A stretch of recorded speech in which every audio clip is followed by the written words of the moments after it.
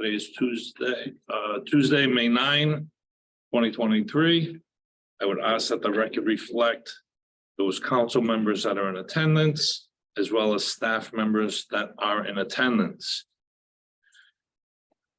On our agenda, first matter on the agenda would be subcommittee reports. Mr. Willis, There are no subcommittee reports tonight, Mr. Chair. staff reports. Same, there are no staff reports tonight. Okay, first matter on the agenda will be 2022-09-020 New York Yacht Club. It's an existing recreational facility, is proposed to be modified and expanded to consist of a 16-foot by 136-foot concrete floating dock with attenuators, 10-foot by 132-foot race committee floating dock, and a 10-foot by 122-foot floating dinghy dock, which extends from an existing concrete wharf. The facility is proposed to extend 160 feet beyond mean low water, located at plat 41, lot 12, 5 Halidon Avenue, Newport, Rhode Island.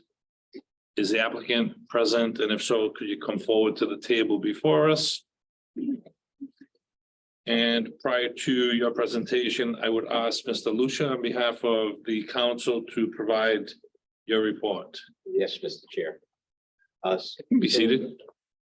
This project is for the New York Yacht Club, and they have stated they wish to expand and modernize the facility to better and safer access for the dinghies and regatta support vessels. Numerous modifications have occurred over the years to this facility. The current expansion will not extend further seaward than the existing facility. However, the wave attenuator will extend 148 feet seaward beyond the existing configuration.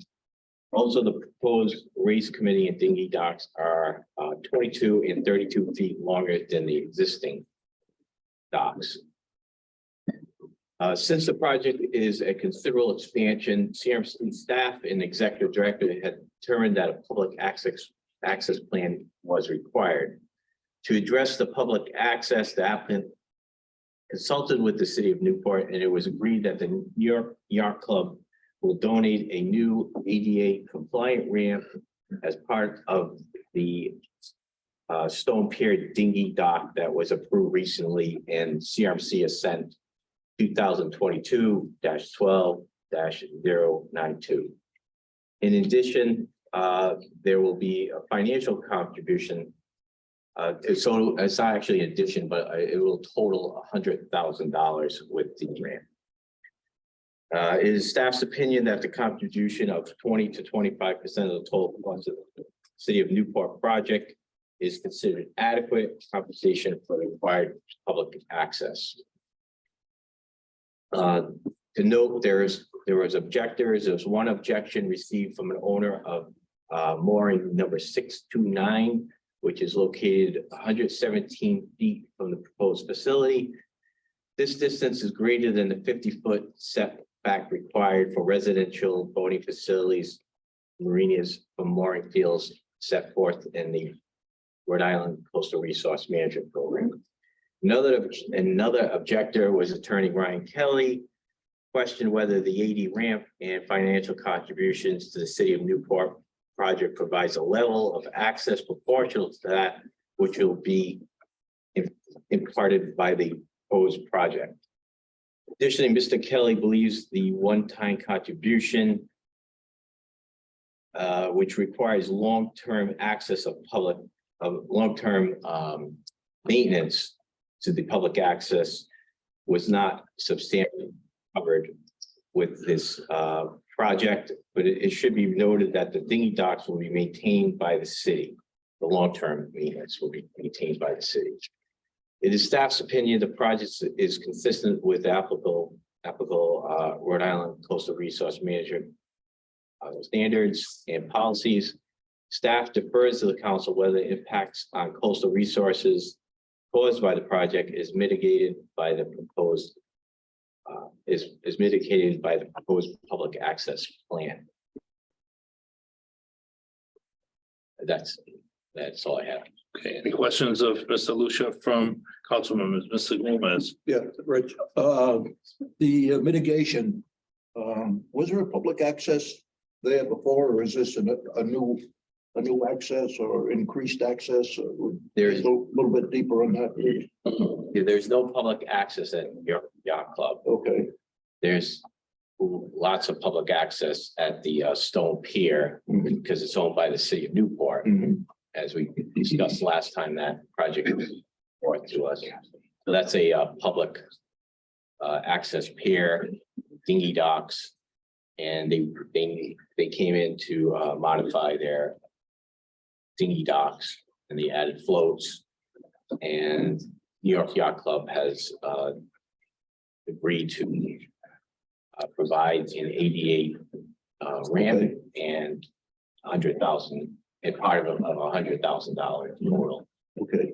And yet it is your feeling that this is it's substantial relative to the public good that it'll provide. It's Just a staff's opinion. Oh. It seems, it appears to be enough. Okay, good answer. Thank you. Any other questions of Mr. Lucia? Yes, Ms. Hall. Just a quick question. In the staff's opinion relative to the mitigation for this proposed public access plan, in comparison to similarly situated applications that the staff's reviewed before, does this mitigation seem reasonable and appropriate to compensate for the impact on the public trust doctrine tidelands? It's in line with other projects that we have that have gone through this to CRC. So it seems reasonable and in line with other applications Yes. similar Of similar scope. impacts. Okay, thank you. Any further questions of Mr. Lucia? Gentlemen, could you identify yourself for the record, please? Sure. Good evening. My name is Josh Parks. I'm an attorney representing the New York Yacht Club. And I have with me here Richard St. Jean. I think it's well known to many of you, who's the engineer of the project. I also have sitting back with me Marco Wernfeld, who's an architect, additionally involved. Testimony be necessary.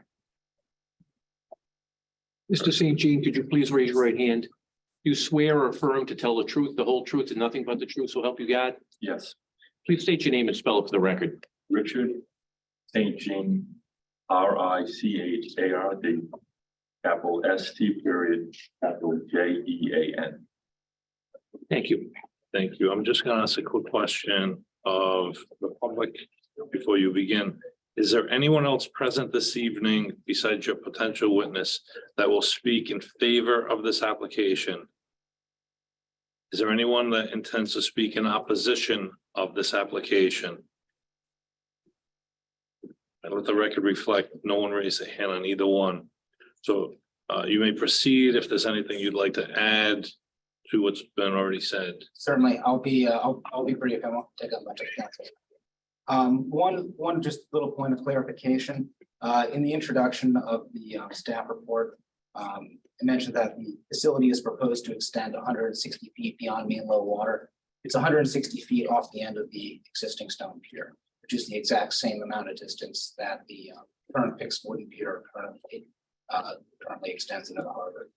It's not going any further. The only extension is happening to the east, and that's not affecting any moorings, as Mr. Lucia mentioned. And in fact, that dock extension is still 257 feet from the property line extension of the New York Yacht Club. So there's no impact to neighbors, and there's no other use that happens in that area. In terms, I just want to touch briefly on the public access. New York Yacht Club is a private club. Before that, it was a private residence. There has never been public access on the grounds of the yacht club. We worked very closely with the city harbor master to the city that which had asked for, and hence the public access plan you have for you. And with that, I'll turn it over to the council for any questions. Any questions of the applicant, Mr. St. John, its witness?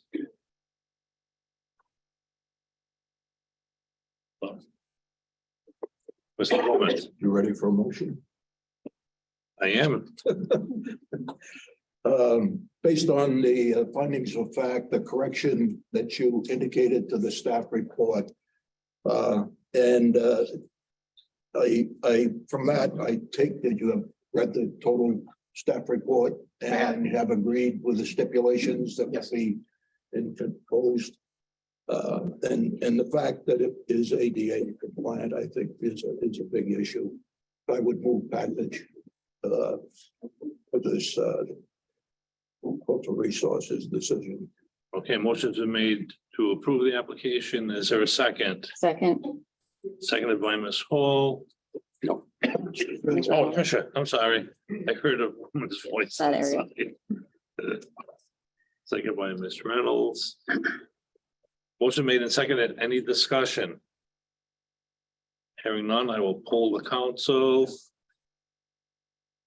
Ms. Hall, Aye. Mr. Gagnon, Aye. Ms. Reynolds, Aye. Mr. Izzy, Aye. Mr. Gomez. Aye. I too, Raymond Hoyer, vote aye. Let the record reflect that it has been unanimously approved. Thank you, gentlemen. Thank you very much.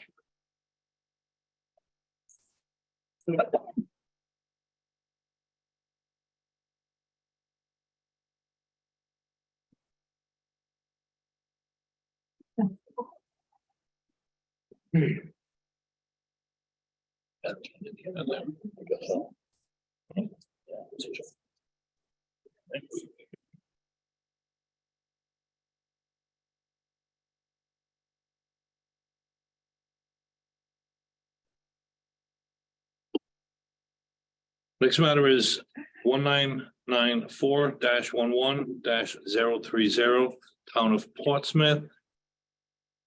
It's an application to modify an original Assent, which bears number 1994-11-030 in order to complete repairs and replace a public boat launch facility. Work includes removing the original northern upper and lower fixed pier, replacing with a new single fixed pier.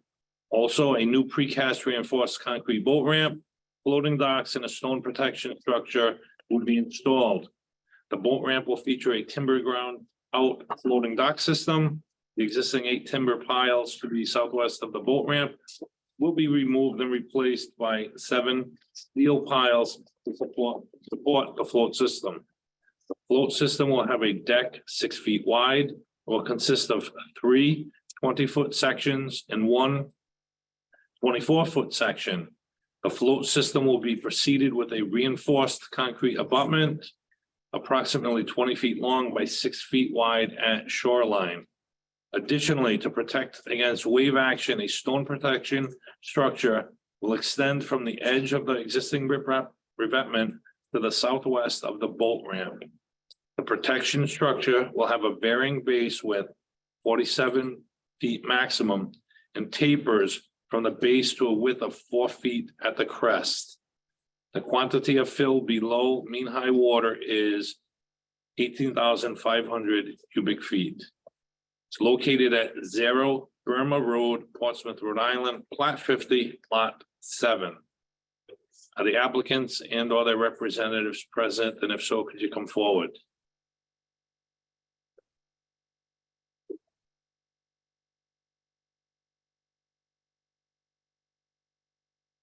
Good evening, and for the record, could you identify yourself? Sure, my name is Brian Wooden, Director of Public Works for the Town of Portsmouth. And Igor Rungi from GZA Environmental, representing the client. You gentlemen, before the staff begins to report, please raise your right hands. Do you swear or affirm to tell the truth, the whole truth, and nothing but the truth, so help you God? Both of you in turn, please state your names and spell them for the record. Sure. Brian Woodhead, BRIANWOODHE. Igor Rungi, IGOR RUNGE. Thank you. Ms. Lucia, you have this one as well, correct? Yes. Mr. Chair, this facility was constructed in 1995 or 1996. Both the piers and ramps have deteriorated from constant wave action and saltwater intrusion. The wave protection structure, which was a stone groin, will extend from the edge of an existing riprap. This groin is important for the protection and daily use of the boat ramp. The groin, however, requires the filling of tidal waters of approximately 686 cubic yards. Filling in tidal waters is prohibited unless the filling is made to accommodate a designated priority use for these waters. The applicant has examined all reasonable alternatives and the filling is the minimum necessary. The water type designation where this facility is type 4 waters, and it's considered multi-purpose waters, which are typically high-intensity recreational boating activities. It is staff's opinion that the project is not prohibited based on the designated water type. Please note that a DEM water quality cert and an Army Corps of Engineers permit have been obtained. It is staff's opinion the project meets the requirements of the Rhode Island Coastal Resource Management Program. There are no objections and recommends approval based on the betterment of public access to the shoreline.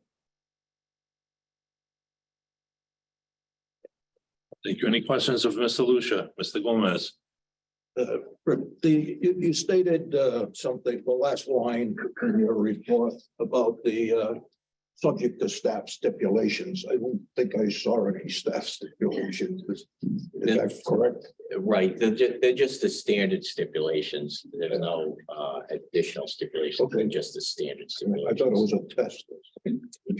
No, okay. Thank you. Thank you. Further questions of Mr. Lucia? Prior to having you present or answer any questions, I'm going to ask, is there anyone else present this evening that's going to speak in favor of this application? Is there anyone present this evening that will be speaking in opposition of this application? Let the record reflect that no one has identified to either question. So please proceed if there's anything you'd like to add. Maybe I can go, I made a quick copy of some of the photographs of the area. Maybe I can just quickly pass them out. It's always nice to see what it is. It's in poor shape, this facility, and it's been around for many years. Let me have. Yeah, great, thank you. There's a whole bunch there. Grab those. Mr. Rungy, these won't be entered as exhibits Right. because they're coming in late. Yeah, The council will take a look at them just for Yeah. reference purposes only. sounds good. And you'll see, there's photographs, 2 pages of photographs, and then there's also a plan of existing and then proposed. And it's a dock that's been used quite a bit. It's a very popular dock. It's got a very large fetch in one direction, so that's why we needed that stone groin or stone protection device. Otherwise, this facility is going to be almost identical to what's there now. And there will be one fixed pier on one side, and on the other side of the new ramp, there'll also be a small floating dock pier section. And then the groin will be connecting. There's only existing stones on the one side, and this will be adding some more. But some of the photos really show it goes on. And I guess the biggest issue is during even minor stormy weather, the area can get inundated with large waves because of the large fetch. And that's what the whole idea of the storm protection device is. The groin, to hopefully keep the waves down so that people can move the boats in and out. That's basically what I've got to add. Hope that helps a little bit. Thank you. Any questions of council members of the applicant?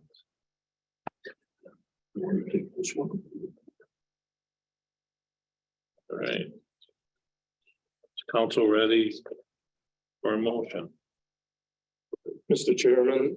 Yes, Ms. Izzy. I would move at this time based on the applicant's testimony, the report of staff to approve the application of the town of Portsmouth, subject to the usual and standard stipulations. For a second. Second. Mr. Gagnon has seconded it. So motion made and seconded. To approve the application, any discussion? Seeing none, I'll poll the council. Ms. Wall, Aye. Mr. Gagnon. Aye. Ms. Reynolds. Aye. Ms. Izzy. Aye. Mr. Gomez. Aye. I too, Ray McCoy, vote aye. Let the record reflect that the application has been approved unanimously. Thank you, gentlemen. Thank you.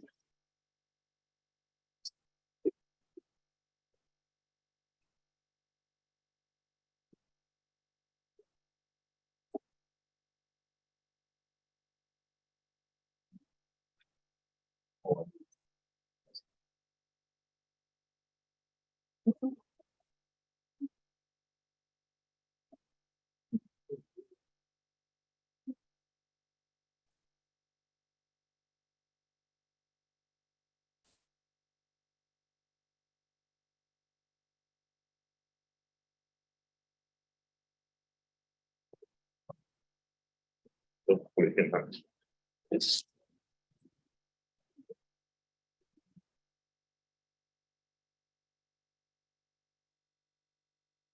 There is a continuation from our Tuesday, April 25, 2023 meeting as it relates to CRMC file 2021-06-029 Revolution Wind LLC.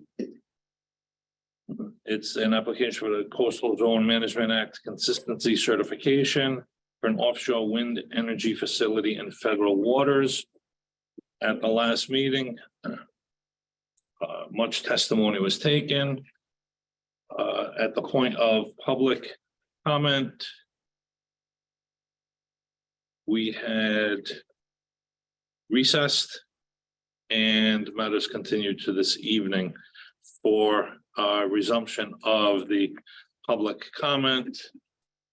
And prior to doing that, I'm going to ask Attorney DeSisto to make a statement, please. Yes, there's been some issues. I'm sure you've seen them in the media as to the eligibility of one of the members of this body. And she is not present for tonight. But we do have 6 members, and under section 46-23-4, a quorum of the CRMC, the council, is 6 members. Under the management procedures, 650-RICR-10-00-1.2 subsection C. If a member abstains, that member is still counted towards the quorum of 6. I understand one of the members here tonight is going to abstain based upon her employment of, with the city of Newport, but she will stay present and not vote. That will achieve the quorum, and this hearing can proceed with the public comment that we have and potentially a vote tonight. Thank you. Ms. Reynolds, any statement for the record? I am going to be abstaining from voting at this, but I will be present for the meeting. Thank you.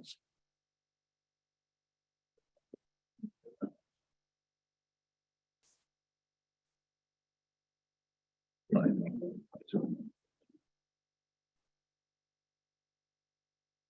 All right, at this point, we're going to do a continuation of the public comment. How I did it last time was we started with the front row going left to right, working our way back. I would do it the same way. I would ask for new public comments. So if someone is seated that has already come up and given some testimony, I would ask that we pass and let someone that has not come before us have the opportunity to do it. So with the, yes, Mr. Gomez. Have a couple of minutes with the council Yes. offline. Yeah, we'll take a couple minute break.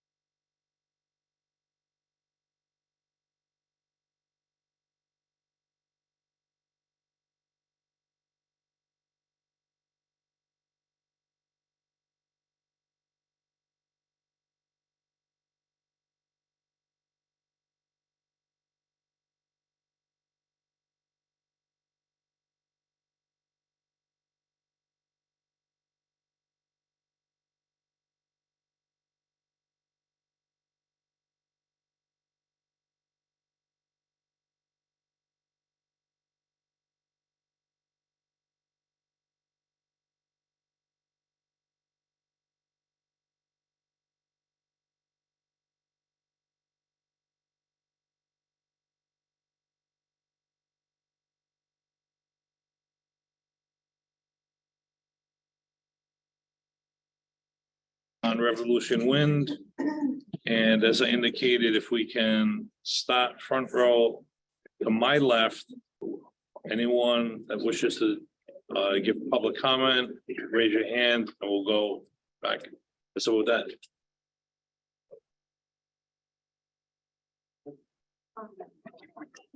Well, you don't have to raise your hand now. We're just gonna, I meant like as we go. I don't let the person next to you know that you're going next. So with that, welcome. We miss you up here.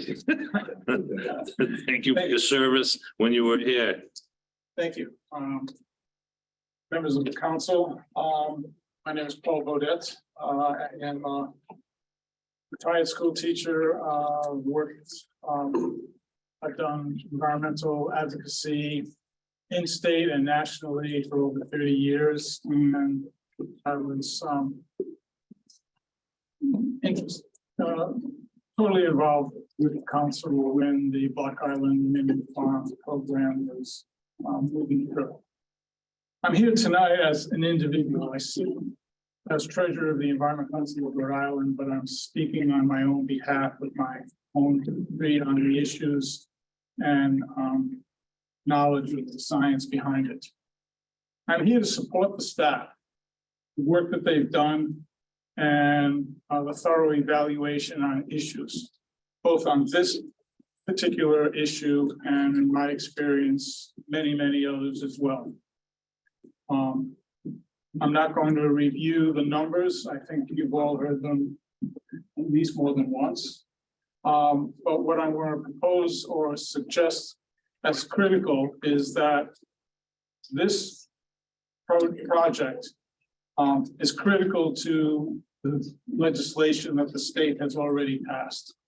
The Act on Climate is critical to our state's ability to meet our goals on climate change and its impacts to the state. You need to be 45% reduction by 2030 in greenhouse gases and 100% of our renewable energy standard by 2033. The 400 megawatts that we will receive from this project is a major step in that direction. If we fail to meet that direction, we will see impacts across the state on our coastlines and up our tributaries, of which the council has some authority since they feeds into our bays and areas. Sea level rise is happening.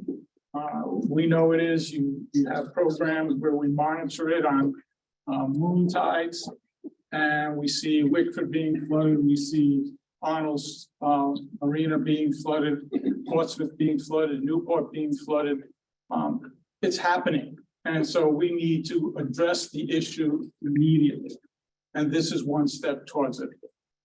Our coastal marshes are moving.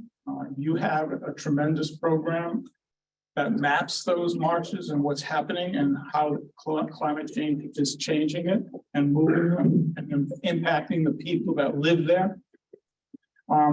So it's something that the council needs to move on. I understand that there are issues with the fishermen or the fisheries issue. I am not a fisheries biologist and I am not going to try to speak to that issue. I think that two parties need to come, and from my understanding in the media, there have been negotiations and negotiations are not completely agreed to. But neither side can get everything they want. The environmentalists can't get everything that we argue for. The state can't get everything that we argue for. And having sat around these tables, we don't get everything we argue for. Or you don't, excuse me. As our waters warm, the species are also going to be moving. We are seeing species that were typically down in the central coast and the southern coast, and they're moving into our bays and rivers now. It is already happening. It's another example of climate change. And it's another example of saying why we need to address this issue. Lastly, you are sitting on a ticking time bomb. You must vote and decide what to do to make a vote on moving this or not moving this towards Bowen.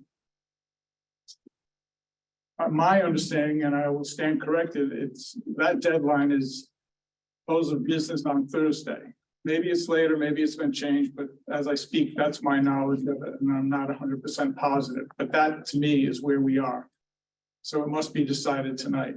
I ask you to consider the major impacts of climate change, how we address the mandates of the state, our Act on Climate, and meeting our renewable energy standards. If we don't do the offshore wind, then where do we get that power? Where is Plan B, which is not out there? This is where we are. I ask you to support it. I ask you to support the staff that has worked on this issue and deliberated. That's all. Thank you. Anyone has questions on?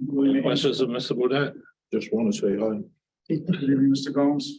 Gomez. Thank you. Thank you. Thank you.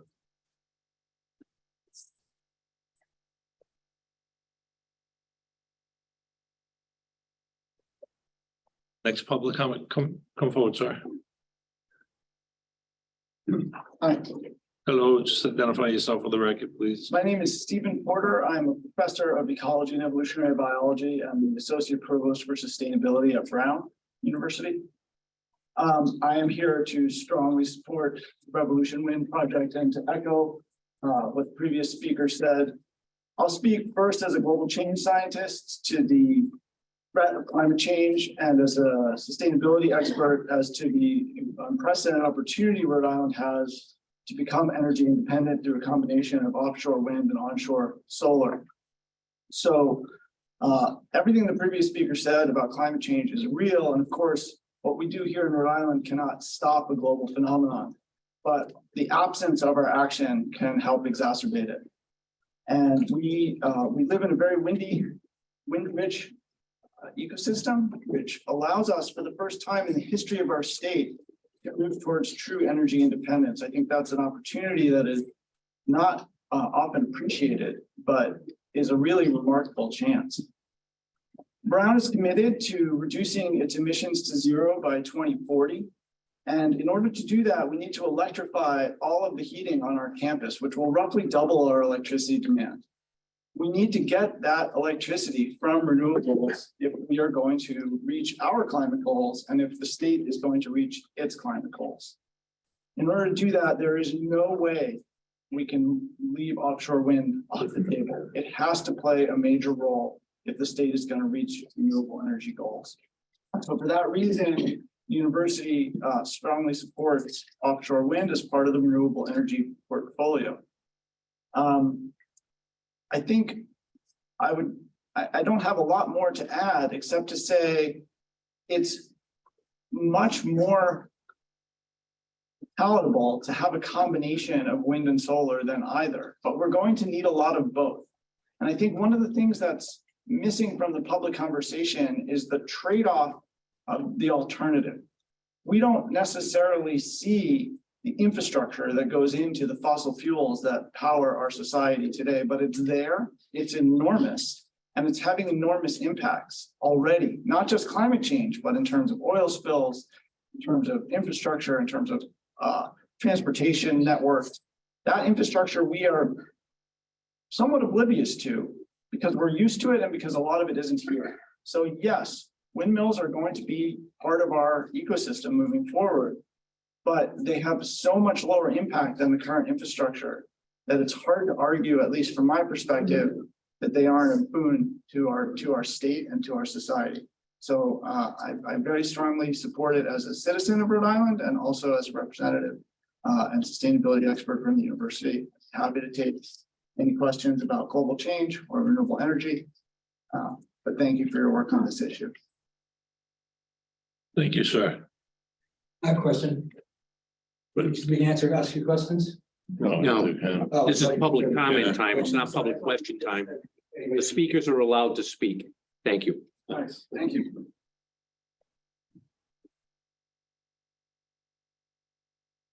Come forward. Hello, good evening. Good evening. My name is Greg Licolai. I'm a doctor. Sorry? Greg Licolai, Licolai. I'm a doctor.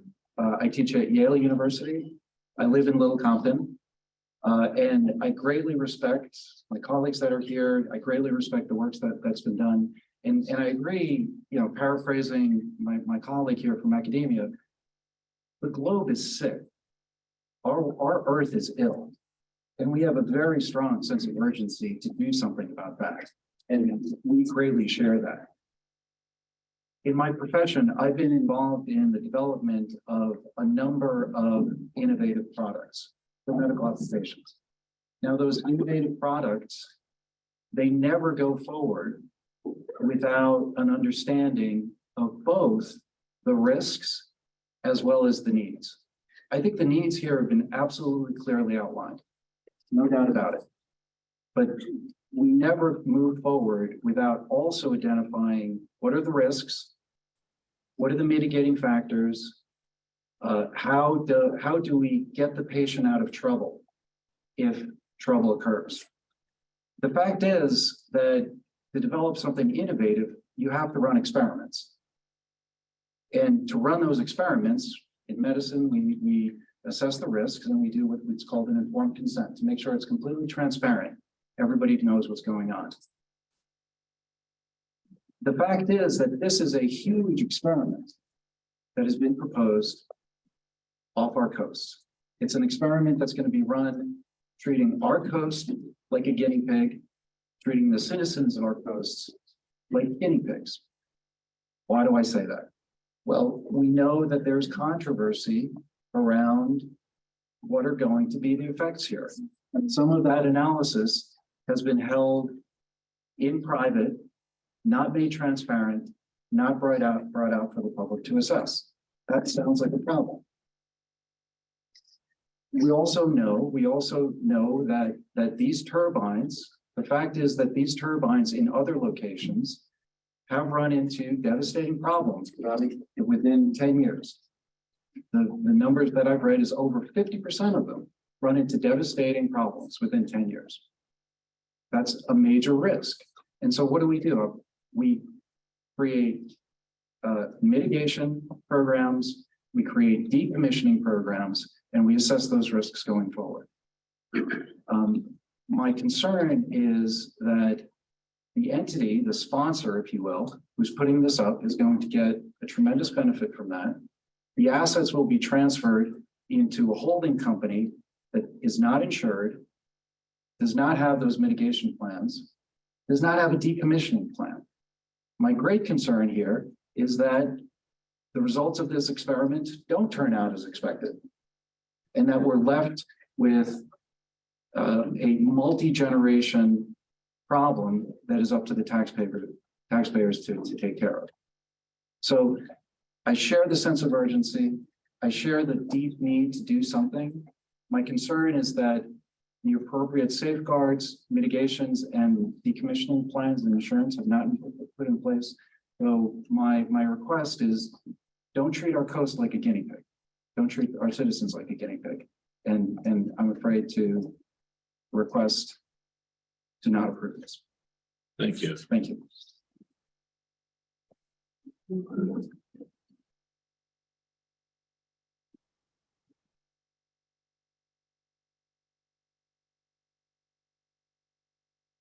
Good evening.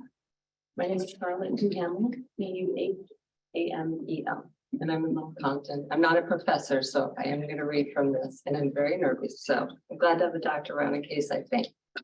Okay. Dear council members, I'm providing this testimony regarding the federal consistency determination for Evolution Wind.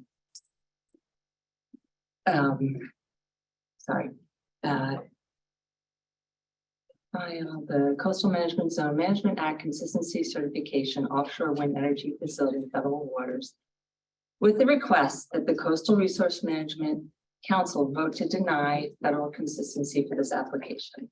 There are numerous reasons to support my request that the CRMC deny the proposed determination of consistency, included but not limited to: 1, the lack of well-documented benefit toward the important and laudable goals of decarbonization and mitigation of climate change.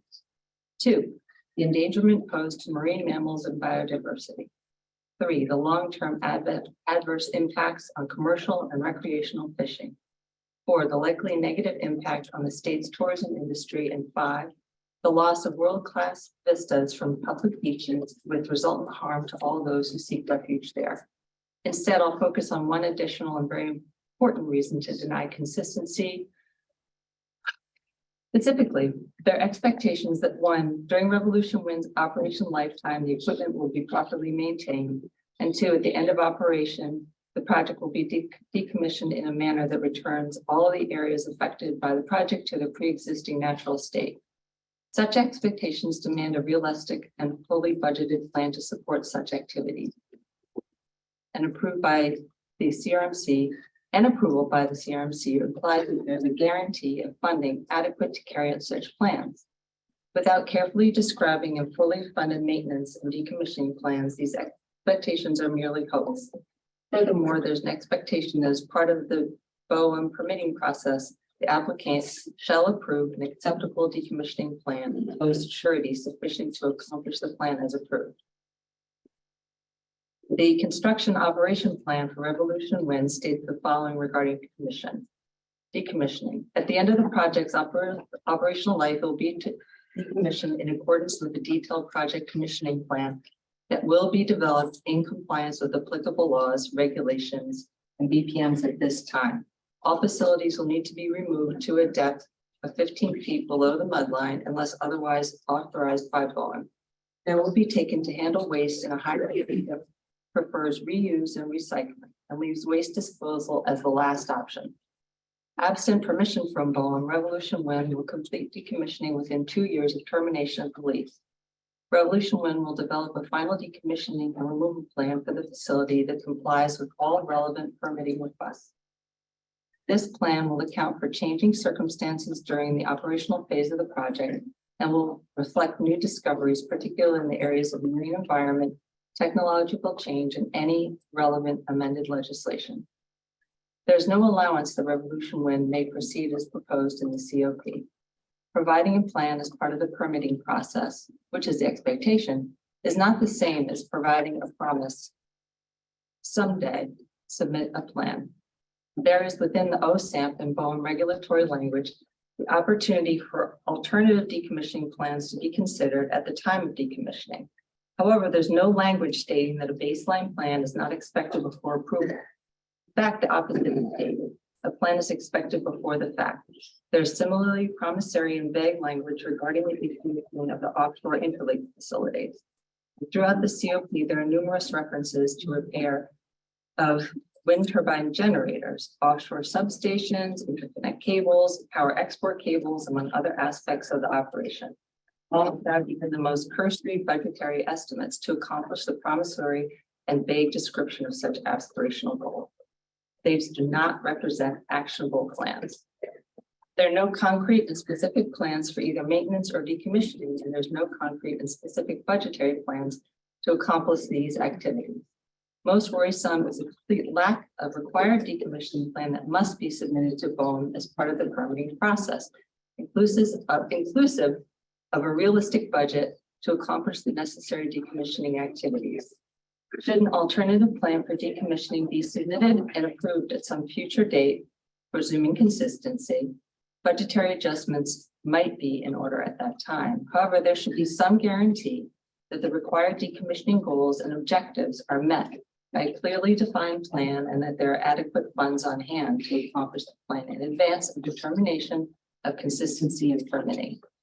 Mr. Ken Bowes of Eversource in sworn testimony provided to the Public Utility Commission and included by reference in its advisory opinion, stated that the required decommissioning plan with budget and evidence of surety bond would be provided to BOEM as part of the permitting process. He did not state in his testimony that the required decommissioning plan would consist of a promise to submit such a plan at some later date. And absent a well-defined decommissioning plan, it's impossible to determine the magnitude and sufficiency of the required surety bond to cover the cost of decommissioning. Recent reports in the industry and lay press, as well as critical analyses by energy economists, reveal the economics of offshore wind are not robust, to say the least. Additionally, the vagaries of energy rate setting and power purchase agreements do not provide a reliable and predictable source of funds sufficient to cover the ongoing costs of maintenance, especially during the out years and when repairs will be more frequent and more costly.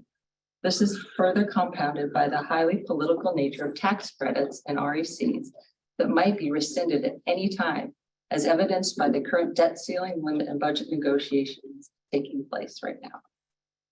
Furthermore, reports from the insurance and reinsurance industries document the increased frequency and magnitude of claims for WTG damage, both on and offshore US and worldwide. These claims are projected to increase further with physically larger and greater capacity WTGs. In addition, there are reports that Eversource is exploring the potential for selling off its interest in Revolution Wind, potentially offering and potentially other offshore wind projects. I have no idea whether such reports are true or whether or not Eversource will be successful in doing so, should the reports be correct. And of course, let's keep in mind that Revolution Wind is established as an LLC by its organizers. However, there is in fact no limit to the liability that might be incurred by the beneficial owners of the natural resources upon which Revolution Wind is being constructed. Those beneficial owners being the citizens of Rhode Island and the United States, almost died. Therefore, unless and until the public and members of the CRMC are provided concrete budgeted plans for maintenance of the facilities during operation, and more importantly, for decommissioning at the end of the project lifetime, it's impossible to support consistency with the OSAMP and federal guidelines. The public and the CRMC, in fact, have no idea exactly what and how Revolution Wind intends to maintain the WTGs, interconnect cables, transfer substations, power export cables, and other aspects of the project, and whether or not there will be funds available for such operational maintenance activities on an ongoing basis. And the public and CRMC, in fact, have no idea exactly what and how Revolution Wind intends to decommission all aspects of the project so as to return the impacted natural resources to their previous natural condition, and whether or not there'll be sufficient funds available for decommissioning at some future date. Given one, the nature of Revolution Wind's ownership and finances and its LLC status, as well as two, the tenuous nature of the economics of offshore wind, and three, the increasing cost for insurance and reinsurance associated with wind energy more generally, it is mandatory that hard fiscal guarantees be put in place prior to certification of consistency with the OSAM, even should Revolution Wind be able to provide concrete and specific plans with budgets for maintenance and decommissioning. Specifically, a surety bond based on today's projected cost for decommissioning in 2 or 3 decades from now has a very high likelihood of insufficiency. And there is at least some likelihood that Revolution Wind at the end of the project life cycle may have insufficient available funds and assets to cover the cost of decommissioning. In fact, there are no guarantees that should offshore wind prove less profitable than anticipated by the current and or future shareholders of the LLC, that there even will be funds available to properly maintain the facilities during the lifetime of the project. Therefore, any certification of consistency should include legally enforceable financial guarantees jointly and severally by Revolution Wind owners, at this time Ørsted and Eversource, and their successors, in addition to the prerequisite surety bonds, perhaps for further guarantee by a substantially fully funded escrow account, so that during the project lifetime, at the end of decommissioning, the citizens of Rhode Island and the United States won't be left with resting, leaking, non-functioning WTGs and offshore substations, as well as a network of potentially dangerous cables on the seafloor, eyesores and environmental disasters as an everlasting monument for this overly ambitious but currently underfunded experiment. And this is also been submitted. So read it. Thank you.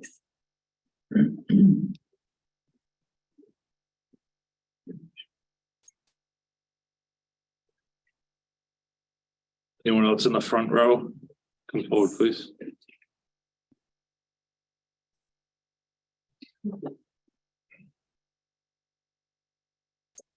Good evening. My name is Michael Rolls, R-O-L-E-S, and I'm the Policy Director for Climate Jobs Rhode Island. Climate Jobs Rhode Island is a growing coalition of more than 30 labor, environmental, and community organizations committed to working together to make Rhode Island a national leader in the development of a 21st century economy that is grounded in the principles of economic, environmental, racial, and social justice, As the state sets forth to meet the goals outlined in the 2021 Act on Climate, CJRI seeks to ensure that the goals are met through a just transition by expanding access, family sustaining jobs for impacted and frontline communities. Our members include the Rhode Island AFL-CIO, along with those that represent frontline workers who build, repair, and maintain Rhode Island's infrastructure, like the building trades unions, service organizations like the United Way of Rhode Island, frontline organizations like Fuerza Laboral and the Childhood Lit Action Project, Fuerza FUERZA Laboral LABORAL. Worker pre-apprenticeship programs like Building Futures, and environmental organizations like Clean Water Action, Green Energy Consumers, and the Nature Conservancy. The founding organizations of our coalition established a set of aligned principles through which Climate Jobs Rhode Island operates. We believe the Revolution Wind project meets these principles. Offshore wind represents a once-in-a-lifetime opportunity to reduce our dependence on climate change causing fossil fuels. At the same time, it's a rare opportunity for smart and resilient economic development. Climate Jobs Rhode Island worked with the Worker Institute at Cornell University to determine the kinds of economic impacts in Rhode Island from offshore wind development. We're looking at the creation of thousands of family-sustaining jobs with good benefits and safe working conditions. When tied with workforce training and apprenticeship programs, these are the kinds of jobs that lift people out of poverty. We saw this with the Block Island Wind Farm, where someone on the verge of homelessness was able to access a career pathway because of that project and was able to buy his first home with the income from that project. And it doesn't stop at the direct jobs either. In our research with Cornell, we saw a reverberating effect with thousands more indirect and induced jobs just from the scenario of additional offshore wind projects. Offshore wind investments at our ports for assembly and staging are also propelling Rhode Island to the clean energy future. These port investments are in areas that would otherwise be at risk of serving additional fossil fuel infrastructure. This project it represents a very important step in preparing our workforce for the clean energy future, and we strongly encourage it to proceed. And this is a very personal side of me.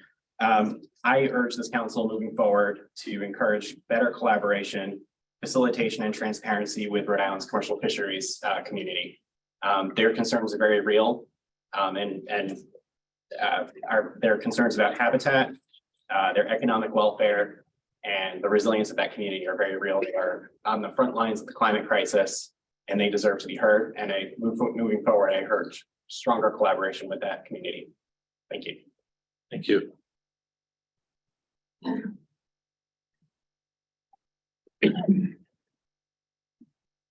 We're gonna go back. This is second row. Sure. Come forward.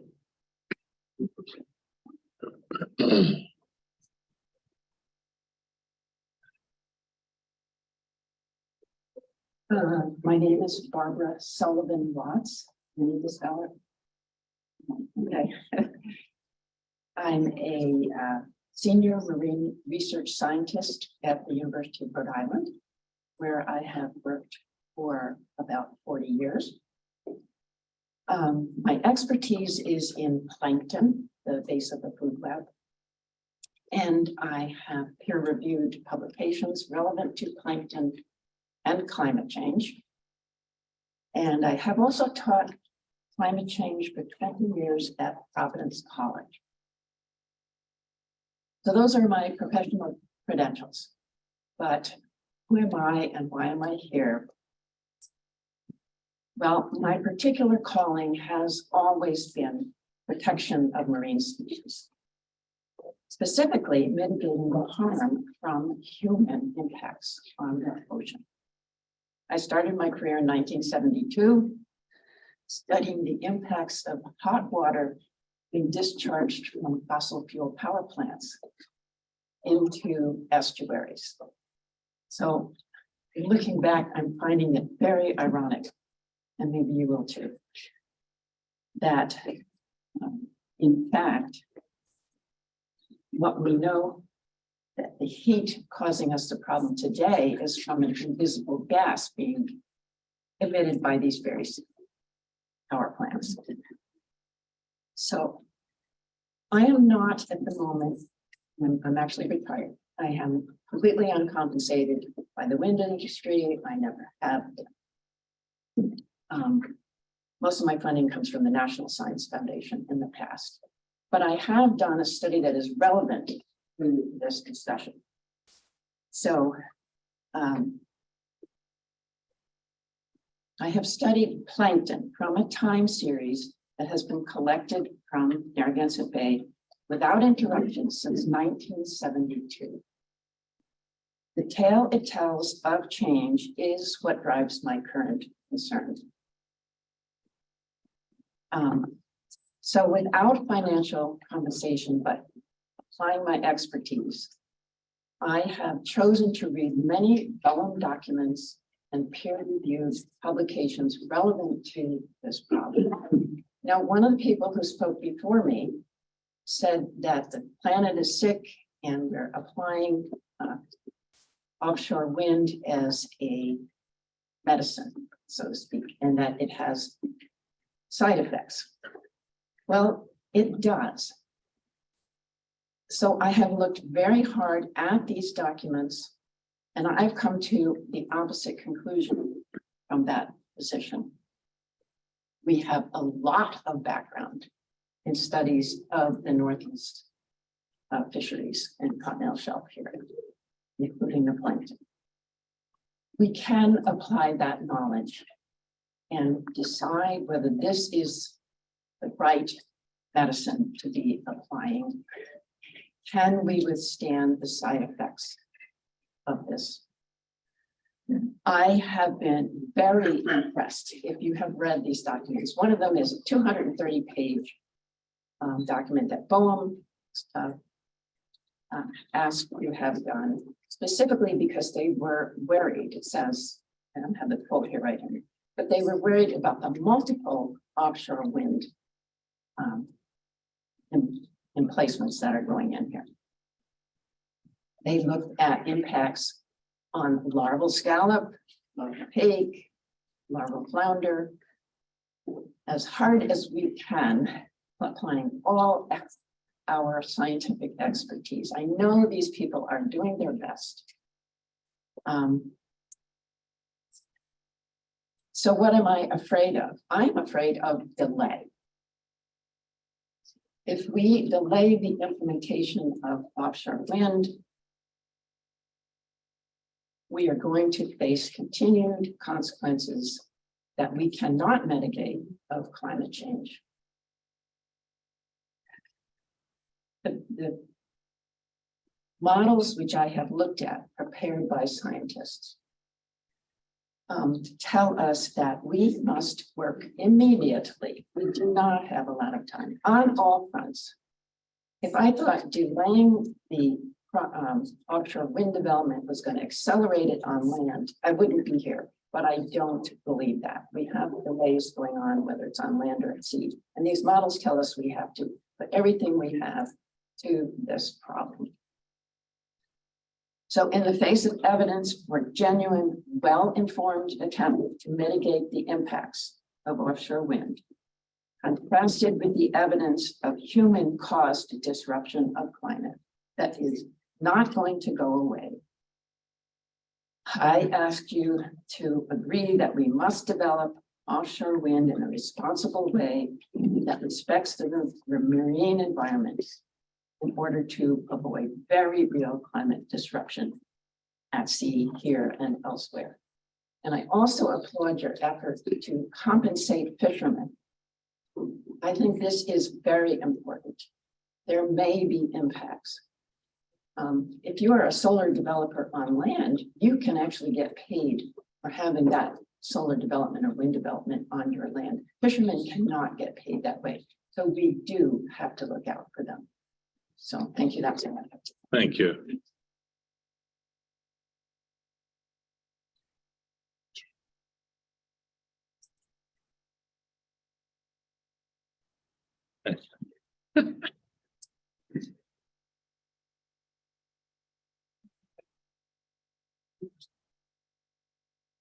Good afternoon.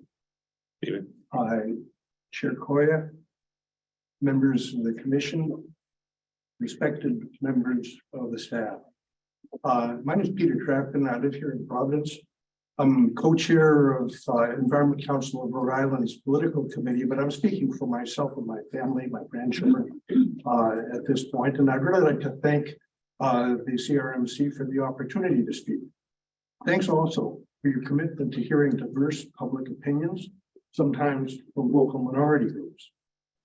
I say minority because 60 to 80% of Rhode Islanders support the development of offshore wind energy, especially if that energy will be used here in Rhode Island. You patiently listened to 1,001 tales of self-appointed experts with few valid credentials.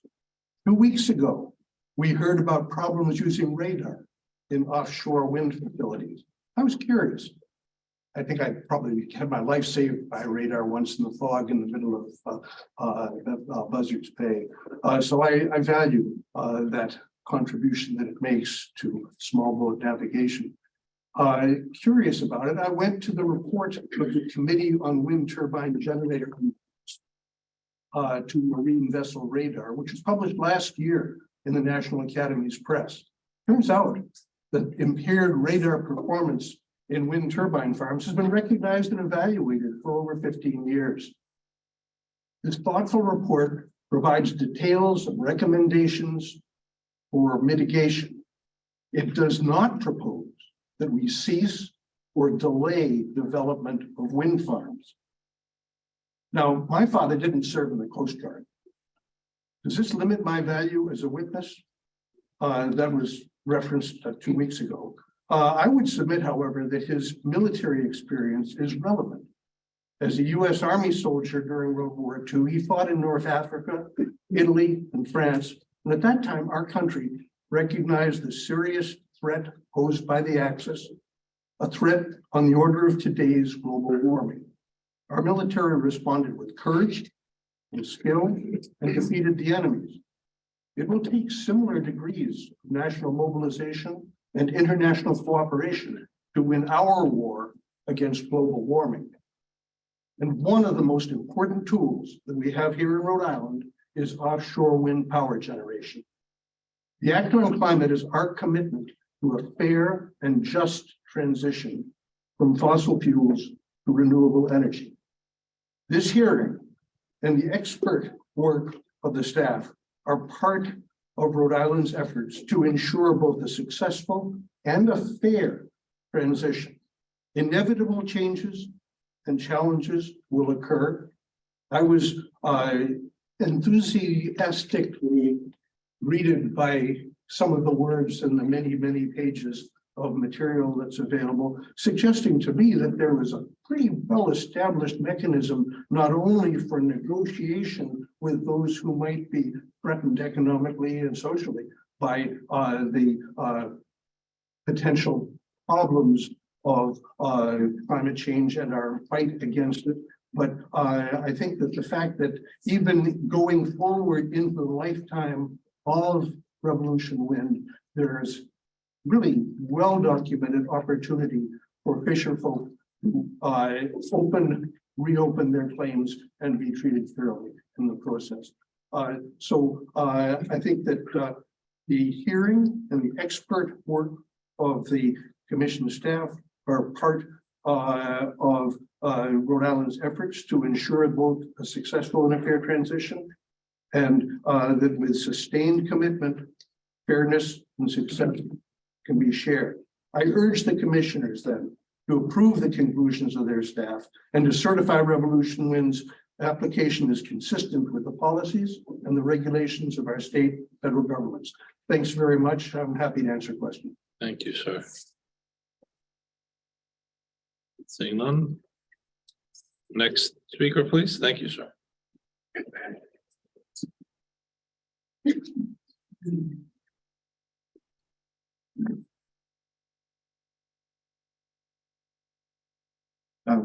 Hello, How are you? my name is Sean Sierra Kativ. SIERRA-PATEG.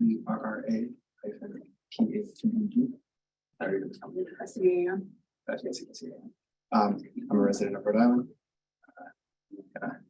Rather than any credentials, just want to say anthropogenic climate change is the greatest threat to our planet and all the ecosystems within it.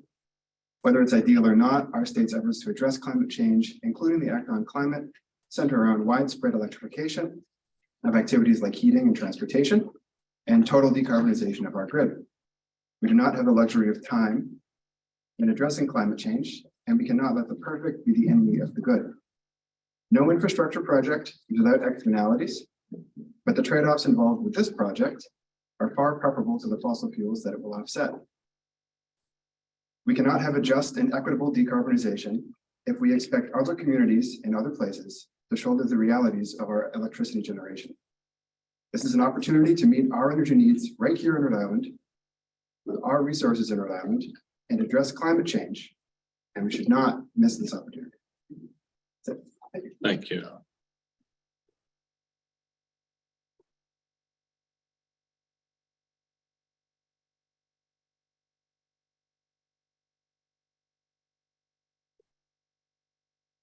Good evening. Good evening. Thank you, Chair Koya, members of the council. Appreciate the opportunity to testify tonight. You just identify yourself. My name is Christian Roseland. I'm a Providence resident. For my day job, I'm a policy analyst in the solar and energy storage industries, and I've written about the energy transition for more than a decade. But I'm not here tonight on behalf of my employer. I'm here because I'm a parent. And the greatest threat to my son, to all the children of this state, to all the children of this world and their children is the climate crisis.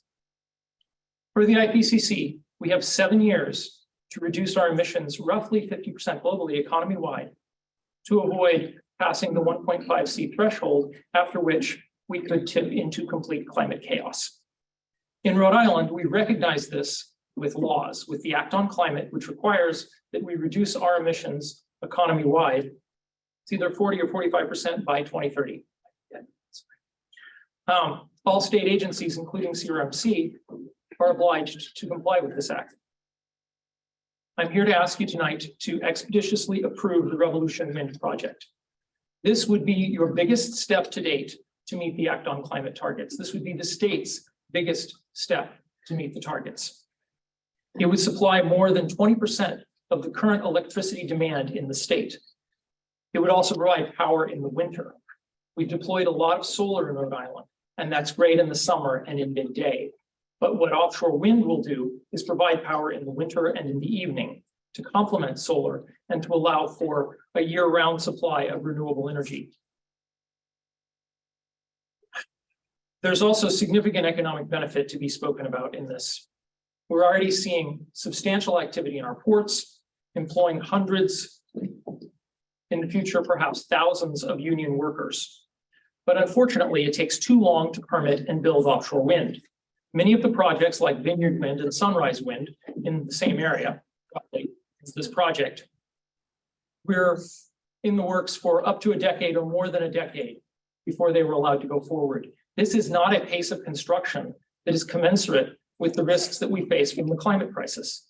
We simply need to move faster. And a lot of what has slowed projects to date is NIMBYism. It's NIMBYism from the most privileged people in our community, people who typically do not have to look at electricity generation, let alone suffer the air quality impacts, suffer the asthma, suffer the health risks that people in lower income communities suffer, but who object to merely having to see electricity being generated. I think that there are some real concerns around the temporary impacts to fisheries from the disruption from this project, but I would ask you to keep in mind the larger, longer-term concerns to our fisheries and our oceans. Per Woods Hole Research Center, our ocean acidification level has already increased 30%. Last September, the North Atlantic was 9 degrees warmer than it normally is, and it's hottest on record. Unfortunately, a wind farm is the least of the concerns when we talk about the scale of years to decades for what we're going to see in fisheries. And I ask that this council consider both the short-term impacts to fisheries as well as the longer-term impacts that we're going to see. Because ocean acidification is a direct result of the ocean absorbing more carbon dioxide. I encourage you to research this. NOAA's got a lot of great writings on it, but it's going to make our oceans quite an unpleasant place if it continues. In terms of we've also heard a lot of, frankly, spurious arguments being made about this project. The describing the risk and describing this as an experiment and the potential for devastating problems. We have decades of offshore wind experience in Europe. We have seen what has happened with offshore wind farms after they've been deployed over the course of decades. This is not new, and this is not an experiment. We know well what will happen. And if you think that Ørsted or any other company is going to walk away from this project after a few years while it's generating power and while they're selling that power on the market, I ask you to reconsider that, because it is clear that per Ørsted's long experience with offshore wind in Europe, that they have yet to abandon an offshore wind farm. And they're certainly not interested in leaving them alone when they're generating power, nor have they neglected to think about maintenance. Again, many absurd concerns that have been raised. Unfortunately, this is the technique of Gishgalop, perfected by the creationist Dwayne Gish, where you throw a lot of spurious, bad arguments forward in the hope that some of them will stick. And that's what we're dealing with here.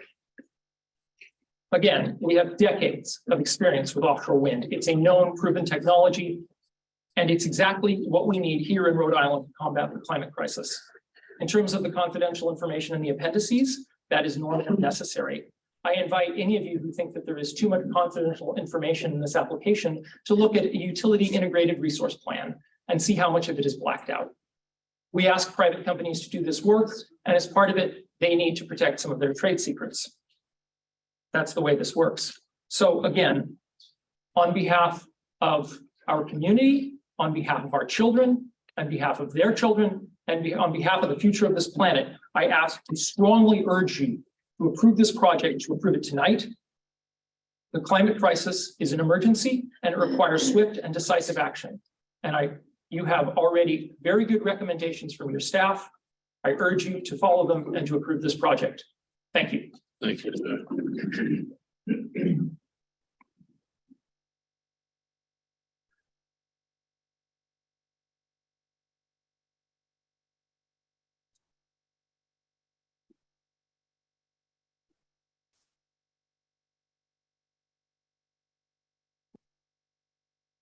Good evening. Thank you for the opportunity to speak here tonight. My name is Gary Yerman, Y-E-R-M-A-N. I'm here tonight representing my fishing colleagues to formally register our full support of Ørsted's Eversource's Revolution Wind Farm and to encourage the council to support the project's application for federal consistency determination. I have been a commercial fisherman for over 50 years.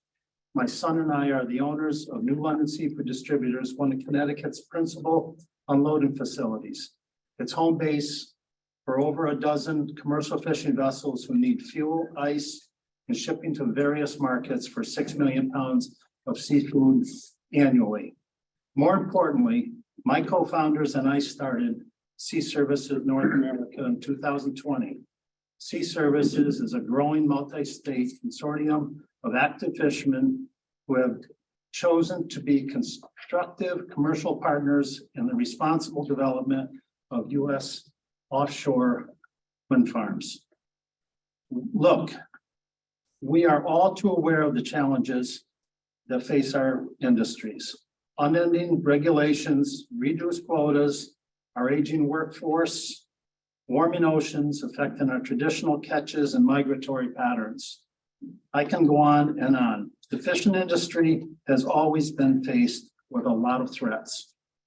There are unknowns with offshore wind, and unknowns can cause real concern for the uninitiated. We respect that. And after years of paying close attention to both European and US markets, we have concluded the current layout of offshore wind turbines, buried cables with some incredibly modest vibrations, do not represent an existential threat to our industry.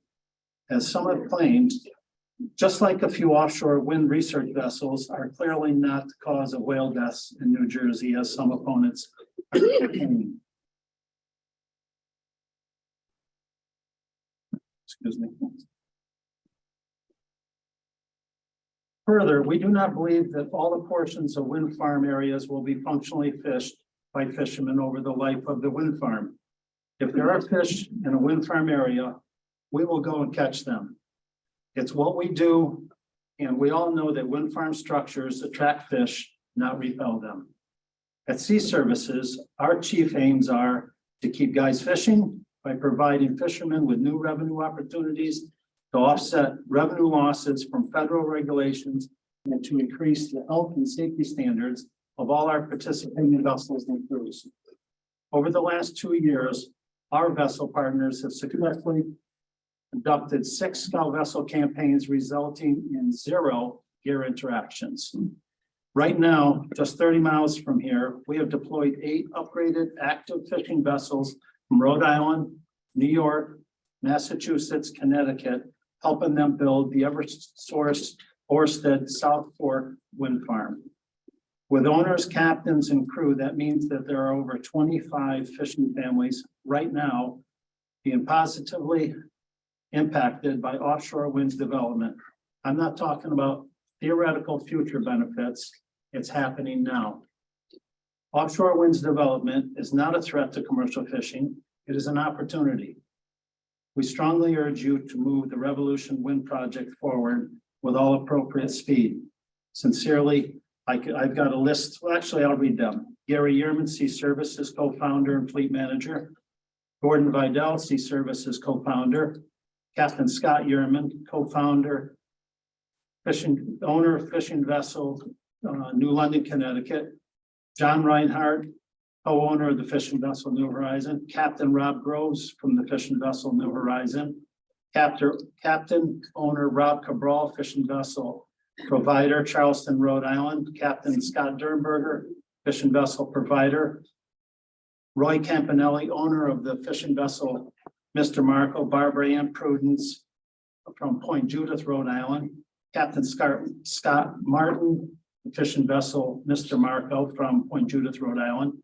Chris Campanelli from the fishing vessel Prudence in Point Judith, Rhode Island. Captain Morgan Garrett with the fishing vessel Barbara Ann from Point Judith. Captain owner Matt Linnell, fishing vessel Fleet Queen.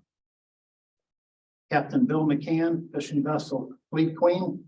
Captain Tim Linnell, fishing vessel Fleet King. Captain Kelsey Linnell, fishing vessel Fleet Queen. Captain Mike Decker, the co-owner of the Heatherwind from Montauk, New York. John Derrico, fishing vessel Joanne. Captain Addison Harrell, fishing vessel Gabrielle Elizabeth, Montauk, New York. Captain Rick Sylvia, fishing vessel Gabrielle Elizabeth. Captain Kevin Souza, fishing vessel Torbay, New Bedford, Massachusetts. Every fishing vessel named must sail with a certified U.S. 100-ton master and a complement of 3 crew members who have completed international safety standards, site-specific training, environmental training, and medical exams. In addition to the list of fishing vessels currently working with offshore wind projects, Sea Services North America is preparing vessels from New Bedford, Fairhaven, Massachusetts fishing families, Stacy and Warren Alexander from Atlantic Shellfish, Charlie, Mike, Caitlin Quinn from Quinn Fisheries in New Bedford. Sea Services is also preparing Cape May, New Jersey, scallop fishing companies, Atlantic Cape Fisheries, along with other vessels from Point Pleasant, New Jersey, for Orsted wind projects in the Mid-Atlantic region. Thank you very much. I just want to stress to this group that there are tremendous opportunities for the fishermen. And I'm a fisherman of 53 years. And I fished from Long Island Sound to the Canadian line to as far south as down off Virginia. I fished the continental shelf right up to the beaches in 20 feet of water, the whole northeast coast. I believe this is very important moving ahead, and I do not believe that this is going to put fishermen out of business. In my fishing career, I've witnessed a lot of changes. I've seen nuclear power plants, as this gentleman said, or this young lady back here said, the water coming from the heat exchangers, it kills. There's so many detrimental things. Offshore wind will have impacts. There's no question about it, but I believe it's the right path forward. Thank you. Thank you. Can I have a copy of that? Yeah. You can go. You can have this. Yeah.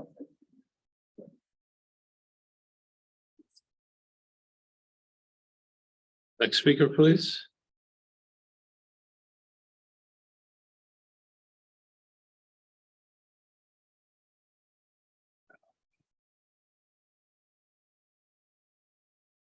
Well, thank you. Thank you, council. My name is Brett Matera. I started in 1972, so I have 51 years under my belt as well. I owned an 85-foot trawler and I fished exactly where Gary did, up and down the coast from the Canadian line to the Carolinas. Spent a lot of years doing this. I am also president of the Point Club, which is a mutual insurance group, insuring at one time over 100 vessels and now probably 60 of them, most of them in Point Judith in the Northeast. I also am the director of the Commercial Fisheries Center of Rhode Island, representing 9 fishing associations. I can go on and give you probably 100 names of fishermen that feel differently than a good colleague, Gary, known him for a long time, because his vessels have decided to work for the offshore wind and generate revenue that way. And that's fine. That's their decision. We continue to want to be harvesters of food, seafood. We want to provide seafood for everyone. So that's the difference here where I'm coming from. I have some comments here. Initially, one of my biggest concerns here tonight is that I've come to expect but not accept the denials and lack of acceptable and accurate comments to discount and deflect the mitigation process from stakeholders with this location of this hearing. There are several people that I just noticed came in here for a half hour. They've been texting me, how the hell do I get to this building? Where is this building? Oh, it's across the street from the Capitol. Well, for most of us, you know, anything we've ever gone to, we've gone to call us a GSO at URI. So I wonder, you know, I'm just concerned about why did we end up coming here? Now, going back, I look at NIMSN and regional council's ability to conduct stock assessments and surveys. This will have a negative impact on the viability of commercial fishing and supporting businesses to remain viable. Various emerging and system changes, including climate change and offshore wind development, will alter fisheries management, and that may not be adaptable. But the rate of adaptation is unknown because of the data sets, like fisheries dependent data based on how fishermen are reacting to changes. Offshore wind will impede national marine fisheries' ability to collect data, increasing uncertainty. As we all know, uncertainty has always meant less fish to the fishermen. Another unmeasurable but real impact, causing displaced fishermen from the Orsted Revolution lease site, impacting long-term fish resources and revenue. All this may cause a cascading effect to a reduction in commercial fishing fleet and shoreside business to remain solvent. Another issue is Revolution wind site of east-west, north-south, 1 nautical mile grid will increase safety concerns of collisions, hang-ups of mobile gear, additional steaming time around the lease site, adverse weather impeding navigation, forcing fishermen to add additional crewmen or leaving the grounds, causing additional impacts. I am very concerned about decommissioning. I think it's just a word that exists in BOEM's plan or in their COP, but there's no reality to it. BOEM requires developers to submit a conceptual decommission plan with their COP. These detailed plans are submitted to BOEM at the time decommissioning is requested. The reason that this decommissioning is at the end at 20 to 25 years, that there may be new technology for the process of decommissioning. But that's not acceptable. There's no guarantee. There's none here in the end that this will exist. And I believe it will fall on the taxpayers to have these decommissioned. The alternative of remaining existing as artificial reefs is unacceptable We don't need 500 to 1,000 turbines. There's reefs out in the ocean. Revolution site will cause fishers to adapt the traditional use of gear. Mobile fishing gear may be reduced or eliminated altogether, causing significant financial losses. Forcing to seek alternative gear with Revolution wind areas such as squid jigging, seining, collapsible pots, at an exorbitant cost of tens to hundreds of thousands of dollars and another financial impact. Not only will, as Gary expressed, fishermen, if there's fish there, they will go to the area and they will try to fish within there.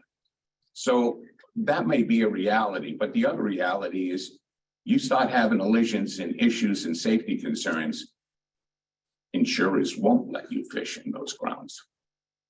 They'll delete those in their policies. And another additional significant concern is wind wake effect impacting normal ocean conditions. Wind wake may extend tens of kilometers, modifying oceanic responses to a point of significant effects on fundamental ecosystem processes. Research in the North Sea farms have demonstrated that larval disbursement and has increased mortality, leading to long-term impacts on year classes and reduced stocks. Stocks driven to new grounds and ecosystems, causing harm and inability to thrive. Also, the U.S. Coast Guard has expressed concerns with wake impacts on the surface, which will cause moisture clouds similar to fog, impeding search and rescue operations.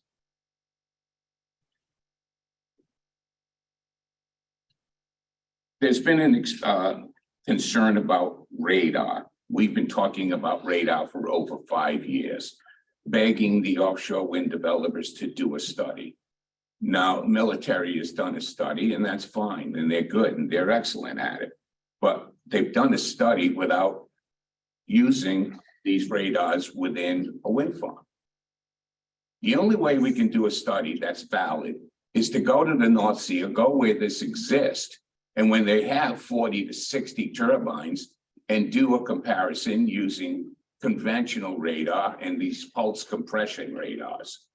Anything that's done here is invalid, you know, because we're not doing it, and we can't do it on 5 turbines just at the southeast of Block Island, because you've got an island 2 3/4 miles away, and that's going to cause, you know, additional spoken.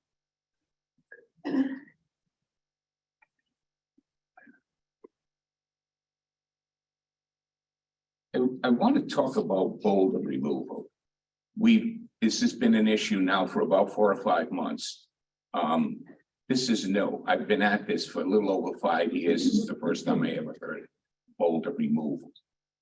So now that we're going to lay cable, one of the things they do is BOEM gives them 25-meter corridor to lay down their cable. And then they do a survey, and then they come in with these boulder removals, these big plows, and the boulders are unearthed from the seabed. Now boulder pickers will come along, and what they can pick up, they'll pick up and put on the edges of that 25 meters. And we can have an ocean strewn with 1,000 to 10,000 pound rocks. I'm a mobile gear fisherman. Most of the fishermen are mobile gear fishermen, using nets and dredges. That creates a tremendous safety concern. If you hang up with a net, I've seen this, the northern edge was a perfect example. It had 2 dredges. The starboard dredge hung up, the boat rolled over, down flooding, and rolled over. And they lost 5 out of the 6 men. And these are small boats. We're talking 45, 60-foot vessels. When they hang up, that's going to be devastating. I've seen it. I've hung up hundreds and hundreds of times, and this is not what we want. So I urge you to come up with a plan.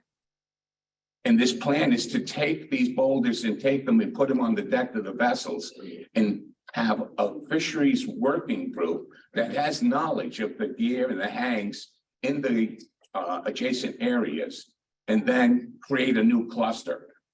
You know, a new habitat by placing them in another place. I want to address something else with another developer. Another developer is on the brink of doing construction. They're just completing their cable route, and then they will start their construction this summer. They went about with the cable route of addressing the industry. They went to the industry and they asked them, do you participate during these months, in this time frame, in this area where we're going to lay this cable? So many of them came forward. They proved with logs that they did. They demonstrated what the revenue was. And within weeks, they all received checks. And the same thing is being offered now when they go out to the construction site. Anybody that's displaced there, they will take a percentage of what the revenue from National Marine Fisheries Service, and they will compensate them for that. Now, I have not seen anything with Revolution or with Orsted, any approach to the industry offering compensation.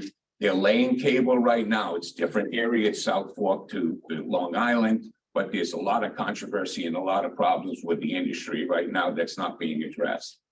So maybe they can take a page out of the other offshore wind developer and do the same. And lastly, when I talked about dispersal in these problems, I want to go back to 2000, January 1st. We had a fishing vessel, and a good friend of mine who fished for me, and his son and his nephew were on the boat. It was the Mistress. And they had problems, flooded, and they went down just about a half a mile from the Block Island turbines. They called the rest. They called Coast Guard. Coast Guard came with vessels, and they came with the helo. But because of the weather, adverse weather conditions, and those turbines are only about 600 feet high. The new proposed turbines will be over 800 feet high. That pilot and that helo aborted that mission. Not being able, believe me, vessels on the water with 6 to 8 foot seas, you're never going to see them unless you run over them. But in the air, you will definitely have a better chance of recovery. And I'm concerned that we haven't taken those measures into consideration. Now, I'm a parent and I'm a grandparent, and I'm proud of that. And I understand that we need to reduce our carbon footprint. But I think we're on too fast a pace, and we're not using good, sound science, and we're not recognizing that we have an industry that's been here for generations, and we need to protect that and not have it become collateral damage. I take my hat off to CRMC staff for their work, their diligence in protecting the coastal resource and trying to protect our industry. Thank you. Thank you.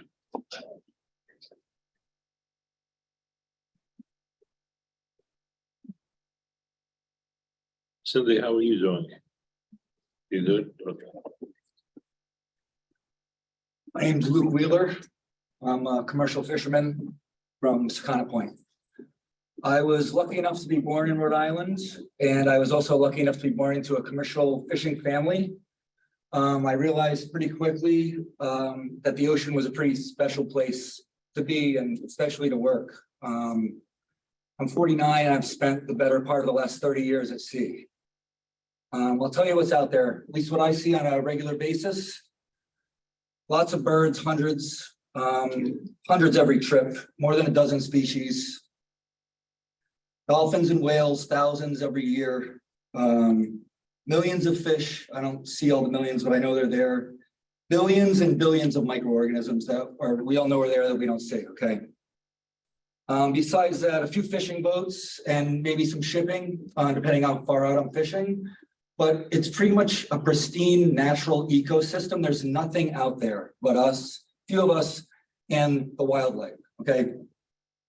Now, I did some research on the way here on Google. Turns out nothing is the best way to grow a natural pristine ecosystem. No industry, no oil and gas industry, excuse me, they call themselves the energy industry now. No energy industry out there, no permanent structures, okay? Yeah,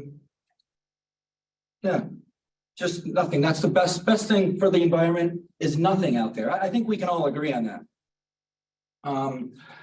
You know, I think we should have some sustainable harvesting so we can feed our citizens. I think food independence is an important thing. And we actually can achieve it in the state of Rhode Island easily if more people eat fish. We can have 100% food independence. I think that's very important. Okay. The next part of what I'm going to tell you should sound familiar because these are your standards that I got off the internet. Okay.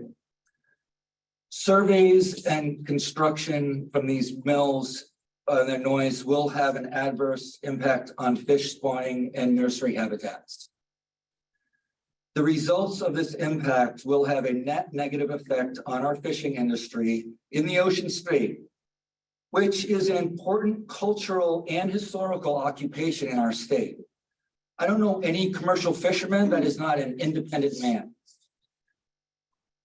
Years of noisy construction will have a significant adverse impact on fish stocks and migration patterns.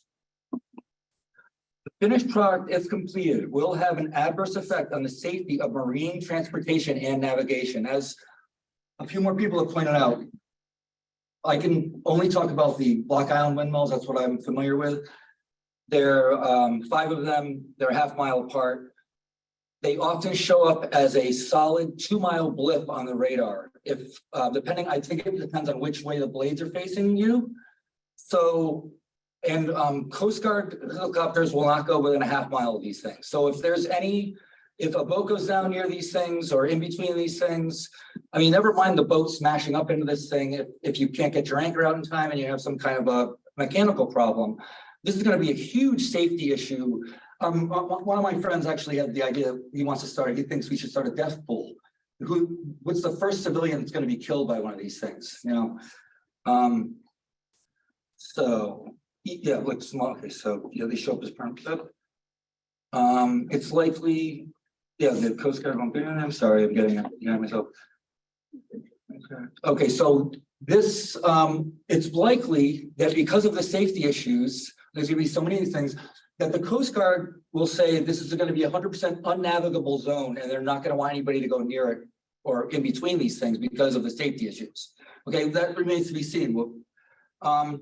The results of which will have a significant negative impact on marine recreation and tourism, such as charter boats and wildlife viewing operations. The end result is taking us further and further from food independence. The only thing green about this project is all the money that the oil and gas / energy companies are filling our politicians' pockets with. Thank you. Thank you.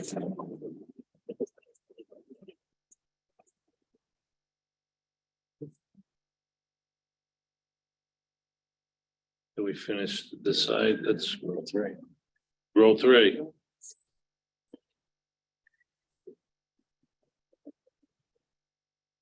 Hi, Hello. I'm Carol Mello, Captain Carol Mello. I've been fishing most of my life. It's not what I did as a full-time job. I was adjunct faculty and systems analyst at the college, but now I'm doing it more full-time. I just had I have a few things to say, but the biggest question I have right now is, it was on the news last week, I think, that CRMC wasn't able to vote on this because they need permission of the General Assembly first. Is that true? That was on Channel 10 News. That you weren't able to, that you were taking votes on these wind farms, but that it should have been, Dominic Ruggiero said it actually, that it should have been brought up to the General Assembly first. That's for the cable project, not this one. The cable project, which cable There's project? a cable project for another Wind, for another wind farm. South Coast? Yeah, that's not, but it's not relevant to this one. So the voting thing is just for that south coast. It's not to do with any of these other boats. It's for the cable. If a cable project goes in, it requires General Assembly. But Revolution Wind will have a cable too, won't they? But that's not tonight. Tonight is just the wind farm itself.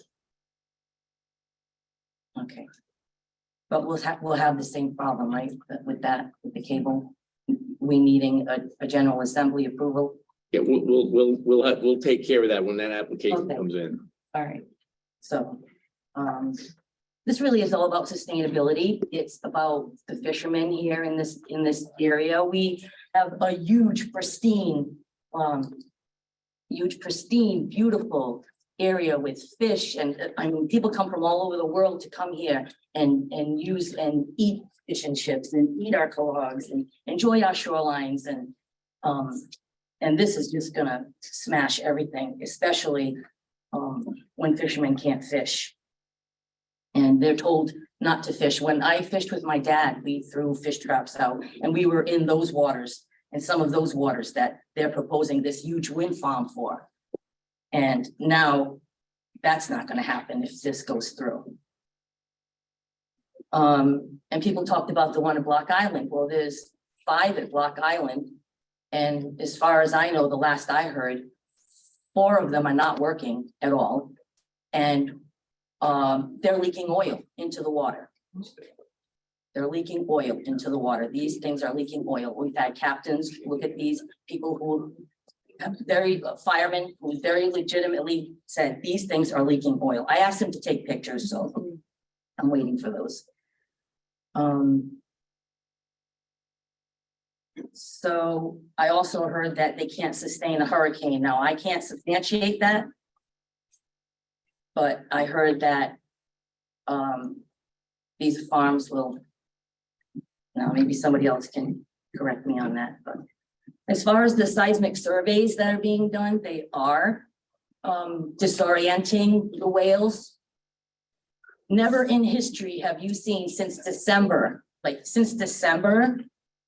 there have been 32 beached whales on the coast of New Jersey. Never in our lifetime have we seen that many whales. There's got to be a reason. So someone needs to investigate that to find out why are these whales dying.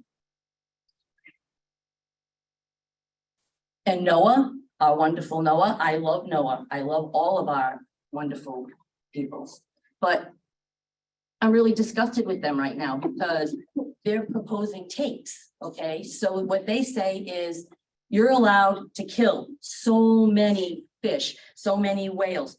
Actually, they said that you were allowed to kill more whales than there actually is in the world of the right whales. There's only 350 right now in the world, and they're allowed to kill over 400 of them. So kill them to extinction.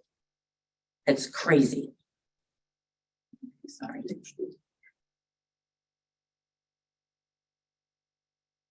All right.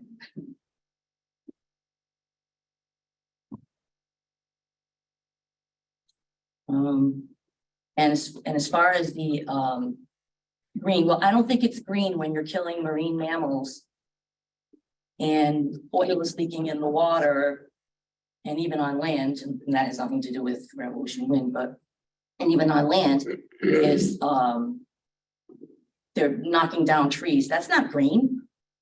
That's not green. As far as Germany, they're on the brink of getting rid of theirs. Great Britain is saying that they're too expensive. They're going to get rid of theirs. And on the Boehm site, they had a lot of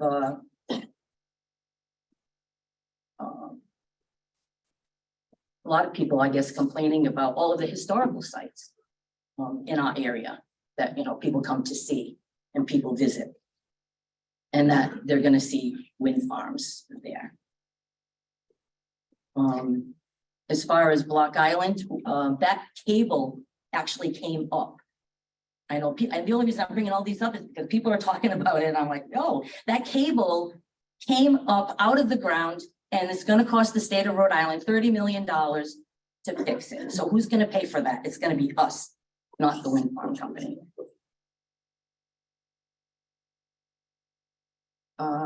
And just because don't have a plan B, as someone stated, plan B, we don't have a plan B. Shame on us for not having a plan B. We can put people to the moon. We can't find a plan B for our energy problems. And for climate change, we've been talking about climate change for almost centuries, like people worry about that. We need to have a plan B. If our only plan is to throw a bunch of sticks in the ocean that are gonna harm animals and not allow us to have a fishery and not allow things to happen the way they've been happening here in this state, that's a shame. Shame on us. Please vote no. That's what I have to say. Please vote no. Thank you. I appreciate all your hard work too. I really do. Thank you. I don't know, did he? Hi, I'm Christopher Brown. I'm not on the FAB. I'm here as a commercial fisherman. But Chris, you spoke once. Can we let everybody speak who hasn't spoken? I was deposed. I didn't have a chance to speak freely. That's true. Let us speak. Yeah. You guys all right with that? Go ahead. Go ahead. Just a quick question. How many, you can be seated. How many more people wish to speak tonight? If I want to hear anybody, it's Chris. Yeah. Okay. Okay.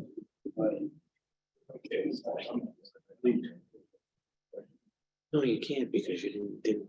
So just let them say what they have to say and stay and go from there. At some point you might have to, but not.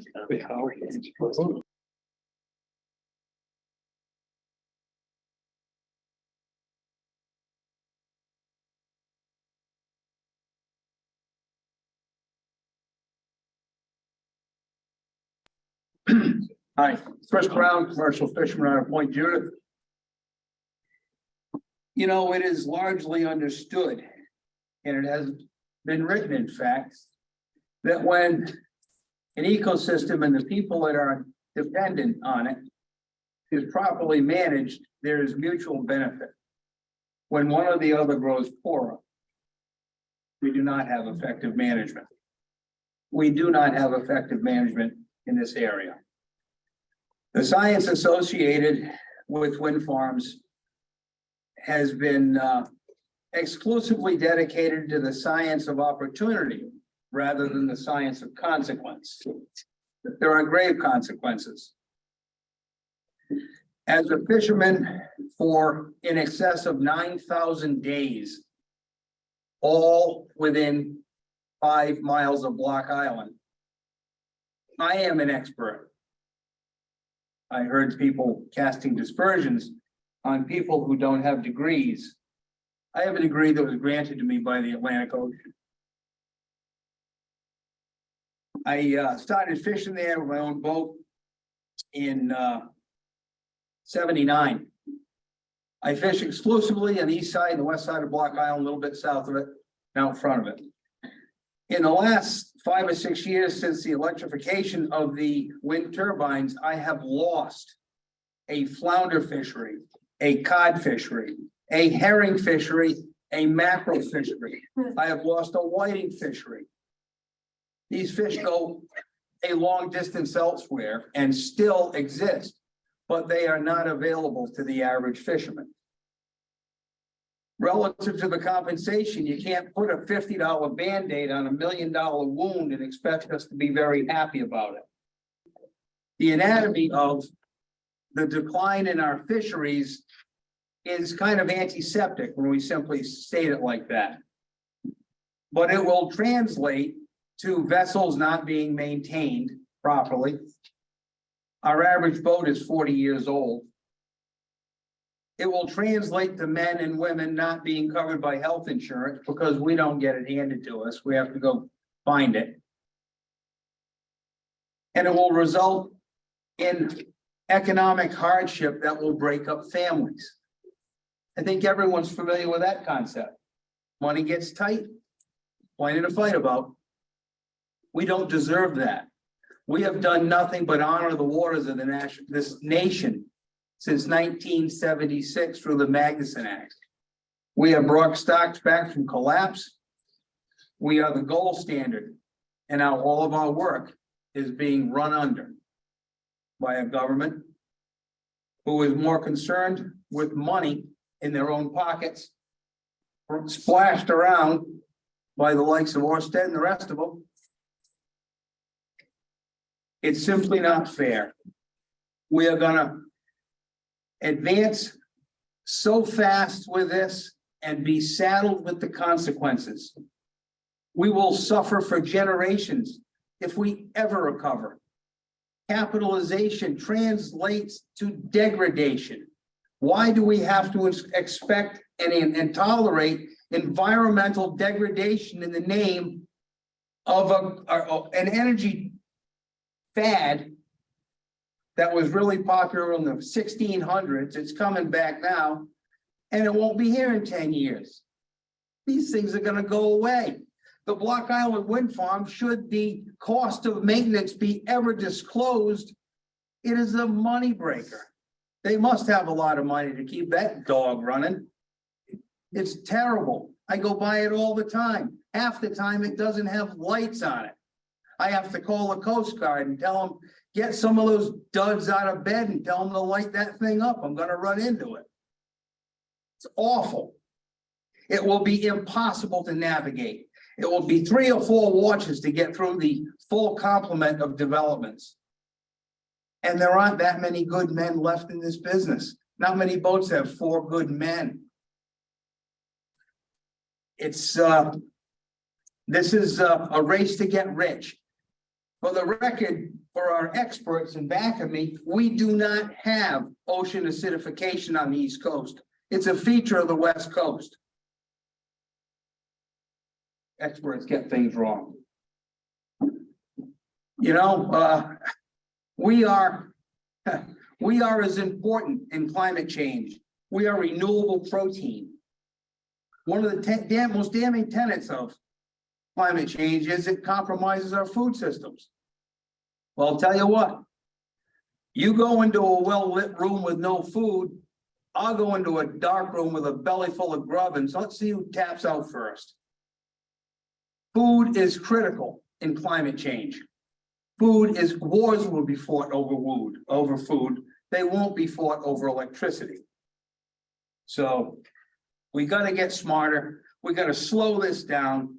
You know, we spent roughly 10 years getting the ocean stamp right. And then we spent the last 5 years ripping it apart and eviscerating it. We've run roughshod over it. The enforceable policies have been trampled. I have been affected already 5 years by 5 little turbines. And if I can extrapolate the scale to the misery, I don't see how we're going to have a fishery left. This government has to stand with the fishermen and make us whole. My God, Orsted has spent more money fighting us than they have trying to satisfy us. They said they like it. It's obscene. So I just, I'm going to encourage you to not support this. It doesn't pass the test. Our governor, like I said, hasn't had the cojones to meet with us. So he doesn't know where we are. But he, you know, luckily enough, he got hit in the ass with a big bag of money, most of it stuck, and he's gone. He doesn't want to hear us. So I just, I'm a proud American. I'm proud to be a fisherman. I'm proud to have contributed to rescuing our fishery, to bring it back so that your kids and grandkids all have fish and the opportunity to see a healthy ocean. I've seen one. I've lived on one my whole life. And where it was sick, we brought it back. If we have sick anything in this country, it's sick politicians.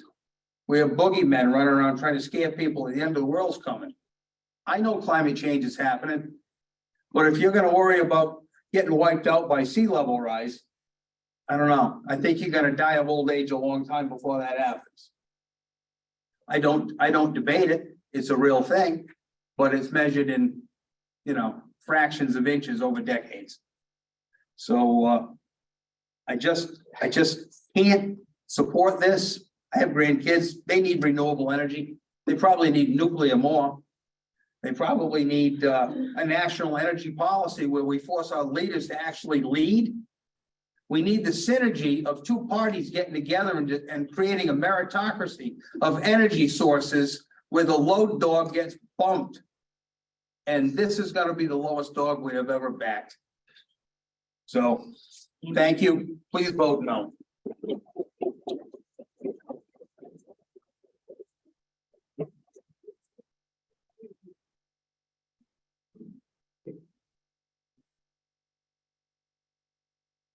Good evening. Thank you very much. My name is Eric Philippi, Philippi.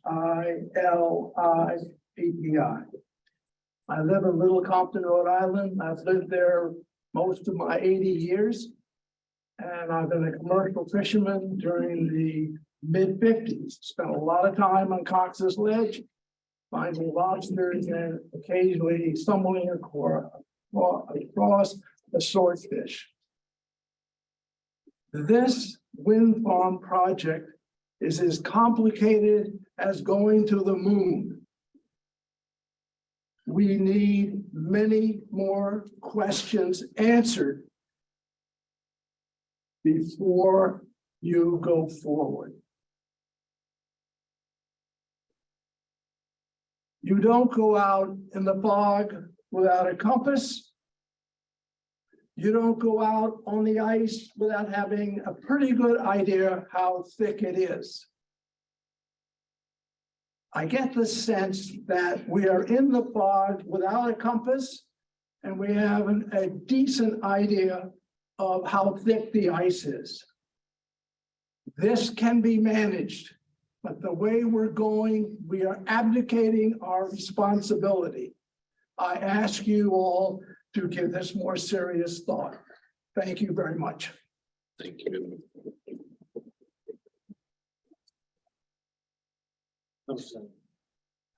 Take a break pretty soon. Yeah, we're gonna take a break right now. Can be quick.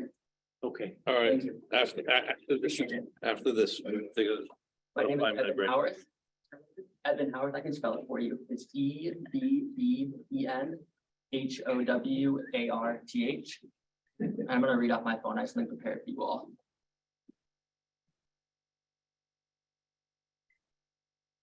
So I'm here to speak on my immense concerns as they relate to the proposed wind farm project.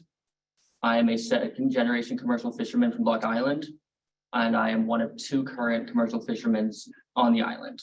The second of the two is turning 70 this year. I think that statement alone speaks volumes about the vulnerability of the American lobster population. In the 80s and 90s on the island, there were a dozen plus commercial lobstermen operating out of the island.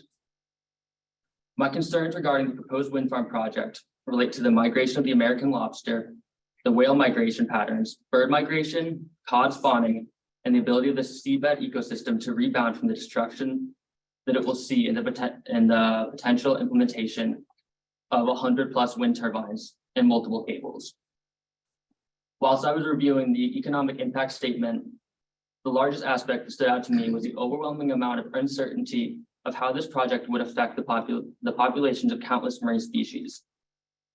It seems like a massive gamble to implement this project without a concrete understanding of how it will affect the delicate lives of the American lobster and the migration, cod spawning grounds, whale migration paths, bird migration, and some of the richest fishing grounds in New England. Being a resident of Block Island, I was able to see multiple complications that arise from the maintenance of the wind farm. Multiple times, the cable connecting the island to the mainland became unburied, which led to months of intensive work to rebury the cable. This work consumed the town beach parking lots, valuable dock space, and a significant eyesore of the large ships that attempted to rebury the cable for months on end. The construction and establishment of the turbine bases caused ear-deafening pounding for months during the implementation of the post into the seabed. If this was enough to cause annoyances over 3 miles away to human ears, imagine how that sound and vibrations are going to affect fragile marine species and the ecosystem surrounding. A project of this scale, taking place on a valuable fishing ground and migratory hotspot for many marine species, is something that should not be taken lightly. The uncertainty of the effect of these turbines and their construction could place immense stress on the fisher people that rely on the ocean in and surrounding the lease location. The lease space by Revolution Wind is not an area that is conducive to experimentation of scaling up offshore wind. It is a sacred location that supports hundreds, if not thousands, of fisher folk directly and indirectly. The long-term environmental effects of large-scale wind farms such as Revolution Wind proposed project. Sorry, I'll read that again. The long-term environmental effects of large-scale wind farms such as Revolution Wind's proposed projects are largely unknown and may not be visible for years, if not decades. The effects will not fall into the laps of people that may potentially approve or disapprove of this project now. They will fall into the laps of younger fisher people such as myself and many others that are desperate to protect their livelihood, their heritage, and their sense of self as it relates to the ocean. Thank you. Thank you.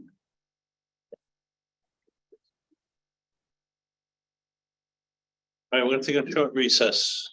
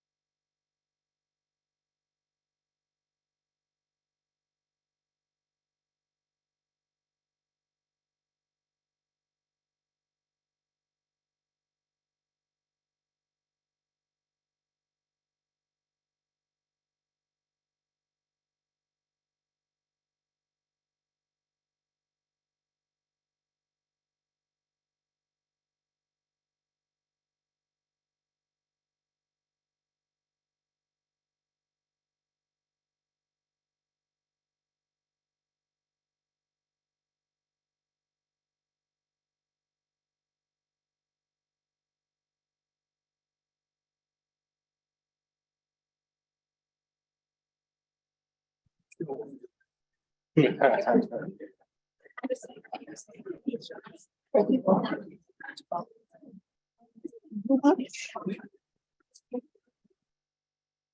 we're gonna be back on the record if everyone could be seated.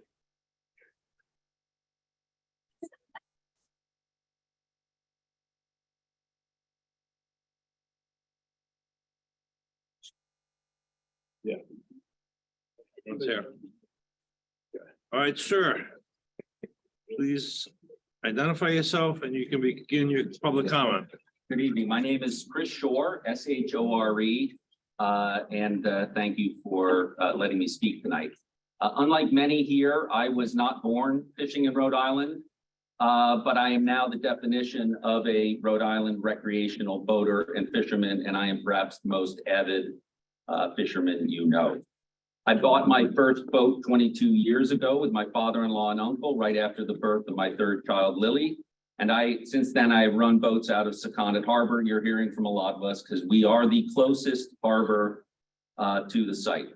For the first 2 years, I spent days with my kids and wife exploring the inshore coast from Newport to Cuttyhunk in ever-increasing circles, all the area that you have protected to date.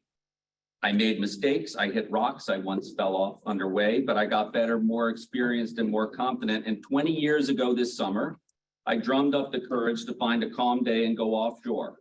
Until then, I had never been more than a mile out. My first trip with my sons, Will and Ben, was to Cox's Ledge, 20 miles due south from my lighthouse. That's why I'm here, out of respect for that particular site. 20 years ago on that day, we were all blown away. We saw dolphins, no whales, but we did see loggerhead turtles, a school of finning bluefin. That was our first trip. Over the past 2 decades, I have since made at least 15 trips offshore every year, some many more. I counted up more than 50 in the past 2 years during COVID. All but few, given where I'm coming from, have involved a stop at Cox's, meaning I have been on the project site hundreds of times. Me and my eyes have been there. I want to tell you that experience for 2 reasons. One, because I do not believe that the staff recommendation gives you a balanced, fair presentation of the ecosystem there or any of the sense of its beauty. Reading the document, one would think that Cox's consists of spots of glacial moraine, a few cod hiding in the rocks, and occasionally a whale or a shark. That is not so. My second reason for wanting to tell you about my experience is to dispute the conclusion at page 31 of the draft Woods Hole Fishery Report attached as Exhibit 7 to the staff recommendation. That says, quote, "We consider it unlikely that the Revolution Wind development will substantially change the personal recreational fishing activities of Rhode Island boaters." That is 100% wrong. What I'd like to do, because there is, in my view, a distorted antiseptic defense of Cox's Ledge in the current record, is to give you 5 minutes of my personal perceptions as a personal, if futile, defense of her continued unaltered existence. But at the outset, I'd like to make clear that in fairness, the defense of Cox's is your responsibility, not mine or any of the people in this room. The quote comes directly from the CRMC's enabling legislation published in your website in the About tab. Quote, "The preservation and restoration of ecological systems shall be the primary guiding principles upon which environmental alteration of coastal resources shall be measured, judged, and regulated." Let me pause there. The primary guiding principle is not making cheap energy or satisfying the Rhode Island legislature's view of energy. It is not in solving the climate crisis. I will note there is zero evidence in the record that I have seen that this project will result in a net carbon positive effect on the environment, and zero evidence that the oceans are already so doomed that we can now alter them with impunity. If that's the new function of the council, then the statute needs to be amended by the legislature, not ignored. Right now, preservation and restoration of what we have is the primary guiding principle. And without getting into why the federal government has abdicated its responsibility, you and the Rhode Island courts are the only government agency in the world currently charged with defending Cox's from environmental alterations like what is proposed by Revolution Wind. Now, to tailor my observations, I would have loved to know whether anyone on the council has actually been to the site. Have any of the staffers? Have you seen her in different seasons? Have you seen her at different times of day? Have you been there overnight? If not, there are literally dozens of people I know willing to take you or any staff members out before you vote, regardless of how you vote. We love it and we want to share it. This is what going out entails. A couple of times a month, I get up at 3:30 to 4 a.m. in the morning. I make coffee and breakfast sandwiches. 10 minutes before departure, I wake the kids or the friends staying with them. I gather together the hats, sunglasses, water, fallies, the EPIRB. I text out a sail plan. I drive to the harbor in a 25-year-old Suburban, row out to a pitch black mooring in a 40-year-old dinghy. I bring the boat in, load it up and go. About half the time, someone takes me up on my standing offers for a ride out. All of that's done before sunrise. I round the jetty, point south, and head to a dark horizon. Pitch black, and let me pause. My first act on the ocean as a recreational boater is to head out in the dark. I cherish that. Just that one act will be 100% substantially altered for my entire life if these windmills go in. In fact, if this project goes forward, no Rhode Islander will ever get to see a dark horizon on the ocean, period. Think about it. Looking south, it will always be lit, either with service ships or with the blinking red lights on top, never black. Every beach on the south coast of Rhode Island, Newport, and Little Compton will see the windmills at night. So I get in the boat and I drive. The kids are asleep on bean bags, their coffee's spilling everywhere. 5 miles out, I drop all cell service. No Wi-Fi, just peace. The sky starts to lighten over my left shoulder, over Cuttyhunk or the Vineyard, depending on what time of year it is. 15 miles later, I can pull into Cox's, throttle down, the kids wake, and if I timed it right, the sun is just rising. In the hundreds of trips I've made, this is what I've seen in my personal activities that the Woodhull draft dismisses. First, whales. I usually peg the arrival of the whales on Cox's in 2 weeks, the first week of June. For those of you who went to Cox's between June and August last year, it was a breathtaking whale show. Every day, dozens of breaching humpbacks, finbacks with calves, single minkies, schools of pilot whales. I didn't personally see any right whales, but I know people who did.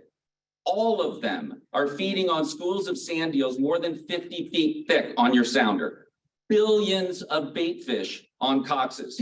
For 3 months last year, June through August, every day, not an occasional whale, a whale show. With them come the porpoises, thousands of them at a time. They come July, early August, the moms and the fat babies show up, and they do exactly what you picture in your mind a dolphin does in the water. My first trip out, they came right up to the boat. I turned off the engine, and for an hour, my boys hung over the edge, the gunnel, laughing and screaming. I don't think this recreational fisherman took out a rod that day. With the dolphins come the tunas, giant bluefin on the shoulder seasons, but schoolie bluefin all summer long on Cox's. In with the dolphins.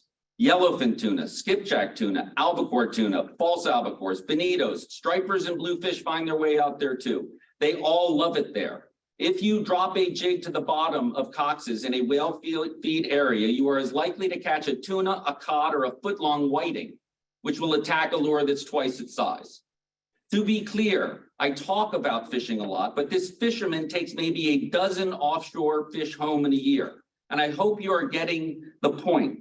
Fishing isn't about, as the Woods Hole draft report says, a clinical calculation of the conversion of bait into yields. It is for all of us Rhode Islanders, a holistic, calming, awe-inducing experience, no bull. To get back to the calendar, the fins to come out in July and start popping up on the surface in numbers. More likely than not, they are ocean sunfish with their floppy dorsals lolling about. 2 years ago, there were hundreds of ocean sunfish out on Cox's at a time. The rigid fins come too. all on coxes. I have seen great whites, brown sharks, hammerheads, threshers, blue sharks, 20-foot basking sharks feeding on the plankton. You can follow them all on O-Search. The big great whites are coming through right now from the Carolinas, headed to Nova Scotia. They're going right through this area. Once when my kids were hanging over the rail out there, a mako shark that was 3 feet wide came below my boat, and I grabbed them, threw them in the bottom of the boat, and shakingly drove off. The place is awe-inspiring. In August, the mahi-mahi appear, and if you go to any of the hundreds of pots that will never be on coxes again, I can't imagine a lobsterman is going to drop a pot anywhere near these cables.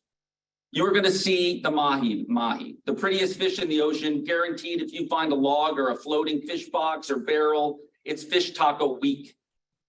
Have you ever seen a 6-foot blue marlin jump clear of the water? I do routinely, or a white marlin slither across the surface like the fastest snake you've ever seen. They're there all July and August. So too the swordfish sunning like 500-pound logs. I haven't talked about the birds, terns, gulls, shearwaters, gannets in the fall, all feeding on sand eels and herring and juvenile menhaden, so thick that you can see the flocks from 5 miles out like a puff of smoke. My boat is named Petrel, after the little black bird. They fly in groups an inch off the water, eating the scales of bait fish that have been destroyed by the whales. What is going to happen to those birds when the whales aren't feeding there? And if we think the whales are going to swim into an electromagnetic field with these things, we're all sorely mistaken. They are going to go around. They're all going to go to the Cape. Let's talk about menhaden for a bit, because all of us Rhode Island fishing conservationists are so proud of what we've done with the rebounding of the menhaden stocks, especially with the closing of the bay to the pogie boats. So many pogies now that if anywhere in Providence along the Providence River, you see the juveniles washing up. It's been a huge success. But you should know, and it's not anywhere in the report or anything that's been given to you, that come September and October, it seems like every pogie in the whole bay swims out exactly to where the first turbines are sited, 2 miles north of Cox's, hanging out in the currents there. And they do their mating business in schools so big that to get a sense of the size of a typical one, imagine the State House across the street turned upside down and filled with bait fish, that deep, that far around. Does anybody have any idea what effect the projects are going to have on the primary food source for almost everything that lives around the bay? Finally, late fall, the trips start later, last shorter, it's cold. I still go out to catch the last of the whales and tuna. But can I please say one last time, this isn't about yielding fish and bringing home fish boxes. For recreational fishermen, it's not bobbing around in a factory. It's time in a quiet, phone-free zone with family and friends that reminds all of us how small we are. Novembers are perfect for that. Then come the week before Thanksgiving, I'll pull the boat and start pining for the Memorial Day. I will tell you, this is the first Memorial Day in forever that I am dreading. According to the Coast Guard, Cox's is effectively going to be closed this summer. And because I fear that everyone is forgetting the primary purpose here, preservation of the ecological systems that will be altered far, far more than a town dock. So let me say this clearly. Please do not permit the destruction of the ecological system that I have seen with my own eyes and through the eyes of my kids, especially if you have never seen it yourself. Get out there, because if these go in, that won't be there anymore. It will be like a Rhode Island buffalo. It's not right to permit this now and not consistent with your primary purpose. Thank you.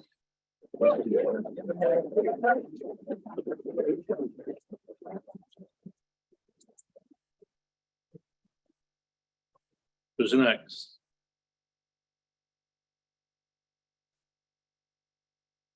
Someone's ready, please come up.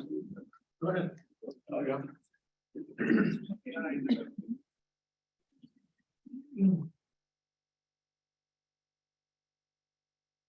How are you? Thank you for having me. I'm well. My name is Chris Lee. I work for a seafood processor called Sea Fresh. But listening to the testimony of the gentleman before me, I must say, don't discount what he said. I grew up with my brother being one of those kids in the beanbag chair going offshore at Cox's Ledge, and it had a profound impact on me today and who I am. It's an incredible place out there. Now I feel a little bit like, as a processor in the fish business, dependent upon those who go out there to fish. Like one of the guinea pigs that was mentioned earlier this evening, a little bit like my future and the future of those with whom I work is uncertain. And I've heard people talk about uncertainty here, and uncertainties of fear that we almost recognize as part and parcel of this process, but is something that must go forward. And perhaps that's true. Think globally, act locally. I understand the impact of fossil fuel in our world. I understand that our world is sick, and that something must be done about that. But I don't think that prohibits us from considering the local impact of how we do that and how we do that correctly. I do not feel for a minute that Cox Ledge is an appropriate place to put up a wind farm. I feel as though it's akin to doing something like putting up a wind farm on Stillhagen Bank in Cape Cod Bay. I don't see that happening today. I'm not sure how Cox's Ledge will become a site for a wind farm off Rhode Island. These are massive industrial projects. Collectively, they'll occupy an area almost the size of Rhode Island in scale. It's miles and miles and miles of turbines. I recognize we're talking about one particular site this evening. And I think that that site and its selection was done very poorly. And the responsibility really is on this group to consider not so much the global balance that we're in right now as it relates to fossil fuels and global warming, but rather the local balance that we're in at this particular time and how this particular site will impact all of us that live here in this state. Those of us that are going out there fishing commercially, those of us that enjoy it for its beauty as recreational fishermen or whatever your purpose out there might be, because it is an incredible place, or those of us who are on shore as Rhode Islanders dependent upon those that are fishing out there. And as a seafood processor, primarily for squid, I don't actually even get much fish from Cox's Ledge, but I recognize its importance in the ecosystem and that it is effectively my bank account for my future. And I fear that altering that bank account in that particular area, especially, will really have an adverse impact on my ability to make a livelihood. That's all I have to say. And I do not agree with this particular project and that particular location. Thank you. Thank you.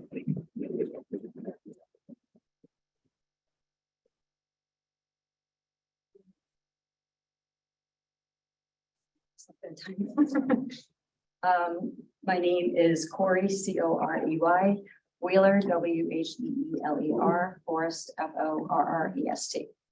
I'm a fourth generation Portsmouth resident and third generation commercial fisherman and fish dealer out of Secana Point.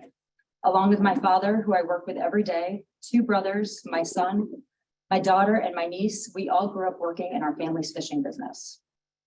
Every commercial fisherman I know, including myself, is an environmentalist and conservationist to the core. It is our future. Hard work, perseverance, and fighting for what we do and love brings me here. The fact that hope is our ocean state's motto is essential. In the most basic sense, we are working with nature and feeding people, but in reality, the fishing industry is a big machine with lots of working parts. Commercial and recreational fishing, charters, processors, retail dealers, service and supply, wholesalers, and tackle shops make up over 3,000 jobs and over 500 million gross sales in Rhode Island. The East Coast is home to New Bedford, the largest grossing port in the US, and the Fulton Fish Market, the second largest fresh seafood market in the world. New England and the Atlantic states create $2 billion in economic value and tens of thousands of jobs. Not only Rhode Island fishermen, but fishermen up and down the East Coast are dependent on the migratory path of fish along the coastline. Fish like striped bass, scup, sea bass, bluefish, squid, fluke, butterfish, bonito, to name a few. My own family's fishery is historical and unique to Rhode Island, and it's been around for 200 years. How will 1,400 square miles, 900,000 acres, an area the size of Rhode Island, of thousands of wind turbines that are hundreds of feet taller than the tallest building in Boston, of ocean industrialization going to affect our fisheries and the migrations we all depend on now and for future generations. U.S. fishermen are required by law to adhere to the strictest rules and regulations, making us a global leader in sustainable seafood. According to fishwatch.gov, U.S. seafood must be caught according to fishery management plans that consider social and economic outcomes for fishing communities, prevent overfishing, rebuild depleted stocks, minimize bycatch and interactions with protected species, and identify and conserve essential fish habitat. Just like the laws that govern and make our fisheries sustainable, shouldn't the wind farms be required to adhere to those same standards, to consider the social and economic outcomes, to consider the significant impact to our culture and community, and the irreversible damage to the marine ecosystem? Who will suffer when the damage is done? Who will be held accountable? South Coast Wind is planned to get approved by this January, Revolution Wind by October, Sunrise Wind by November. That's only 3 of 9 companies coming to our coastline. There are far too many uncertainties, controversies, and questions for this unchartered, unprecedented, large-scale, long-term project to be gaining the momentum it already has. The process feels rushed, and many of us are just learning about it. What does it say about us, the ocean state? Respectfully, what does it say about you, whose job it is to preserve and protect coastal resources for all Rhode Islanders and succeeding generations if we turn our pristine waters into an industrial park? If you have any hope for Rhode Island, please consider what's at stake. Thank you.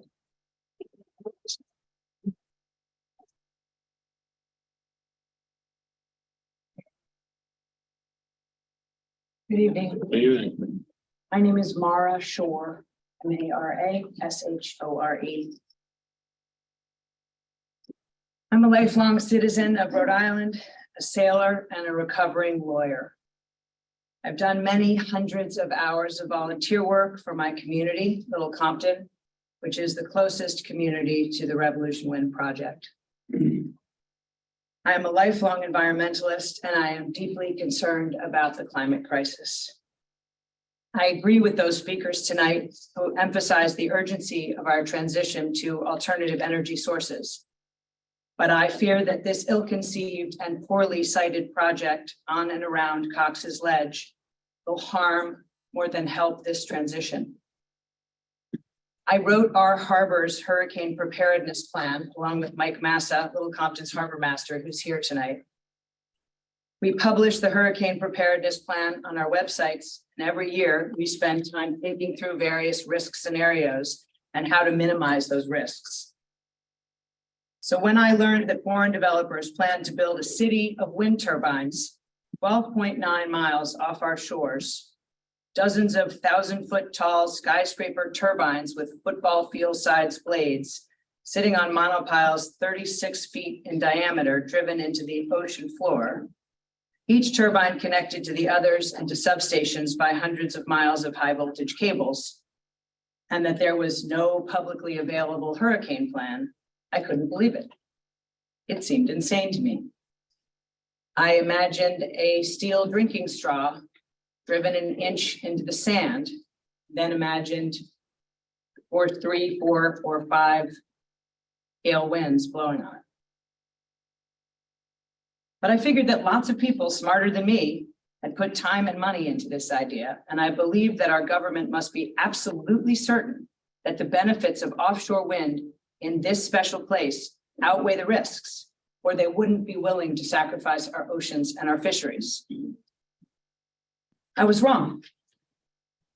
I've now spent hundreds of hours reading environmental impact statements, studies, regulations, power purchase agreements, scholarly articles, trying to understand why the federal government is willing to risk this destruction to marine ecosystems and fisheries, and trying to find the benefits.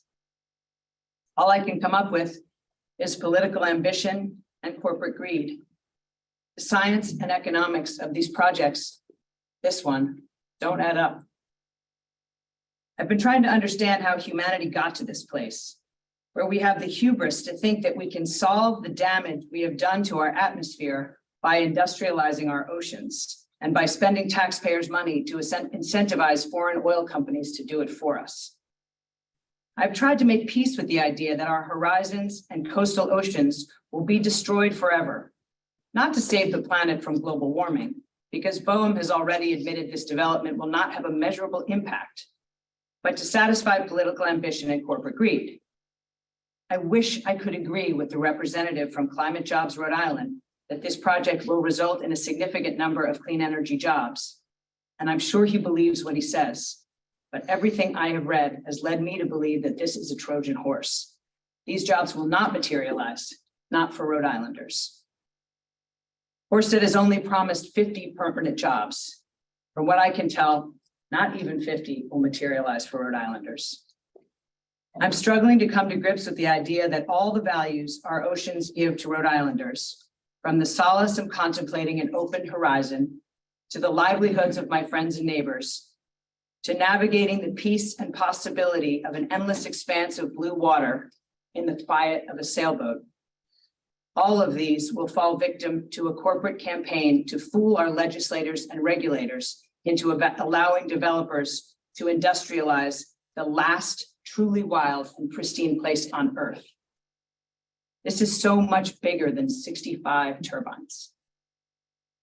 It's about truth, trust, democracy, believing our government to be of the people, by the people, for the people, and not for foreign corporations seeking to profit from short-sighted political ambition. It's about government regulators caving to political pressure and corporate greed, using Rhode Island taxpayer money to pay foreign-owned companies to destroy our coastal oceans for their profit. Rhode Island has been a leader in ocean planning. The nation will look to these decisions in years to come. If the ocean state ignores its own regulatory rubric and all the years of planning work of scientists, regulators, and policymakers, and allows private industry to destroy critical ocean habitat and our state's fisheries, what does that say about us? If you follow your staff's earnest but failed attempt to rationalize the destruction and issue a federal consistency concurrence, you will be the gatekeepers who allow our oceans to be pillaged for profit. BOEM was created to expedite and administer the industrialization of our oceans. We cannot rely upon BOEM to protect Rhode Island's coastal resources. Knowing this, Rhode Island created the Ocean SAM, and the CZMA gives the CRMC the authority to decide whether the COP and DEIS for the RWF, that's a lot of initials, but you guys know what I'm talking about, will significantly impact Rhode Island coastal resources. Enough questions have been raised about whether in the Revolution Wind Farm, there are sufficient baseline studies to make impact assessments anything more than speculative, whether electricity rates will decline or actually double, whether the projects will ever become carbon neutral over their lifespans, and whether there will truly be an increase in green jobs for Rhode Islanders, or just a total decimation of the fishing industry, that we should not even be here having this discussion. In an offshore wind conference I attended in April, Grover Fugate, the chair of the CRMC from its inception in 1986 until his retirement in 2020, said of the RWF and the other offshore wind developments in this largest anywhere ever complex, the scale of deployment we are about to see has never occurred. It's a grand experiment and we don't know what we're doing. The pressure to push these projects through does not come from the climate crisis, but from the production tax credits and contractual incentives of the developer, and from political pressure from federal and state governments seeking to publicly achieve their campaign promises. If we fail to adequately study baseline conditions, impacts on coastal resources, especially fisheries, and all potential alternatives, including those outside the sublease areas, and we allow an ill-conceived and poorly sited offshore wind project to create an environmental disaster, it could set back our nation's move toward adoption of alternative energy strategies, just like 3 Mile Island or Chernobyl. This will move our country backwards, not forwards, in our efforts to combat climate change through reducing carbon emissions. When the environmental establishment, and academia says this is all we have, we don't have a plan B, it's not quite true. We have small scale and modular nuclear, we have small and large scale solar, we have onshore wind, and there are other offshore wind sites that would be much, much less damaging. So that argument is specious. That said, since you have been asked to rule on federal consistency with the CZMA under the specific guidelines outlined in the Ocean SAMP, I will speak to that. It is regrettably simple. The staff recommendation enumerates the ways in which the project will significantly alter the areas of particular concern and negatively impact Rhode Island's coastal resources. They acknowledge that many of the impacts are unmeasurable and unknowable without further study. And yet, without further analysis, they find that notwithstanding unknown impacts, I'm quoting, Revolution Wind has adequately modified the project to avoid and/or mitigate reasonably foreseeable impacts. How is it possible to mitigate unknown impacts? The short answer is, it isn't. The RWF COP as modified fails utterly to meet the tests of the Ocean SAMP and the CZMA to protect Rhode Island's coastal resources. Accordingly, the CRMC must deny concurrence with federal consistency. I actually have 15 more pages of analysis, but I will cede the floor and submit the remainder of my comments by email. Thank you. Thank you.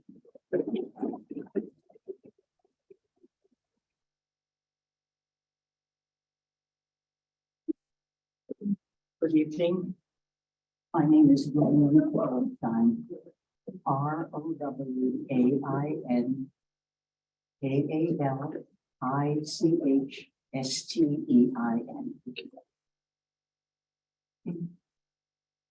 Chairman Koya, honorable members of the council, thank you for the opportunity to speak before you today. For the record, my name is Rowan Rowenstein. I'm here today to speak in opposition to the CRMC's staff recommendation of concurrence with the federal consistency review.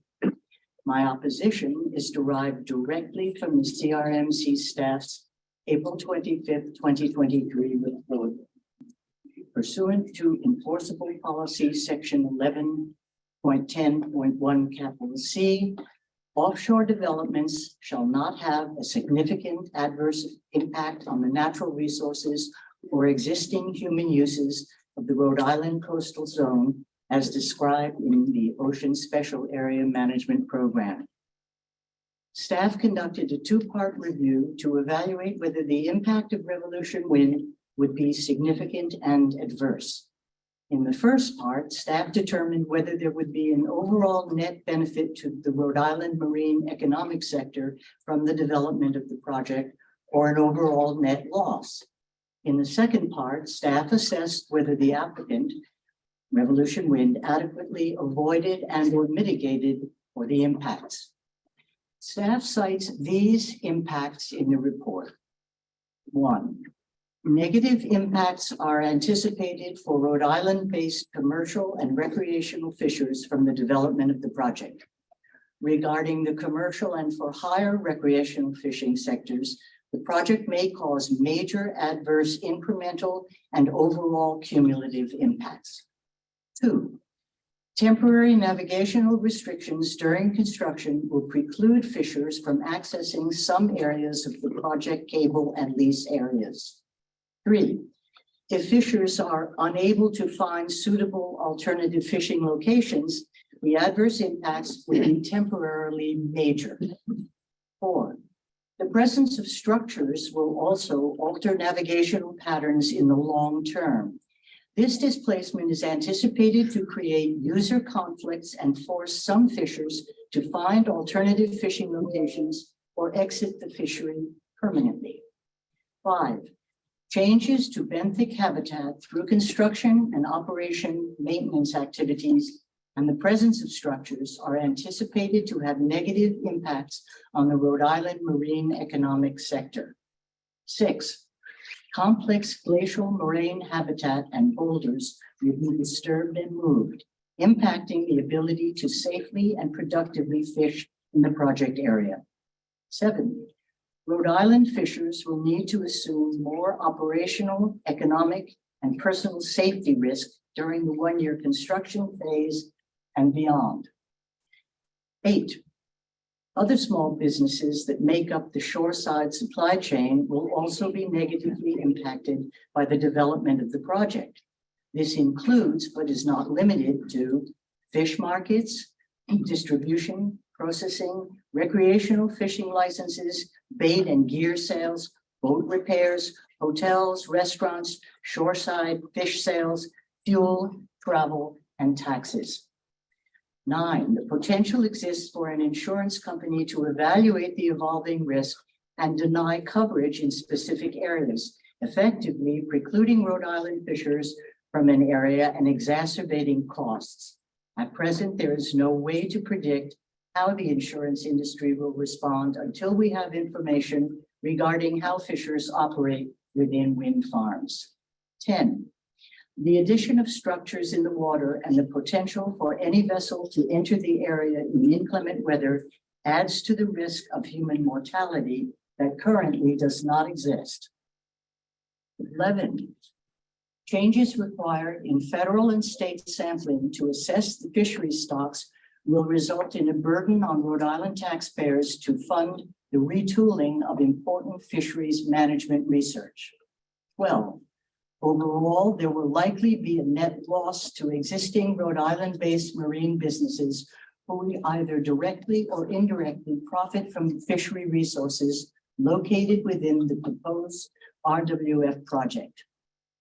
After staff was unable to facilitate a negotiated financial agreement between Revolution Wind and the Fisheries Advisory Board to compensate for harms to the fishing industry, staff proceeded with its concurrence recommendation.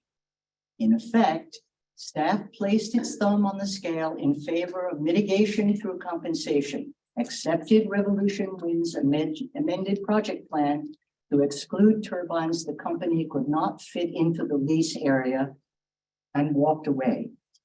If the CRMC accepts its staff's recommendation, it will be turning a blind eye to the multi-million-dollar, multi-generation industry that has made Rhode Island what it is today. The impacts of this project are significant, they are adverse, and Rhode Islanders will directly suffer in direct contrast to the purpose and spirit of your role. Please vote non-concurrence.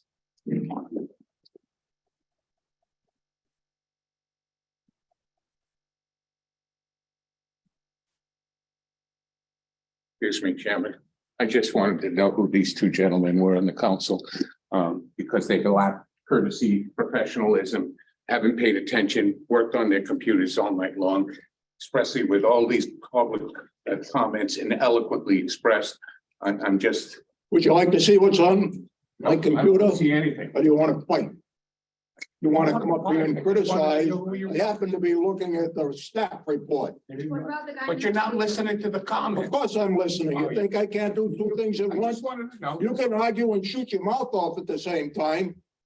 if you want to step outside and Sure, continue this. whatever. When's the last Step outside. time you took on an 80-year-old jackass? Guys, Sounds like it. You came up here and approached us. Courtesy and and respect fought to with us. listen to listen. That's the problem. All right. You made a good point. Why don't you leave? I'd like to introduce myself. My name is Gary Mataronis, last name Mataronas. And give you a little background. I'm a 4th generation fisherman. 40 years old. I've been fishing for 34 of it. I've been on Cox's Ledge since I was 6 years old with my father. I pulled my own pots by hand since in the summer times after school from 6 years old on, as well. So I fished anywhere from, Bristol, Rhode Island, all the way to 100 miles to Atlantis Canyon, which is where I fish now. I've been everywhere in between. I've seen it all for the last 36 years. I don't even know some people that have had their career for that long, and I'm only 40 years old. I got another 25 years in it. And I don't know if there'll be anything left for my son. I don't know. Hopefully there is, but the way things are looking now, there won't be. I know firsthand that in those areas with the seismic testing being done, the studies being done, the fishing has gone away, almost nothing, depleted in those areas already. I see the effects, like I said, right now. It's happening now. It's not happening when they put them in. It's already happening. It's been happening. And it's going to continue to get worse. We have to get beyond them to see anything, get further out from them. Inshore doesn't work because I mean, they've been anywhere from Cox's Ledge, you know, further. And I mean, when you go by these people, it's all foreign companies. You can't conversate with these people. They'll tow through the gear. They don't speak English. If you're passing by them and you try to communicate, you can't even talk to them. So we're not supporting Americans here, or American workers, or American products, or American supplies to do this stuff. This is all foreign area. We're going to lease our fishing grounds, primetime fishing grounds that I've fished for 36 years. The foreign companies are going to rely on them to give us energy and have to buy it from them. I mean, there's ways we can do this and support us ourselves and do stuff ourselves. That's far better. I mean, I agree something needs to happen here. There's nuclear fusion coming out. That's, you know, zero discards. It's zero greenhouse gases. There's all kinds of new stuff coming out of the works. This is, just as I heard before, a fad. And that's exactly what it is. It's gonna go away. It's only gonna take a few years. Look at the Block Island wind turbines. One of them worked all winter, 4 of them went down, and $300 million repair bill for the other 4. It's ridiculous. It's not going to be cost efficient. It's not going to save any greenhouse gases. This isn't going to help us at all. It's just a political gain. I mean, it's over our head. It's already, you know, people want to push their agenda in Washington is what it is.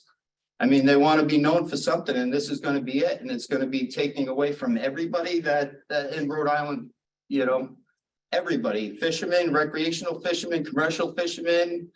I mean, we can see exactly what happens with erosion and everything on the coastline. The people that came up to you this morning for that Portsmouth project with the dock that's in disrepair after 20 years, you got to put new pilings in and all this. What do you think is going to happen with wind turbines? I mean, this stuff is a joke. I mean, you can't look at any of this with any kind of common sense, or if you're a fisherman or anything and you see this stuff, you can't, it doesn't make sense at all. I mean, there's no positives that's going to come out of this. There is ways for renewable energy on land. And I mean, that's where we should be focusing our energy. When we put these things in, the species are never going to come back. They're never going to migrate back. Once you drive this stuff out, it's gone. I mean, that's all there is to it. What are we going to do when salt water is the most corrosive, you know, unforgiving situation in the world? Look at the coastlines eroding and everything like that. These things are going to have big problems very soon. And it's all going to be a big repair bill. That's all it's going to be. And taxpayers are going to be left with it. And the foreign companies are going to tuck their tails and see you later. How long is it going to be before they're obsolete? How long is it going to be before you can't fish in between them because people are dying? How long is it going to be before they won't insure your boats? I mean, I travel 100 miles at 8 miles an hour, 12 hours to get there. If I have windmills if I leave the harbor, I got, like another gentleman said, you're lucky to have a good crew that's responsible enough to drive through these things, because nobody will. I mean, it's a captain that's going to have to stay up for probably 6 to 8 hours to travel through this minefield and hopefully get through it. And what do you do when it's rough out, foggy out, raining out? If it's raining out, you can't see anything on the radar. It's literally one big block of green. Like, you can't see nothing. I mean, it's a death sentence is what it is. People will die. Mark my words, there will be deaths in this situation. I mean, there's no doubt about it. Ships hit each other out there. There's so much ocean and ships hit each other. What do you think is going to happen with thousands of these things and people dying? I mean, it's going to happen. The sea life's gone. It's never going to come back. The sediment will be there from different types of, from the waves going around it, killing all kinds of species. I mean, there's nothing good that's going to come out of this. I'm all for renewable energy, but to do it like this is just wrong, and it's irreversible. It's irreversible. If you're talking about decommissioning, that's great. I'd love to see him. I wouldn't even, I don't even want him there, but decommissioning has to be part of it. But even with decommissioning, you think the species are gonna come back around once they're used to avoiding the area? Like there's whales in there, there's stuff that they close fishing down from January to April offshore for crabbing in certain areas because whales are going through. But then we're gonna litter it with a minefield of wind turbines and think that's gonna help them? I mean, take a look at New Jersey, how many dead animals are washing up over there from dolphins, seals, whales? I mean, do you hear of that every year? 30, 40 of those washing up on the beach within a couple months? You don't. There's something very bad that's happening right now. I see it firsthand. The news doesn't report it. If you see a whale, on the news, it usually has a rope around it because that pushes their agenda. But if you see a whale dead on the beach in New Jersey, well, let's not report on it because it doesn't fit our agenda. So anybody that's for this is not for the common sense of it. It's just a politically motivated, and it just doesn't fit their agenda. That's why they're pushing for it. I mean, this will put fishermen out of business. There's no doubt about it. My harbor in Little Compton is getting smaller and smaller. I'm fourth generation. I lived on that harbor forever. I wouldn't live there right now if I wasn't born in that area because it's just you can't afford to. So that whole area used to be a fishing village. I am one of like two people left down there that is left of the fishing village that it used to be. I mean, there's going to be people that are going out of business. It might not be me because I ventured out 100 miles offshore. I've done everything by myself. I've worked by myself.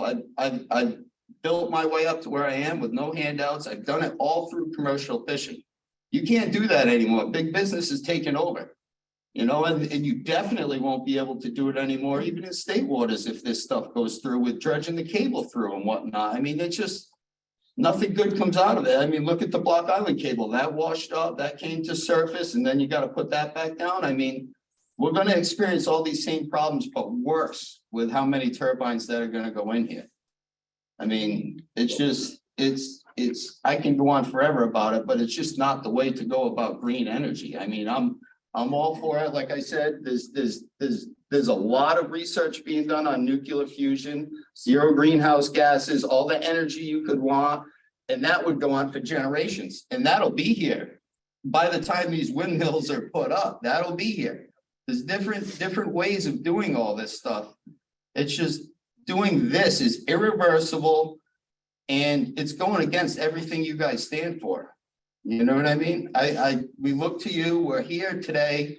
We're looking to you for some type of help and some type of help and common sense on this situation to realize that this isn't just hurting fishermen it's hurting every kind of marine species on the ocean floor. It's hurting, and it's irreversible damage. So I mean, you can make, I'm not a very good speaker. I never went to college. This is all I've ever done. My whole life is fishing. I've done it off the, I've never even participated in school sports. I came off the school bus at 2:30 and I went out and I hauled 50 lobster pots by hand to make my money. I've done it all. I missed out on a lot of childhood stuff fishing because that's what I love to do. Now I live on the harbor. Will my son be able to do the same stuff? I'm going to try, but if he's not into it, that's his thing. But if he is, I hope it's still there for him. I don't know if it will be. That's why I'm looking to you for help today. That's why I came up here. I don't know how many meetings I've been to at the Portless Auditorium in the URI for fisheries issues and to protect myself there. And sometimes it feels like I just go there and I'm there because of it's a public comment thing. And that's what they have to do. They have to come in, they have to listen to you, and then their mind's already made up and they just say, okay, thank you, see you later. And then nothing was listened to. I mean, if there's any scientists around, I think I'm one of them. I mean, I don't have any book science, but I'll tell you, nobody else has more, I've spent more time in reverse on boats than most people did forward. You know what I mean? It's just the way it works. I know what's going on, and to me, I am a scientist, a marine biologist, whatever you want to call it, because I've seen it all for the last 34 years and I'm only 40.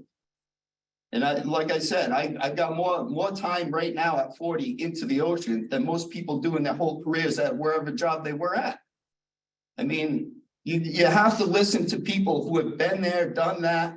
I listened to one fisherman one fisherman who tried to represent every other fisherman that was working for the windmill company. You look at these on marine traffic, you look at the boats that he listed, the first guy, Gary, from Connecticut, all the boats that he listed are receiving paychecks from this. That gentleman is hired by the windmill company. He gets paid. His boats get paid for patrolling, they call it. Every boat he listed was a patrolling boat who's receiving funds from this. Why wouldn't you like it? You know, I'm not a fisherman that's going to shoot myself in the foot. I've been doing this for too long. A paycheck is not going to persuade my mind on whether I should kill a fishery or not. A paycheck won't. I don't care what Bowen, whatever, offer me $1 million. I won't take it. I'd rather go fishing, make my money, and enjoy what I do. I mean, that's the bottom line. If you're a big company, you're looking for a handout, you want to patrol, oh yeah, free money, it's all good, fishing's tough, yeah. A lot of people bow out to that. Not me, not me. I am a fisherman. That's where I make my money. I don't do state grants. I don't do state projects where they pay me to do it. I rely on what I've learned myself and taught myself, and my father taught me over the last 40 years to make my money. I didn't rely on college. I relied on, you know, hard work, blood, sweat, and tears. And it's all came, the blood, the sweat, and the tears. I've done them all, you know, to get where I am. And I'm proud to be a fisherman. I'm proud to be a fourth generation fisherman. I'm proud to be successful at it. You know, will it continue? I don't know. That's why I'm here looking to you guys. I'm a single boat owner that came up through the ranks, done it all by myself. You know, it helped that my dad was in it because, yeah, you know, it guides me certain ways, but I did it all myself. He didn't give me $1. You know what I mean? And I just like to protect myself. The area where I live is at Secana Point. I protect myself there. I buy property around me just so I don't get, so I keep it a good fishing village. I bought a house on the side of me that has an 80-year-old fisherman in it just so he wouldn't go to a retirement home. He's living there for the rest of his life, paying me $325 a month rent at Secana Point. And I said, you pay whatever you've been paying. I'll buy your house. I'll keep you there until you die. And I bought it for my son so I can keep him in the fishing village. And that guy's still there today. He will not go in a nursing home. He'll be there because that's the right thing to do. Sometimes you got to look past the money and do the right thing. That's what we're all here for, is to do the right thing. And I just can't stress enough. I love what I do and I want to keep doing it. And I would appreciate everybody's support here so I can still do it. And we have a future ahead of us. You know what I mean? It's just, I could go on for a long time, but I'm gonna let other people speak. But thank you very much for everybody. By the way, I just want to vote. And I got it to be round up. So thank you. Thank you, council members. My name is Richard Hittinger, Hittinger. I testified at the CRMC meeting last time as a member of the CRMC FAB. Tonight, I'm testifying as the first vice president of the Rhode Island Saltwater Anglers Association. We represent over 7,500 saltwater anglers, like the gentleman who spoke a little while ago about going to Coxon's Ledge with his sons. These anglers are all residents of Rhode Island or nearby states and fish in Rhode Island. We see the effects of climate change in the fish that we catch, and we're not opposed to taking action to reduce greenhouse gas emissions. However, we are opposed to the way this project is being presented for a permit without consideration for potential impacts on private recreational anglers. Revolution Wind Project is located on some of the best fish habitat and the best offshore fishing areas south of Rhode Island and Massachusetts. It is an area that I personally have been fishing for over 40 years. And hundreds of our members fish there every year. We believe that any potential impacts to the recreational fishery must be thoroughly assessed before this project can be allowed to move forward. Without this thorough assessment, this project has not met the burden of federal consistency. Thank you.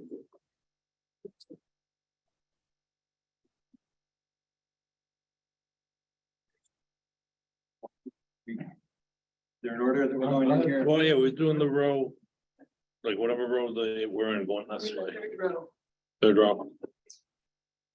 Hi, my name is Justin Boyan, Boyan, resident of Providence, and frequent vacationer in Little Compton and thereabouts. My kids all went to surf camp there summer after summer, and I myself have spent a lot of hours kayaking in the ocean from Fogland down to Secana to Westport, and I love the beaches there. I want this ocean ecosystem to exist for my kids and their kids and generations to come. And that's why I'm here strongly supporting Revolution Wind project and urging you to approve it. I'm also the current president of Climate Action Rhode Island.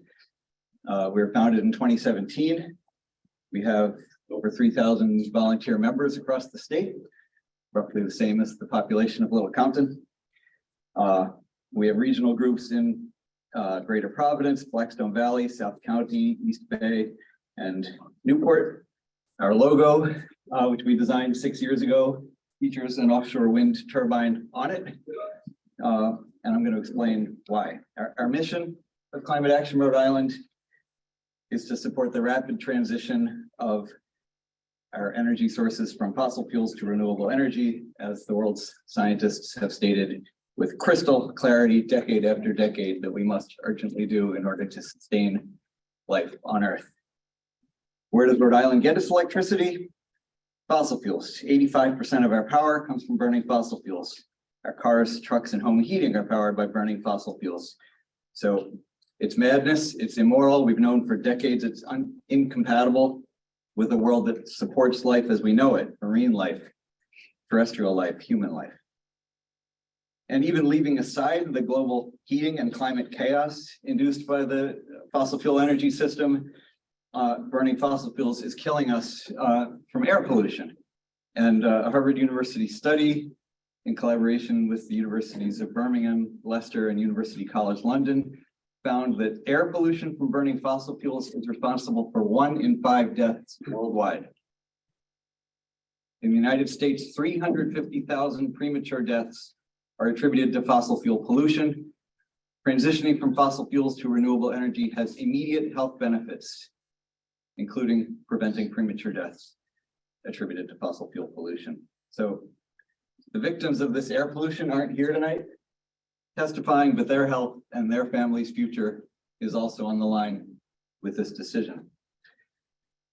So we know we have to switch to renewable energy. So how? So why isn't there some other plan B? Well, the Solutions Project of Stanford University has analyzed the most effective mix of energy for every state and every country in the world and every state in the US.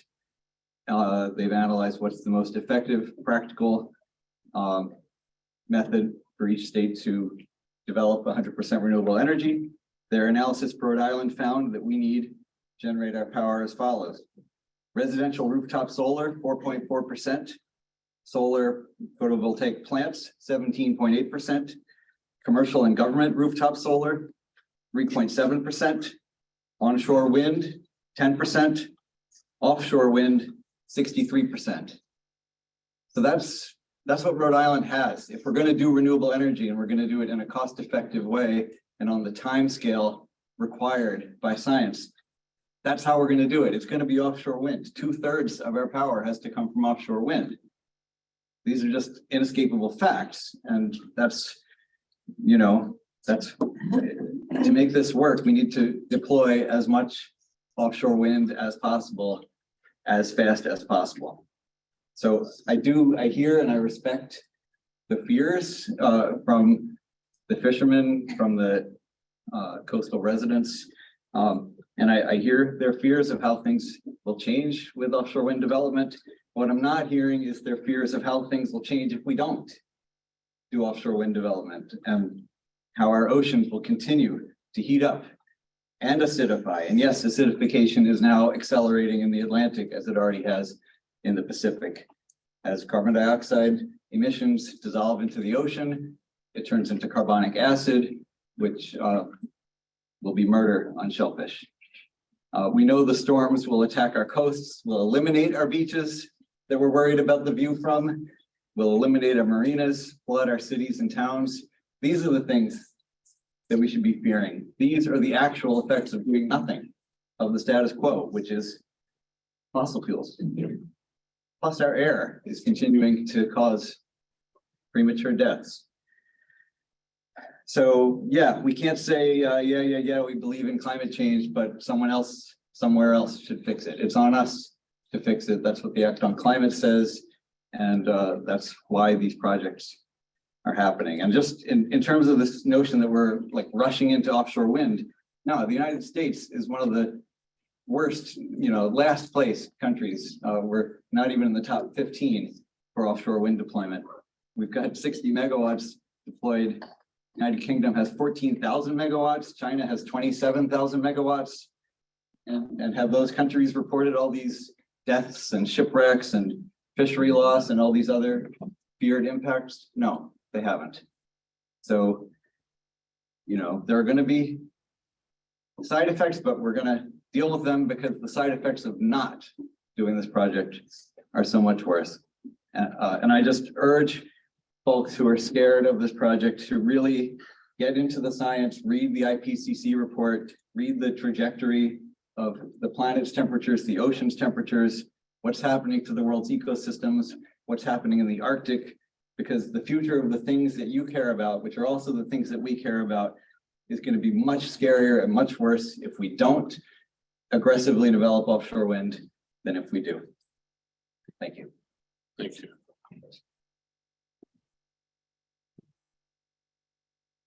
Are we still on the third row?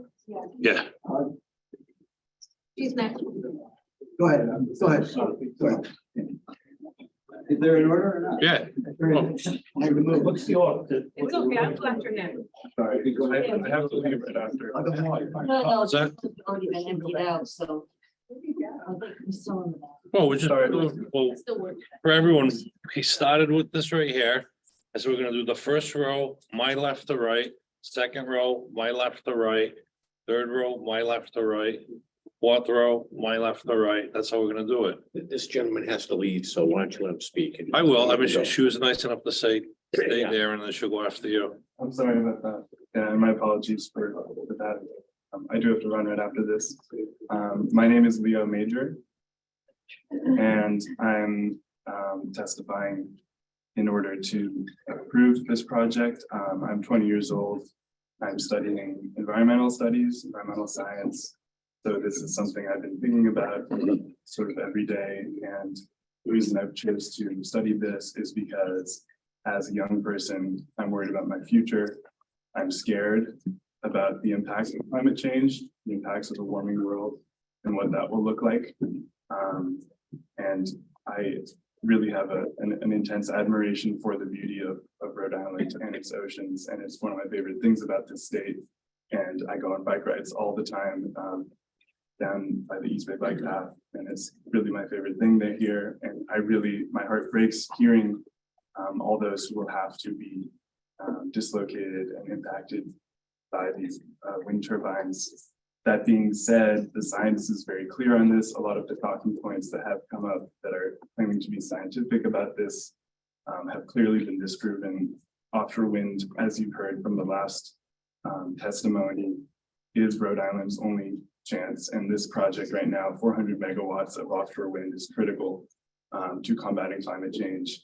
And so when I zoom out, I see that there are these very pressing issues and feelings that we're all feeling right now. And I really understand that. But I also think, what will 2 generations from now think when they're looking back on us making this decision right now? Offshore wind is incredibly difficult to do because every single community is going to have these same issues with it. So if not here, then where? And it's for that reason that I support this. And yeah, this is the single most important project in the state in terms of our ability to combat the climate crisis. So I really hope that you can do this and find some way to adequately compensate those who are going to be displaced and make sure that their needs are fully met while being able to still maintain our renewable energy goals. Sorry.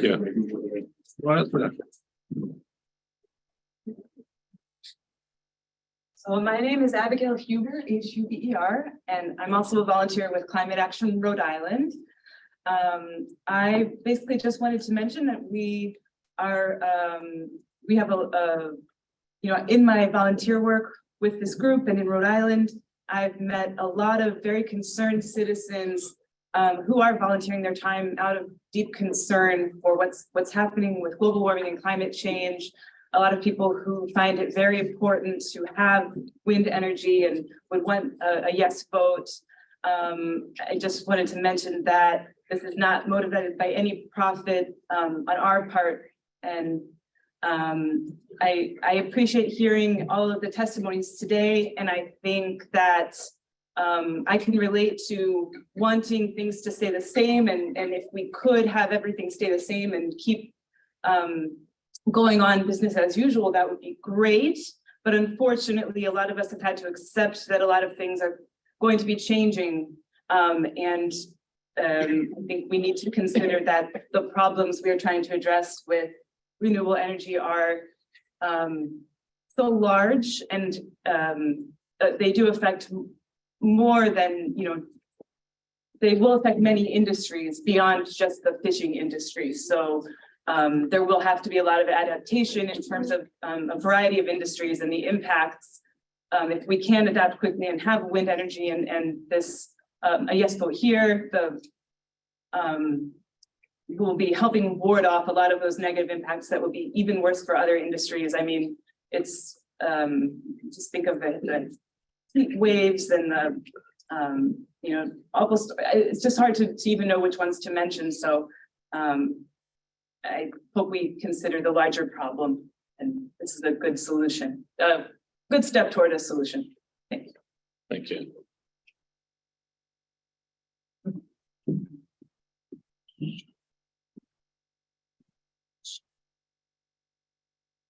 Good evening. My name is Priscilla De La Cruz, Priscilla De La Cruz, EELACRUZ. Thank you very much for the time today. In my professional capacity, I wear a few different hats. I serve as the Senior Director of Government Affairs of the Audubon Society of Rhode Island. We are an independent nonprofit representing well over 17,000 members and supporters in the Ocean State. I am also the current president of the Environment Council of Rhode Island. That is the umbrella organization for about 60 nonprofits in the state, as well as individuals. And collectively, we represent well over 56,000 Rhode Islanders. Also, in late 2020, I took on the role to serve as the co-chair of Climate Jobs Rhode Island. And that is a coalition and partnership between labor and environmental groups, primarily the labor organizations represented under AFL-CIO, and also environmental groups, including Audubon and various other members of the Environment Council of Rhode Island. And what really brought that partnership about was recognizing that climate change is impacting every aspect of our lives, from the environment to the economy. So really, how could we work together to ensure a just transition to a clean energy economy, and also realizing that we do have jobs here in the state that also have dependent on our consumption of fossil fuels. So how do we transition and wean ourselves out of fossil fuels and do that in a way that puts Rhode Islanders ahead? So I appreciate the opportunity tonight to comment in support of the Revolution Wind project, and I urge the RMC to vote yes on this project. The 400 megawatts of clean energy proposed for Rhode Island out of the 704 total megawatts planned are critical, as you've heard from other folks about the need to meet our Act on Climate goals. I want to emphasize that with our 2021 Act on Climate that was passed, we have interim goals to meet. So it's not only about getting to 2050 carbon neutrality and aligning with federal action when it comes to climate change. It's also, we have a mandate that's binding, it's enforceable. We have to get to 45% carbon emission reductions by 2030 at 1990 levels, and then thereafter 80% by 2040.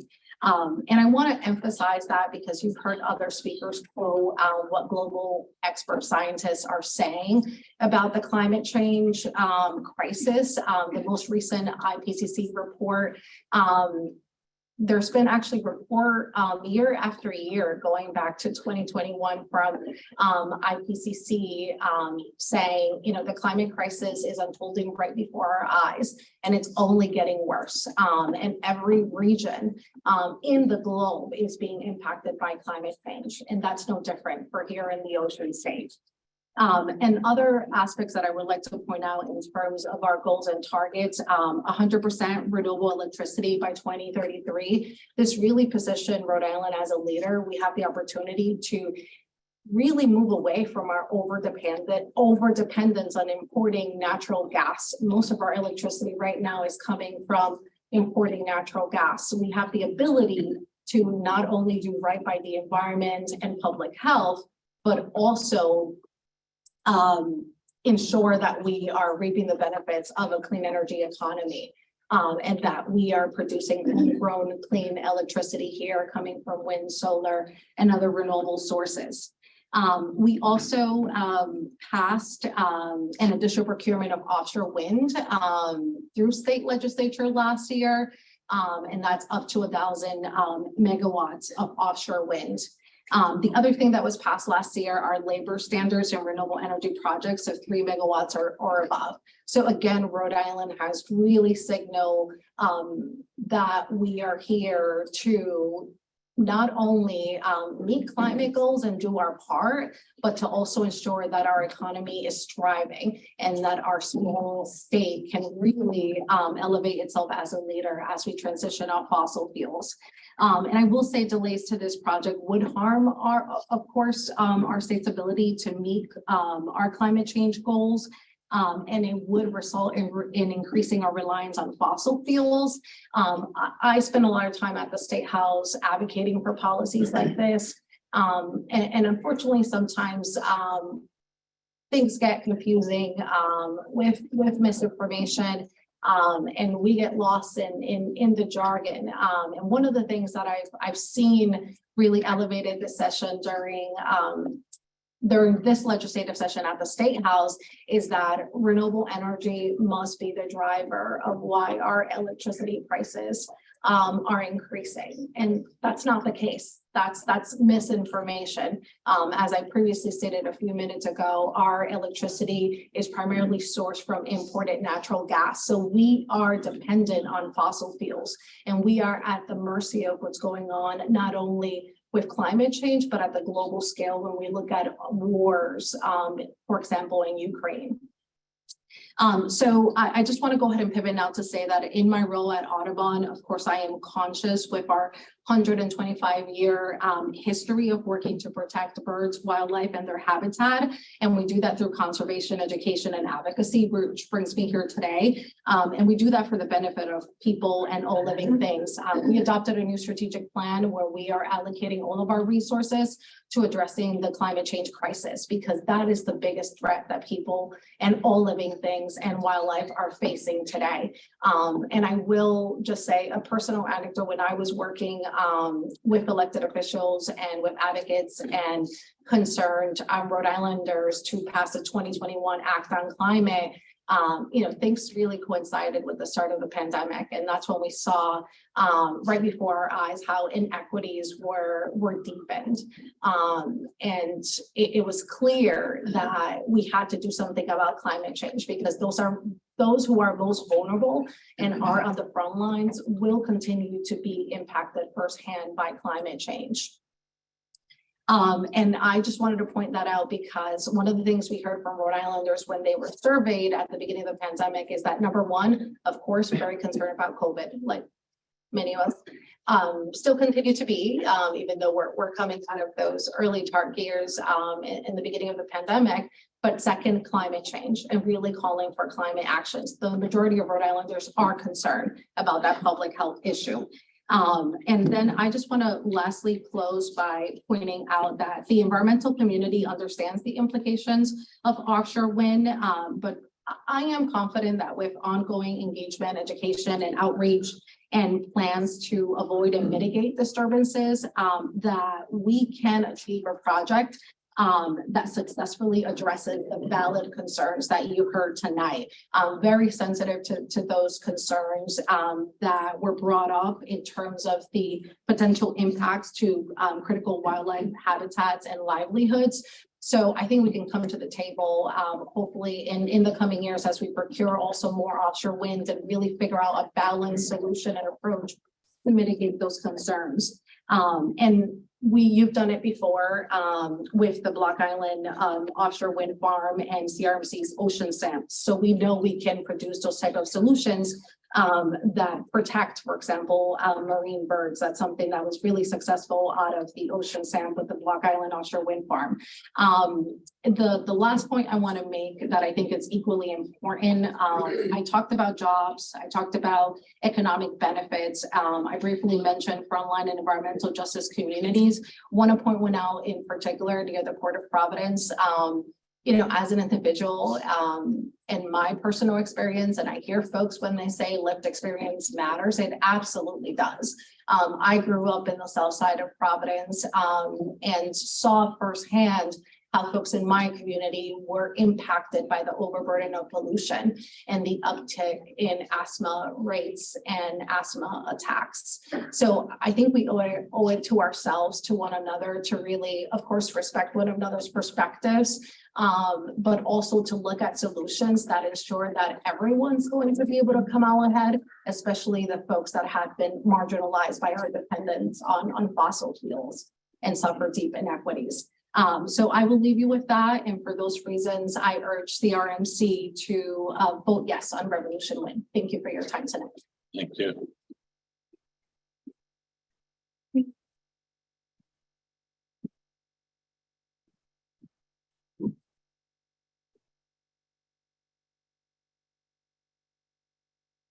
Good evening, everyone. Thank you for allowing me to speak. I'm here to talk to a letter that was written in the South Bay publications. Many of you may have read it, and it really spoke to me, and I thought that it's worth bringing up at this point. My name is Gail Lozier. You see it?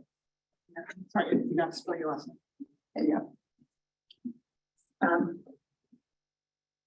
We've heard lots of evidence tonight that there are people who are forward-looking and science people who have grave concerns or even objections about this project. And we've had a lot of that. This letter does not talk to those things, but it talks to something that actually someone did mention to dismiss earlier in the evening. And I thought it's really not something to dismiss, it's something to consider.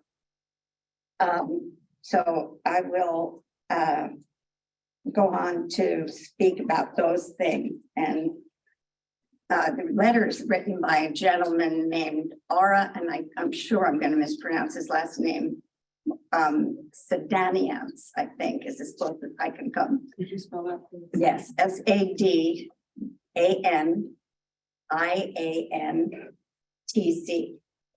Thank you. He's an associate professor emeritus at Brown of medicine, and the caption on his letter is "Turbines, a ghastly embodiment of man's arrogance."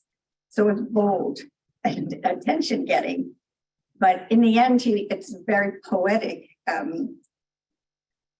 letter, and speaks to the beauty of the earth, the mountains, the valleys, the plains, the rivers, and you know where I'm going, the lakes and the oceans.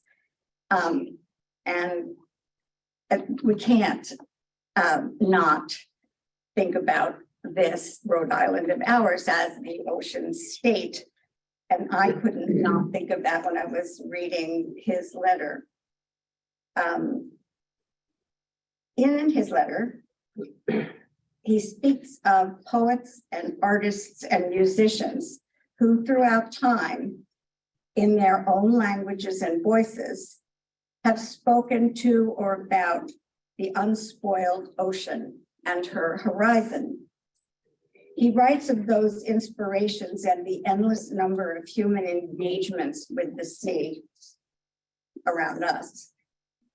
We're lucky to be on the coast, and I won't say any more about that, but he says the human connection with the sea is in jeopardy. And I think he's right that so much of the production of our art forms comes from inspiration from the sea and has always done. And I will now refer to his letter directly and quote. He says, let's talk about the artist and man's desire to be with unadulterated nature without chagrin. Let's talk about unspoiled nature and unspoiled oceans that heal the human soul. Pure, unspoiled nature is a gift, but not a privilege, a right and a responsibility. He goes on to say, he talks about through the ages, he speaks of centuries worth of poets and not musicians, he doesn't address that, but he does particularly talk about poets and talks about their impact on our society and our civilization. He says, let's see,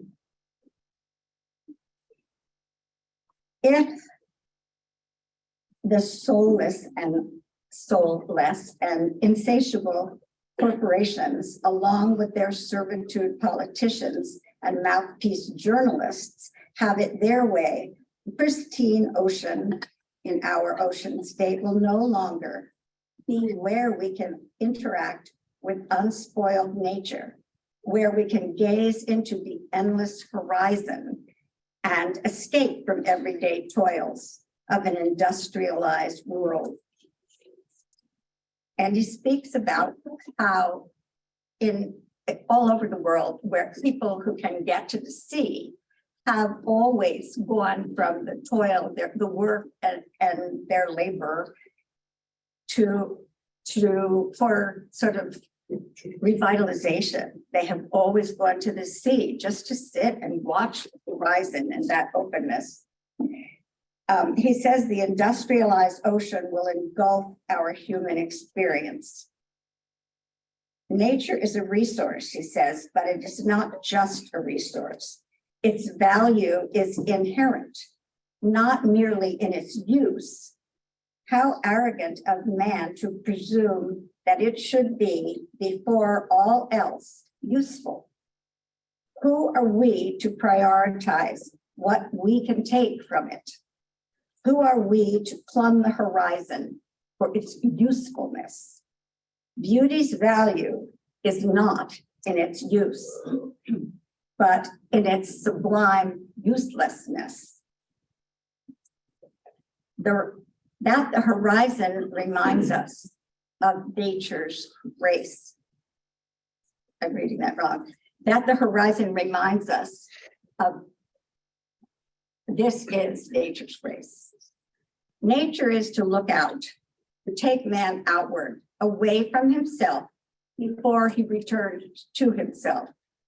Do not underestimate the gravity of the horizon or its potential loss. To look outward to what is open, to what is ahead, to what is beyond us, and to what is possible is a valve not just for so-called creative types, but for our collective imagination, our collective unconscious. To truly look outward is to be humbled To look outward derives the potential from hope, for hope. The turbines are not just big. They are monstrous, he says, and they are more. When one studies them, one discovers chilling facts. And he ends with, when you get a chance, Google and find the many concerned people and groups and read what they have to say and what is known and what is not known and what is hidden. There are many out there being silenced. I'm reading, this is a quote. Go and listen before you sign up, before you build, look outward. So that's the end of the letter and what I wanted to put into the record. It's so easy to sort of dismiss those grand ideas about the beauty of our world.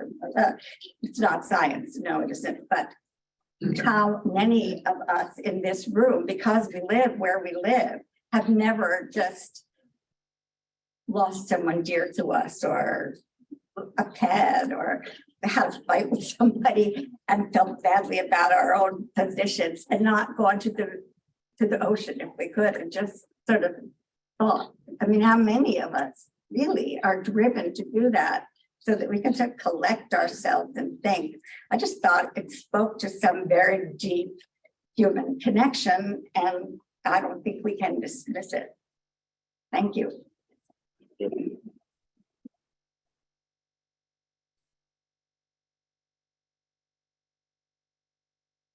Constance Key, CONSTANCE. Thank you for letting us come forward this evening. It's a long one, I know. We appreciate the opportunity. The marine science community knows this much for certain.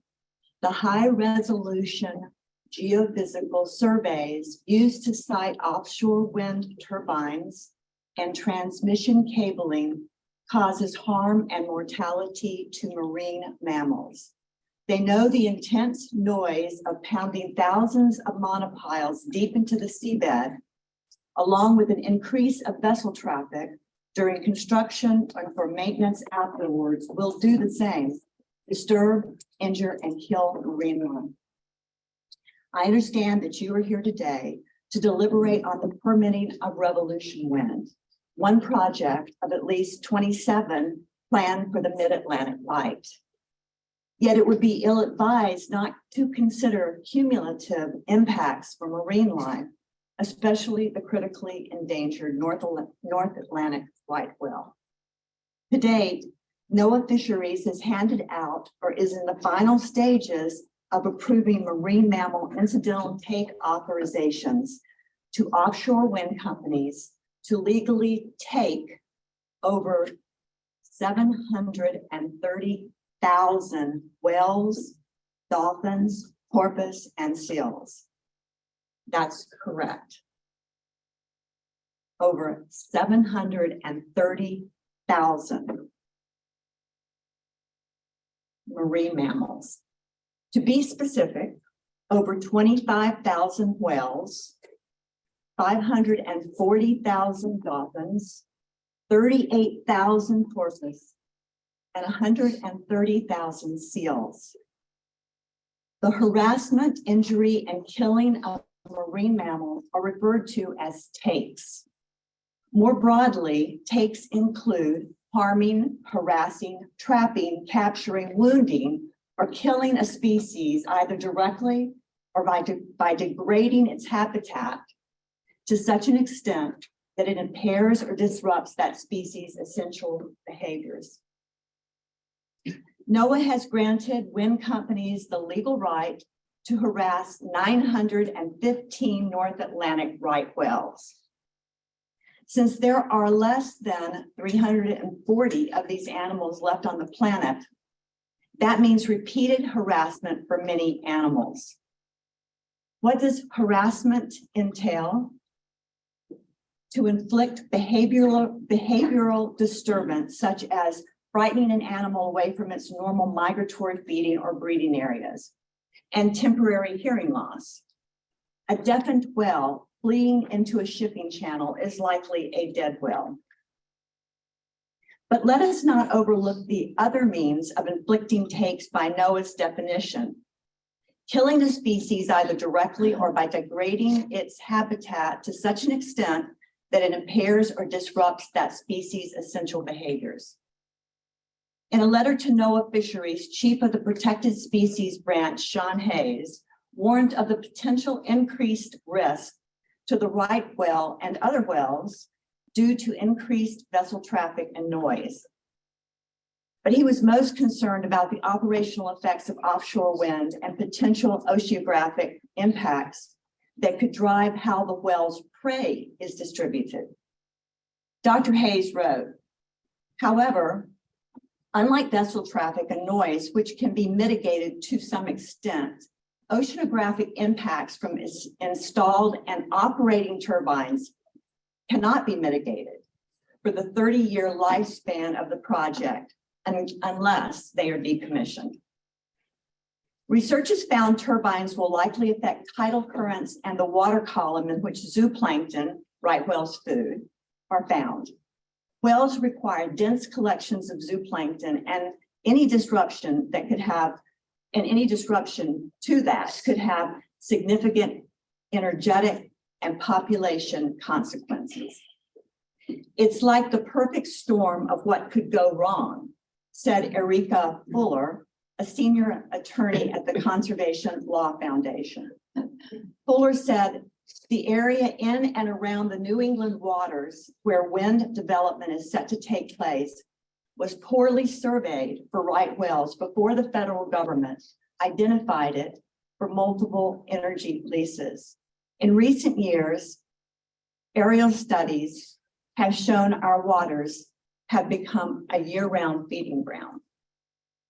Another word for population consequences of the magnitude suggested by Dr. Hayes is extinction. Please do not permit Revolution Wind to contribute to wiping this iconic species along with others off the planet.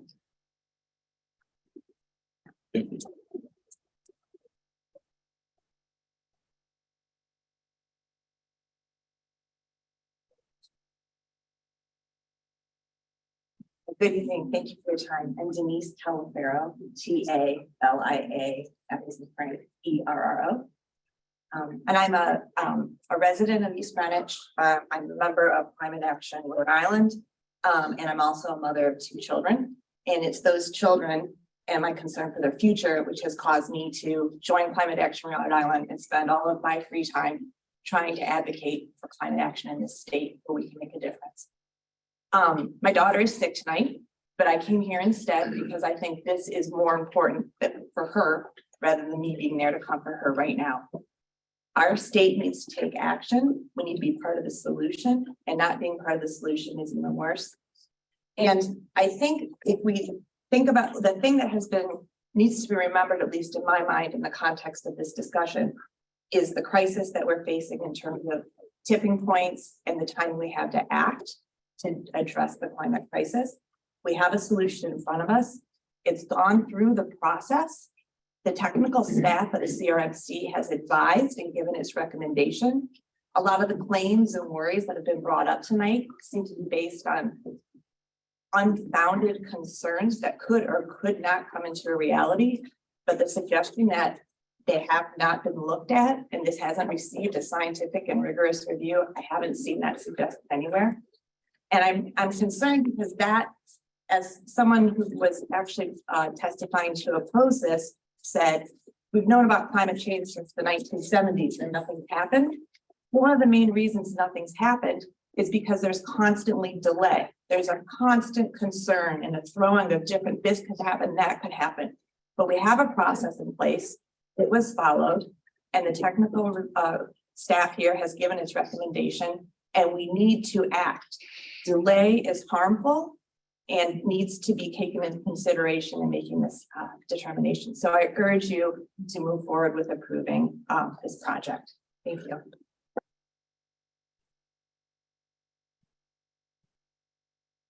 Hi, how are you? John Cortez, I'm a commercial fisherman. I've been fishing for, yeah. I've been fishing for over. Wait a second, I'm writing it down. Oh, Just need a okay. second, please. Sure.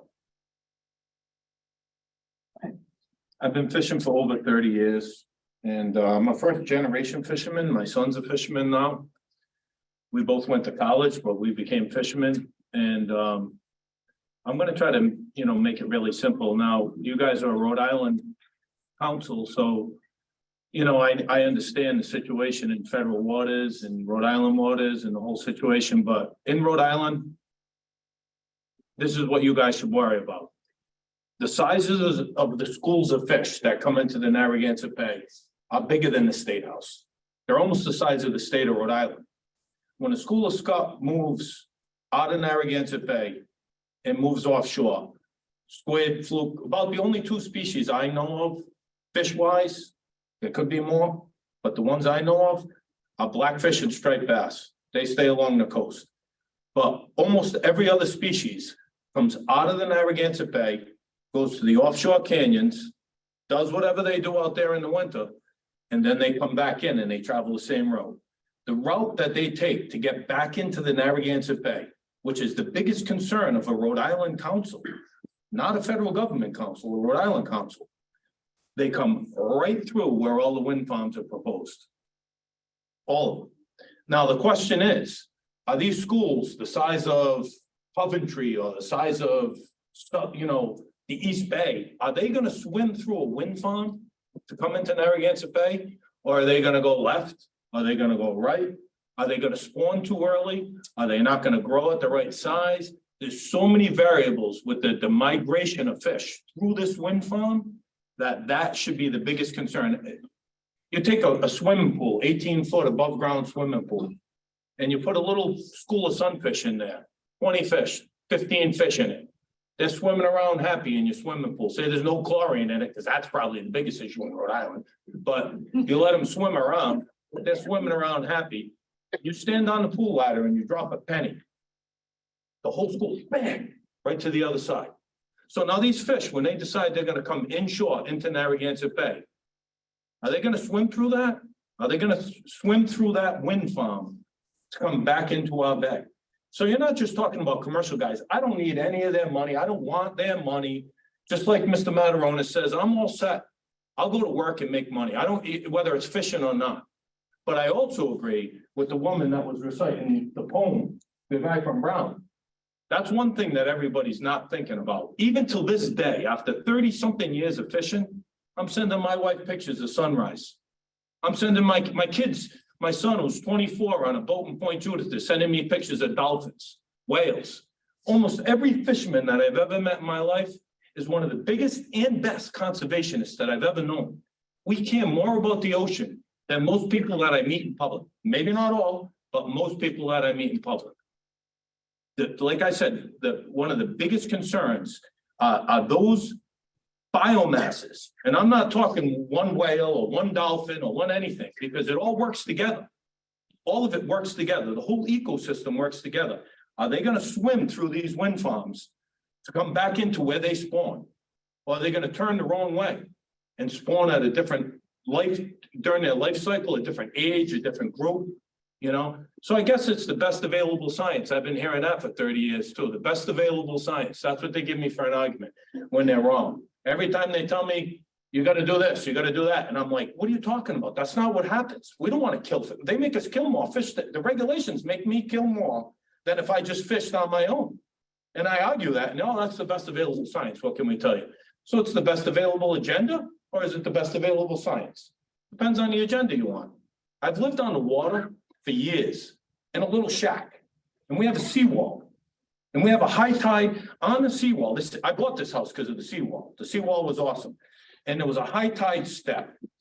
Every moon came right onto this step, just right there, every moon. And then there was another step. This step was for the spring moon and the fall moon, every year, right exactly. I don't know. I'm not saying I'm denying anything, but I've never seen any difference. I got a ladder next to my boat. Same spot I've tied in for 25 years in Newport. There's a ladder that's rotted and decrepit. I won't go on it, but that bottom rung is the same exact spot it's been for 25 years. I can promise you that because I tried to climb on it many times. So I don't know. Is it the best available science or is it the best available agenda? I'm not really sure, but the one thing I do know is I do not believe, from all my experience of fishing, that these schools, we live in one of the best fishing grounds in the world. From New Jersey to Canada. I fished the whole time, all there, but I primarily fished in the bay, but I fished offshore. I still fish in the bay. My boat caught on fire in November in the bay with my son on it and another guy. We had to bail, abandon ship, call the Coast Guard, the whole 9 yards. I'm looking at buying another fishing boat right now, and I'm hesitating because of this. And I would never hesitate when I have a son that's on me all the time. Dad, look at this boat, look at that boat. This is a good deal. We can make a lot of money on this. We can make a living on this boat. I know what we could do, but we don't know what's gonna happen. Because if those schools, that biomass of fish doesn't come through those wind farms, it's like a fence. The way they have it, the layout of the whole situation is a fence in front of our bay. And that's what you guys are in charge of, our bay. Not federal waters, because that's an agenda in federal waters. Our bay is what we're in charge of here. And our bay is where those fish come from offshore to spawn inshore. Look what's going on in Maine with the lobstermen in Maine. They're getting decimated. Rope laws, this law, that law, no buoys, all this stuff. This is all to get rid of the guys. So this can happen. Guys, think about our bay. Forget about fishing. Forget about commercial fishing. Think about rod and reel fishing. Think about recreational fishing. Think about going out with your kids to catch a striper in your boat or catch a fluke. Actually, the stripers might be okay because they do migrate along the coast. What are they going to eat? The squid. The squid come from offshore. And the squid are the biggest product in Rhode Island commercially. We all know squid. It's the same people who call squid like the state fish that's in charge right now. Surprise. Big surprise. Who's in charge of pushing this with NOAA? And squid was the biggest. Squid are the most schizophrenic animals in the world. They're going to come and any vibration at all, they're going the other way. Now they go the other way and they don't spawn at the right time or the right size. We have no idea what's going to happen with any of the marine life. Forget about commercial fishing, even recreational fishing. We have no idea what this is going to do. Why take a chance? When we've seen, just like one of these other guys was saying, well, windmills. I mean, I go by the Block Island. I'll tell you one more, and then I'll get done. One more story. So I sold my federal permits because my boat was getting really old. I had an old wooden boat, so I sold my federal permits. I was working on herring, and I stayed inshore all winter. I didn't want to go offshore in the winter in this boat. It wasn't safe. So I worked on herring all winter. I did that for about 10 years, maybe 15 years, somewhere in there, between 10 and 15 years. And then a buddy of mine got a nice steel big boat, and he's like, hey, you want to run it for me in the winter? So I'm like, sure, I'll take that boat for the winter. I had not been south of Block Island, flounder fishing or cod fishing since they put those windmills up. This is just what I've seen. That's it. I don't know the science and, I didn't do any studies, but I go on the water every single day. I went out to buy them windmills where 10 years earlier, before the windmills were there, I catch 2,000 flounders, 1,000 codfish, with me and one guy or me and two guys on a dragger. That's what we caught. That's what we caught since I started. That's what we were catching till I stopped going there. I got on this guy's boat. I went there. I didn't even have 20 pounds. Not even 20 pounds. No one fishes there. They're not wiped out from fishermen. Fishermen are wiped out. There's no fishermen left. I was like the youngest guy around who had a boat. Now there's a few young guys because the DEM let some young guys in.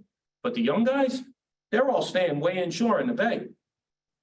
And it's like the Point Judith guys, like, one of the other guys was saying, having this meeting in Providence at 5 o'clock, like, I didn't even know where to park. I'm probably towed. And half of Point Judith is probably the same way. Like I talked to them, you guys gotta go, you gotta go, you gotta go. They give up. All these boats are for sale in Point Judith, Stonington, New Bedford.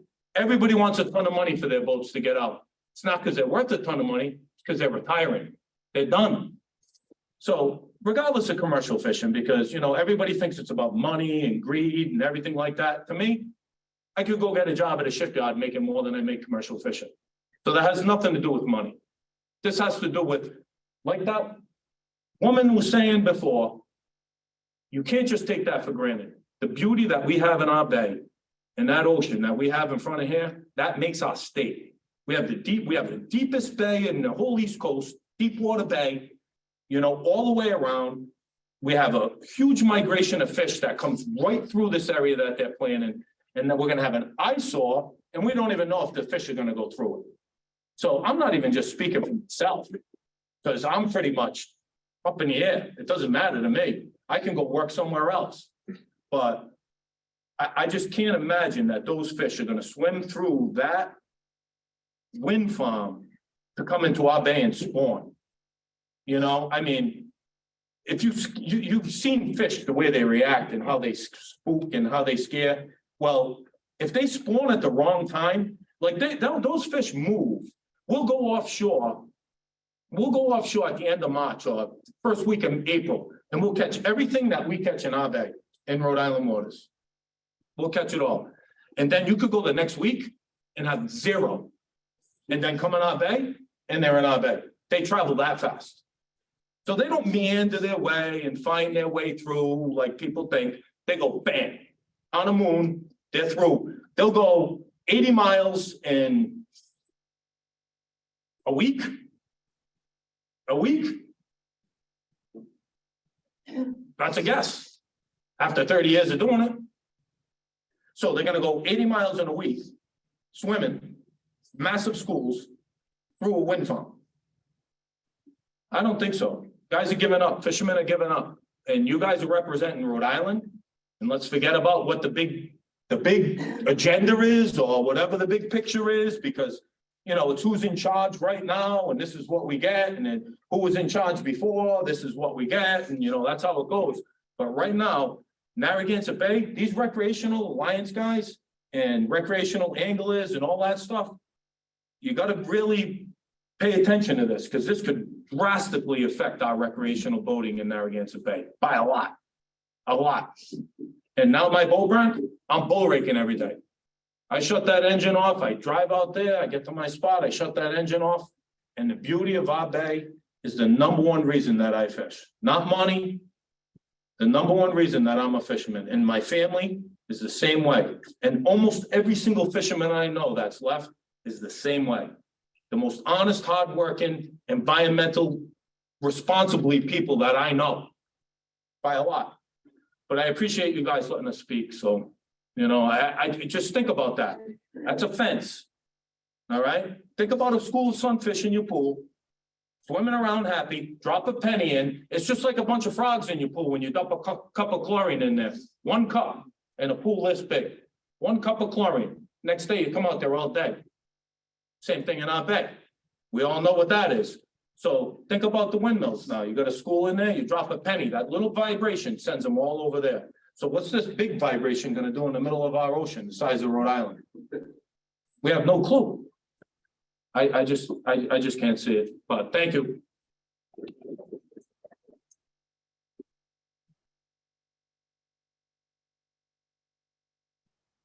Cindy, how are you doing? Probably not gonna be able to stay past 10. I don't know how much longer we have. Might be able to wait past 10. You need a break now or? No, we can keep going. Okay. Carl Van Warmerdam, DAN, WARMERDAM. Yes, we'll see. Barrington, Rhode Island. First, I want to acknowledge whose land we are on, the Pokanoket, Narragansett, Wampanoag, the people of the first light. The longer will it be the people of first light. We will see turbines out onto the horizon. So I represent an organization called Deep Sea Defenders.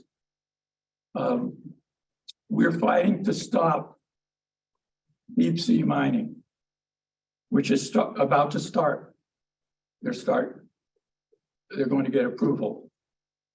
And so there's a tie in between here, between the turbines and deep sea mining. Because the wind is renewable, turbines not. They require vast amounts of minerals and mining and concrete and basalt forests. So that's why I'm here. It seems like if you start it and you open the floodgates, it will not stop. You started with 4 turbines here in Rhode Island, and they want to put 4,000 in. You let the camel into the tent. So go ahead, it's okay. So this is, and it's a false choice. They say, oh, we need to mine the oceans so that we don't have to mine on land. That's not going to happen. They'll be mining in the oceans and continue to mine on the lands. So we're deciding where's the sacrifice zone. The Eastern Seaboard will be the sacrifice zone. I'm not a denier. I believe in climate change. Climate change is real. But this is a false solution. This will not stop climate change. They've been doing renewables, quote unquote, for 50 years. Have emissions gone down? No, they continue to climb. So what are we doing? So this building, manufacturing, mining for turbines is going to increase our emissions on a budget we do not have. So nobody wants to talk about reducing our energy because that's what's necessary. These will not reduce our energy. These will add on to it. These will increase the emissions. This is just business as usual. It's more technology. Technology is what got us into this. It's not going to get us out of it. Heating the air or carbon sequestration, not going to solve the problem. And we definitely have a problem. Make no mistake. So we're solving for the wrong variables. Because climate change is caused by industrial development, which emits emissions. So that's what we're going to do. We're going to build more industrial development, killing more biodiversity off. So these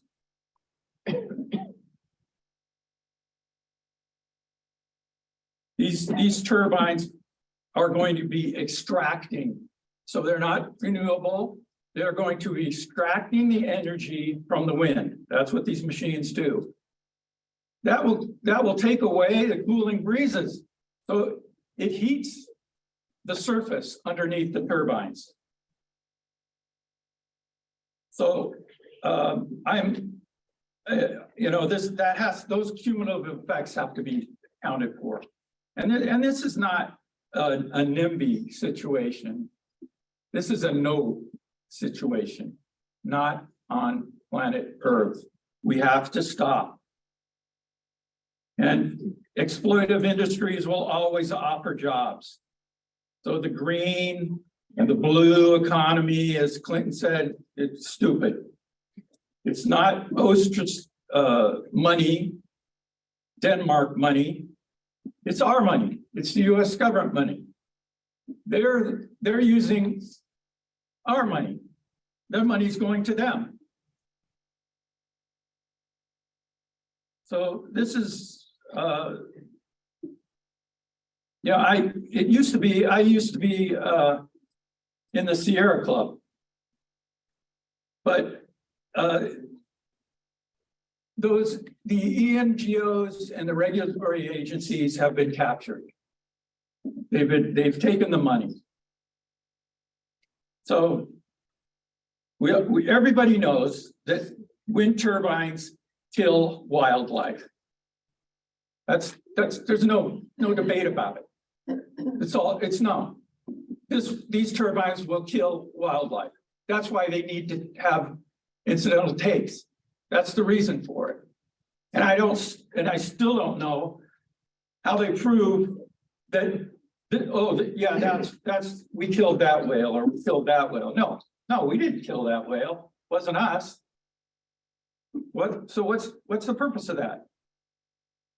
So this is not, it's not, we need electric vehicles to replace the internal combustion engine. It's not what energy we use to power our cars, it's a car. And environmentalists used to know that. So I don't know what happened. And so I'm here to speak for the whales. Now, so they will say, so it's fish strikes, ship strikes and entanglements. That's what's killing the whales. Not turbines aren't doing that, but they would of course be adding more ships, more ship strikes. Period. So I'll just leave you with one other thing. And it's a quote from Aldo Leopold. And I'm sorry. Aldo Leopold. A thing is right if it tends to preserve the stability, integrity, and beauty of the biotic community. It's wrong if it tends to otherwise. These turbines will tend to otherwise. And we are in the middle of the 6th mass extinction. We do not need to kill any more species off. So I hope that you would take the precautionary principle and vote against it. Thank you.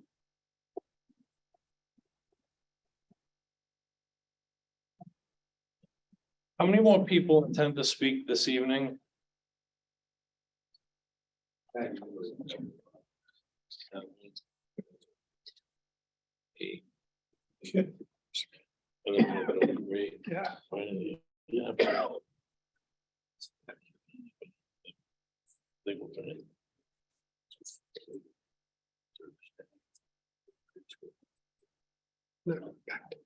don't know, Kevin, what else? Let's just go as long as we can and see what happens from there. You gotta do it without anyone else to say, but. That's what Jeff said, can transcribe it off of the recording. Ask Cindy. Cindy, can you transcribe off of a recording if you have to leave? I can, it's just not gonna be as accurate. Understood. I don't know. How are you? Great. Go ahead, please. David Osborne, OSBOR, and first want to say thank you for doing this. I mean, you're the only council agency that I've seen in this whole melee that's given people the time to speak and sat here for hours. And I really am not easy, and there's a lot of emotion in this room, so I really appreciate it. I particularly appreciate it, and if you don't mind, I'm going to get a little emotional too. But so my name is David Osborne. I'm a resident of Rhode Island. I come from a long line of recreational fishermen. My uncle was a commercial sword fisherman. My two cousins, commercial fishermen and lobstermen. I've run a recreational fishing tournament off the Cuttyhunk Island for the last 26 years with upwards of 60 passionate fishermen. And I've spent a good part of my life, my young life, working on lobster boats, sword boats, trap boats, and the like. I know this fishery because I've lived in it. And all of my life, I've been a long-term environmentalist. And for many decades, I've been concerned about what we are doing to our environment. But I object to the fact that those against this approval and this wind farm are not considered to be part of the environmental community. All of the fishermen in this room are bigger and better environmentalists than anyone else I've ever known. And I think of some of them in the setting. You can hear it, you can feel it in their voices, you can hear it in the passion. So I'm here to respectfully ask the Rhode Island Coastal Resources Management Council to find that the proposed Revolution Wind project is not consistent with Rhode Island's federally approved enforceable policies contained in CRMC Ocean's Special Area Management Plan. Your primary responsibility is to preserve and protect the coastal areas of the state via a comprehensive coastal management plan, and you've been charged with determining if the Revolution Wind proposed project and activities are consistent with the state's coastal resources management program. The standard is plain. I'm hoping what I can do here is represent the fishery and focus you all on what is the question. Offshore developments shall not have a significant adverse impact on the natural resources or existing human uses of the Rhode Island coastal zone as described in the SAMP. In making that evaluation on effective human uses, the council must determine if there is an overall net benefit to the Rhode Island marine economic sector from the project or an overall net loss. If you determine that the impact from the project will cause significant adverse effects, you must require that the applicants mitigate those impacts. And as we've heard many, many times, if you don't know what the impacts are going to be, it's impossible to adequately mitigate them. So it's impossible to say yes.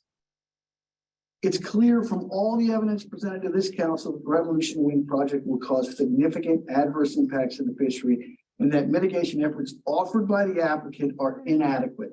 Citing a few here, your staff found that it cannot determine if the project will be a net positive or net negative on the state of Rhode Island. Your staff found that the project will have significant long-term negative impacts to Rhode Island's commercial or recreational fisheries, where long-term is defined as 1 to 2 seasons. Your staff found that Cox's Ledge is critically important, an area of particular concern, and that harm to the area could be devastating. Further, the report outlines the following scenario that is almost certain to occur. Offshore wind development will impair the National Marine Fisheries Service and the CRMC's ability to collect appropriate fish stock data. This might lead to the uncertainty in setting catch limits, resulting in catch limits being reduced. Reduced catch limits lead to negative economic consequences for Rhode Island and for Rhode Island fishermen. A reduction in quotas would likely displace fishers from the lease area, and fishing pressure on fishery resources outside of the lease area could be impacted with resources and harvesting income being divided amongst more fishing vessels. That is all findings from your own people. The scenario would likely result in a lower catch and of course, lower resulting revenue. Furthermore, Orsted has not agreed to restrict pile driving during the spawning months around Cox's Ledge. We know that cod spawn typically from December to March with strong tendency to return to the same site each year. You just heard about that. Spawning behavior is negatively impacted by sound. Orsted's own data suggests that the disruptive noise from pile driving, even with bubble curtains, will extend up to 3 miles. Finally, NOAA's own Assistant Regional Administrator, Louis Chiarella, said in a letter to BOEM that based on our Northeast Fisheries Science Center's fishery science and expertise supporting peer-reviewed publications, this project, the Revolution Wind project, has a high risk of population level impacts on southern New England Atlantic cod. So over the months during which this project has been debated, The CRMC has received and reviewed mountains of evidence from various scientific entities, including its own state agencies, its own staff, and NOAA, clearly proving that the Revolution Wind project and those like it will have a significant long-term negative impact on one of the most critical fisheries. And on all accounts, the proper mitigation efforts are inadequate. So I think it's clear. You've been placed in an unfair position. You've been forced to choose between fisheries protection and purportedly saving the world. Despite what a chorus of voices is telling you, that a wind farm in the middle of our fishery is the only viable course of action, that is neither true, nor is it your job to decide how we save the world. Your job is to act within the specific confines of the regulations as promulgated. Your obligation is to protect our fishery, particularly Cox's Ledge, from what will likely destroy it. And doing our job is a New England tradition, particularly over the last 20 years. We should have started acting to eliminate fossil fuels and actively promoting renewable energy sources decades ago. But now, when finally taking action, we've got to be careful. I'm reminded of the Hippocratic Oath. When met with a sick patient, a dying patient, a doctor takes an oath to first do no harm. That oath presupposes that all of the training and all of the skill that a doctor has acquired will be utilized to make very sure in trying to save that patient, they don't kill it. Here, we use the government's own words and are looking to materially alter a fishery's habitat of particular concern because this fishery is critical to sustainable fish stocks, which are already under siege. Revolution Wind and its ilk plan to place hundreds, if not thousands, of structures in our critical fishery, damaging a vital organ, the heart of the fishery, Cox's Ledge, in a desperate and misguided rush to save the patient. I'm glad that the US government has finally woken up to the realities of climate change, but a sleeping giant suddenly awakened frightens the hell out of me. Government in a rush is a clumsy, desperate, and destructive force, too often searching for short-term answers for long-term problems. Here we risk long-term harm to a vital resource, the one that you were sworn to protect, for short-term jobs, for short-term economic activity, for short-term satisfaction of feeling good about doing something. It is wrong to support these short-term measures questioned by your own scientists when the agency principally charged with overseeing it, BOEM, admits that these wind farms will have, quote, little or no impact on climate change, and in short, will not save the world nor the patient. If I were you, I suggest that you act in the best interest of your sole constituency, the fishermen and the resources of this state who have no voice because they have no money to have that voice, and deny approval. Doing so will be a vote in the name of honesty and truth. We will show the fishermen of this state, your children and your grandchildren, that you acted on the evidence, came to the correct conclusion, and did the right thing to protect their inheritance, our fishery. Importantly, it will also protect the CRMC from claims that you ignored your own staff's recommendations, you ignored the facts, and you may have violated your fiduciary duty. So if I were you, I'd vote against it. Leave it to the agencies above you and tell you were wrong. So lastly, I just want to appeal to logic. Rhode Island has a long history as a farming and fishing community. What farmer would agree to put a power plant in the middle of his most fertile field to power his home, much less his neighbor's home, particularly when there are other less fertile fields available? No farmer, no ocean farmer would agree to it. But the fishermen of Rhode Island are not as well funded as the applicant. They have no lobbyists and no means to pay Ørsted and Revolution Wind to go somewhere else. I've heard there are wind farms 90 miles offshore in Europe. And I've also heard that there's wind offshore here that's not in our fishery. All the fishermen of this state and all the fishery has is you, the CRMC, to rely upon. You, this council, are the last men and women standing in the way of future generations of fishermen. Your obligation is to find the plan inconsistent with the state's coastal resources management program. It's the only logical conclusion to reach. And I see you as a council of Loraxes. I don't know if you know the story of the Lorax, but it's a children's book. And I've got a couple of copies here for you to read, which I'm hoping you read before you make your decision. It's amazing what you can learn from a children's book about the devastation of a resource in the naming industry. Please read it. It's a simple message. It'll help you do your duty. Thank you.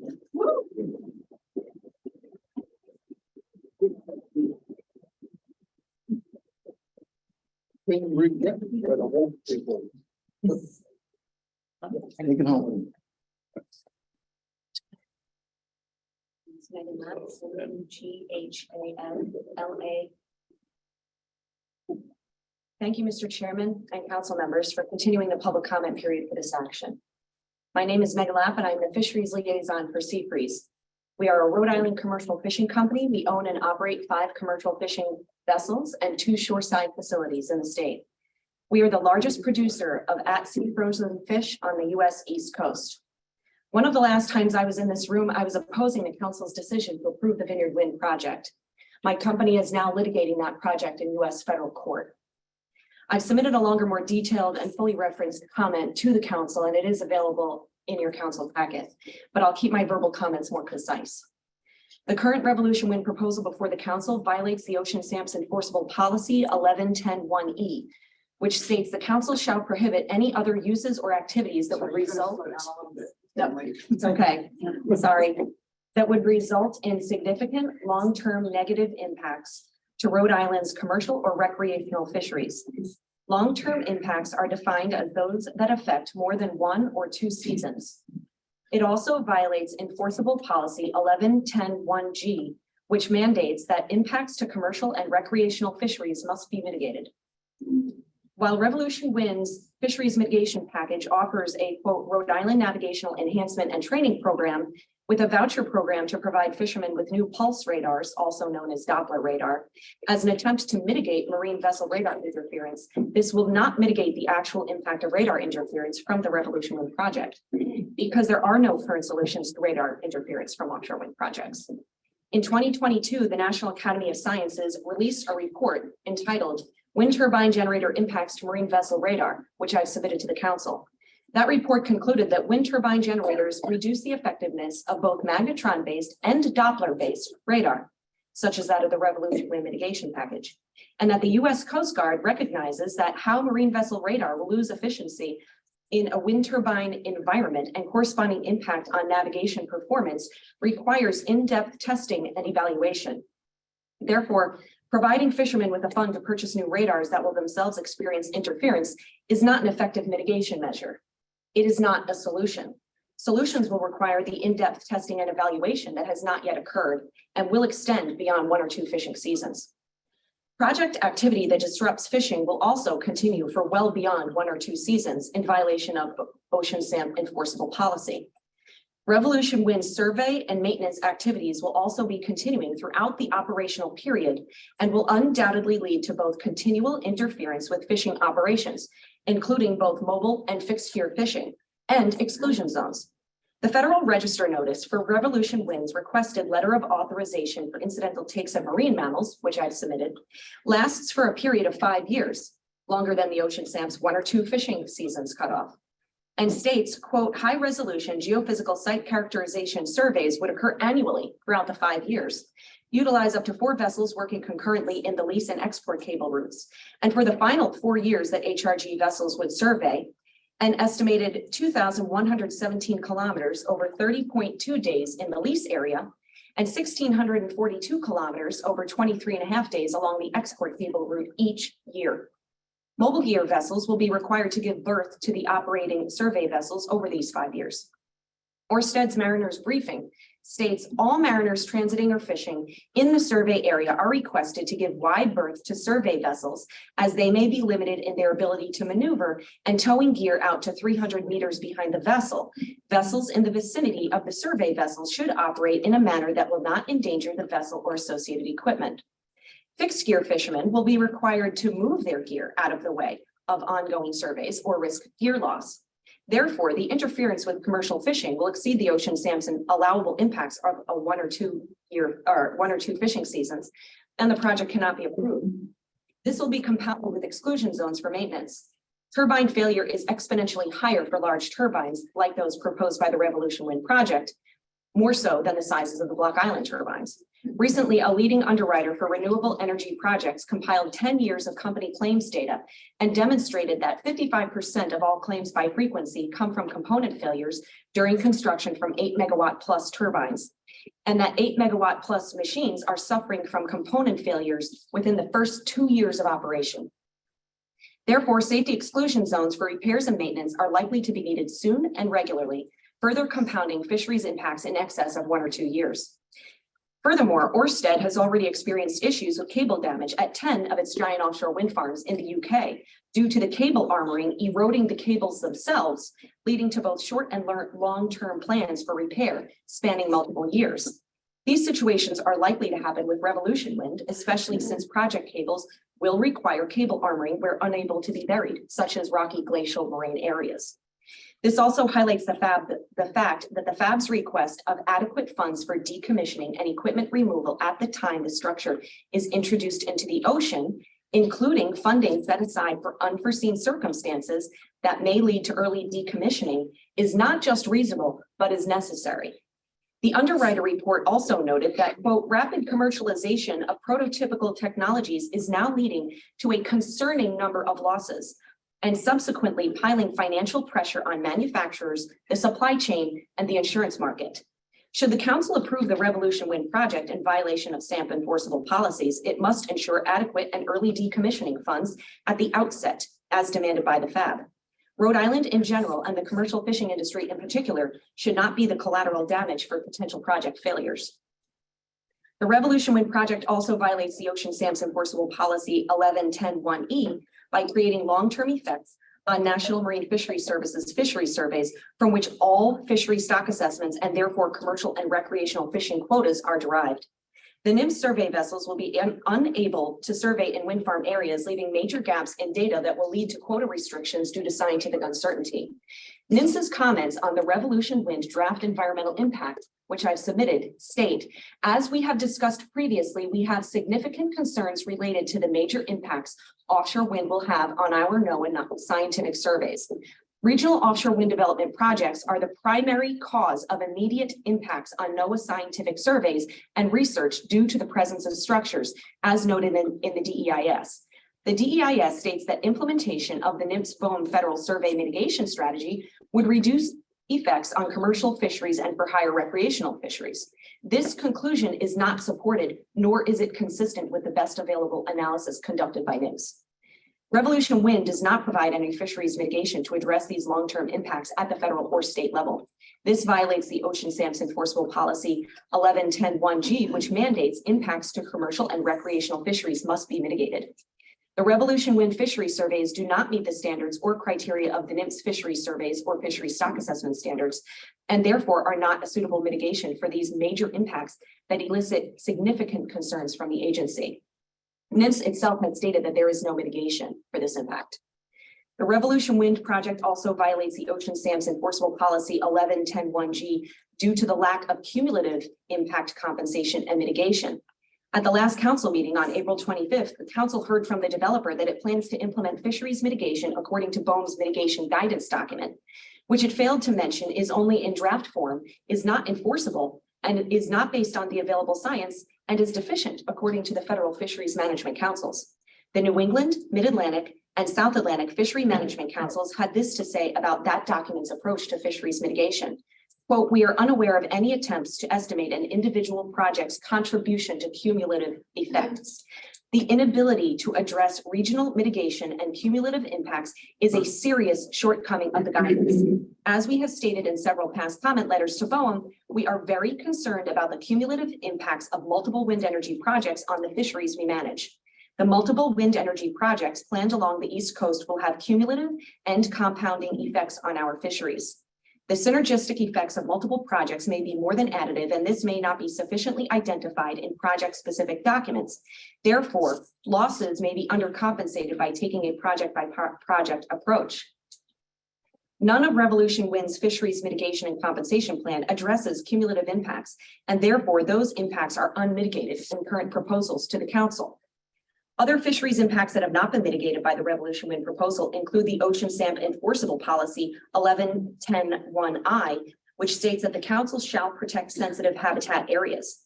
And the Revolution Wind's project siting on a New England Fishery Management Council designated habitat area of particular concern does not meet this criteria, nor that of Enforceable Policy 11.10.1C, which states that offshore developments shall not have a significant adverse impact on the natural resources or existing human uses. For example, National Marine Fisheries Services comments on the Revolution Wind project and its impacts to Atlantic cod state that the project would result in, quote, substantial alteration of important cod habitat, and that the project requires pile driving time of year restrictions to avoid overlap with cod spawning activity, which has also been requested by the FAB in their April 24th, 2023 supplement to the council. NIMS has stated that Revolution Wind, without further restrictions, will, quote, have population level impacts to Atlantic cod in southern New England. NIMS considers the proposed action to have unmitigated major adverse impacts to EFH and Atlantic cod, as the proposed action includes full build out of the lease area, including Cox's Ledge, and the proposed mitigation measures would not protect Atlantic cod spawning. Based on our review of the proposed action, we anticipate project and regional scale adverse impacts to habitats on Cox's Ledge and population level impacts to Atlantic cod in southern New England. By BOEM's definition, this is a major adverse impact to benthic habitat, finfish, and EFH, end quote. Population level impacts on a commercially important fish stock as a result of the Revolution Wind project is unacceptable and violates the ocean SAMP, as this constitutes a, quote, a significant adverse impact on the natural resources per Enforceable Policy 11.10.1C. There are no mitigation measures involved to prevent this impact or to prevent substantial alteration of the sensitive habitat areas that the council shall protect according to Enforceable Policy 11.10.1I.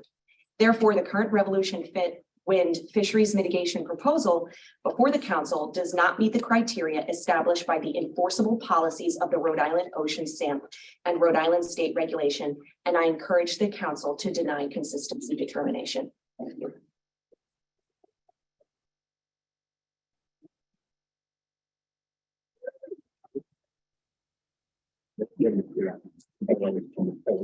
Hi, my name is Sarah Schumann, Sarah with H, SCHUMANN. I am a climate concerned citizen from Warren with a long history of environmental activism. And for the last 18 years, I have made my living by harvesting, processing, and purveying wild-caught seafood to the public. A year ago, I teamed with my fellow commercial fishermen from around New England, the West Coast, and Alaska to launch the Fishery-Friendly Climate Action Campaign, whose mantra is climate action led by people in boots, not people in suits, and which dedicates itself to the promotion of decarbonization solutions that work for U.S. fisheries and not at their expense.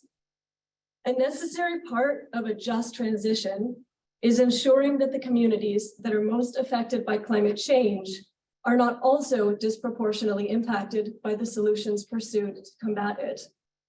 Like many ecosystems and resource-dependent communities, fish and fishermen are significantly affected by the accelerating impacts of climate change.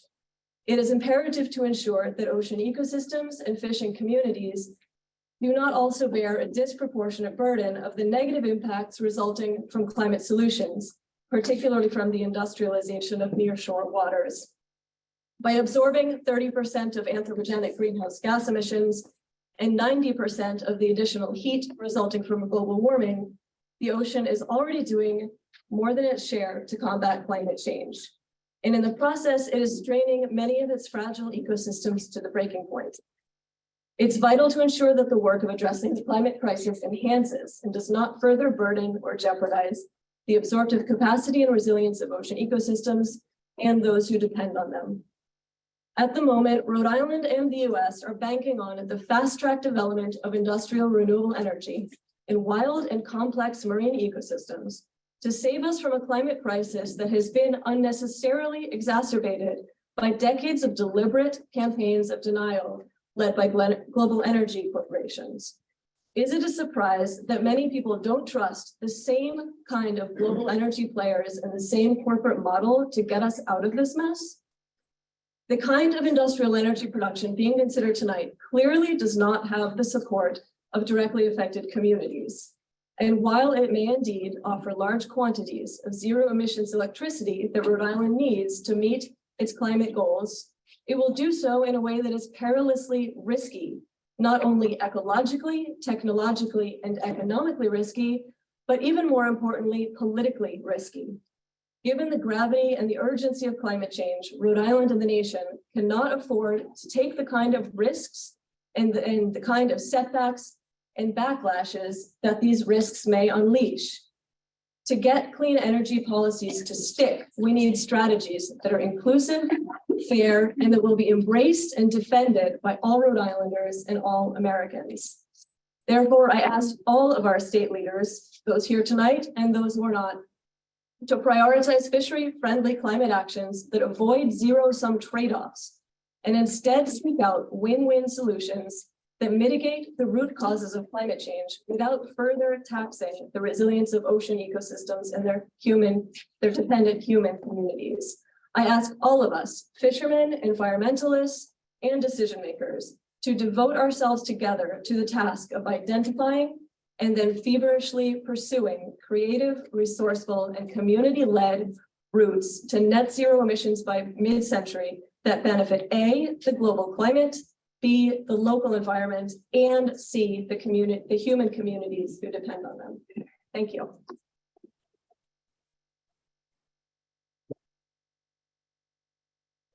I think it's. Oh, really? My name is Almeida, ALMEIDA.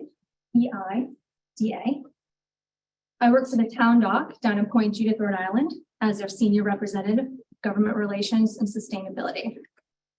The Town Dock is family owned and operated. They're a major seafood dealer, processor, and wholesaler in Point Judith, Rhode Island. And our #1 product is calamari, which happens to be the state appetizer. We own 5 of our own vessels, but we depend on many independent vessels.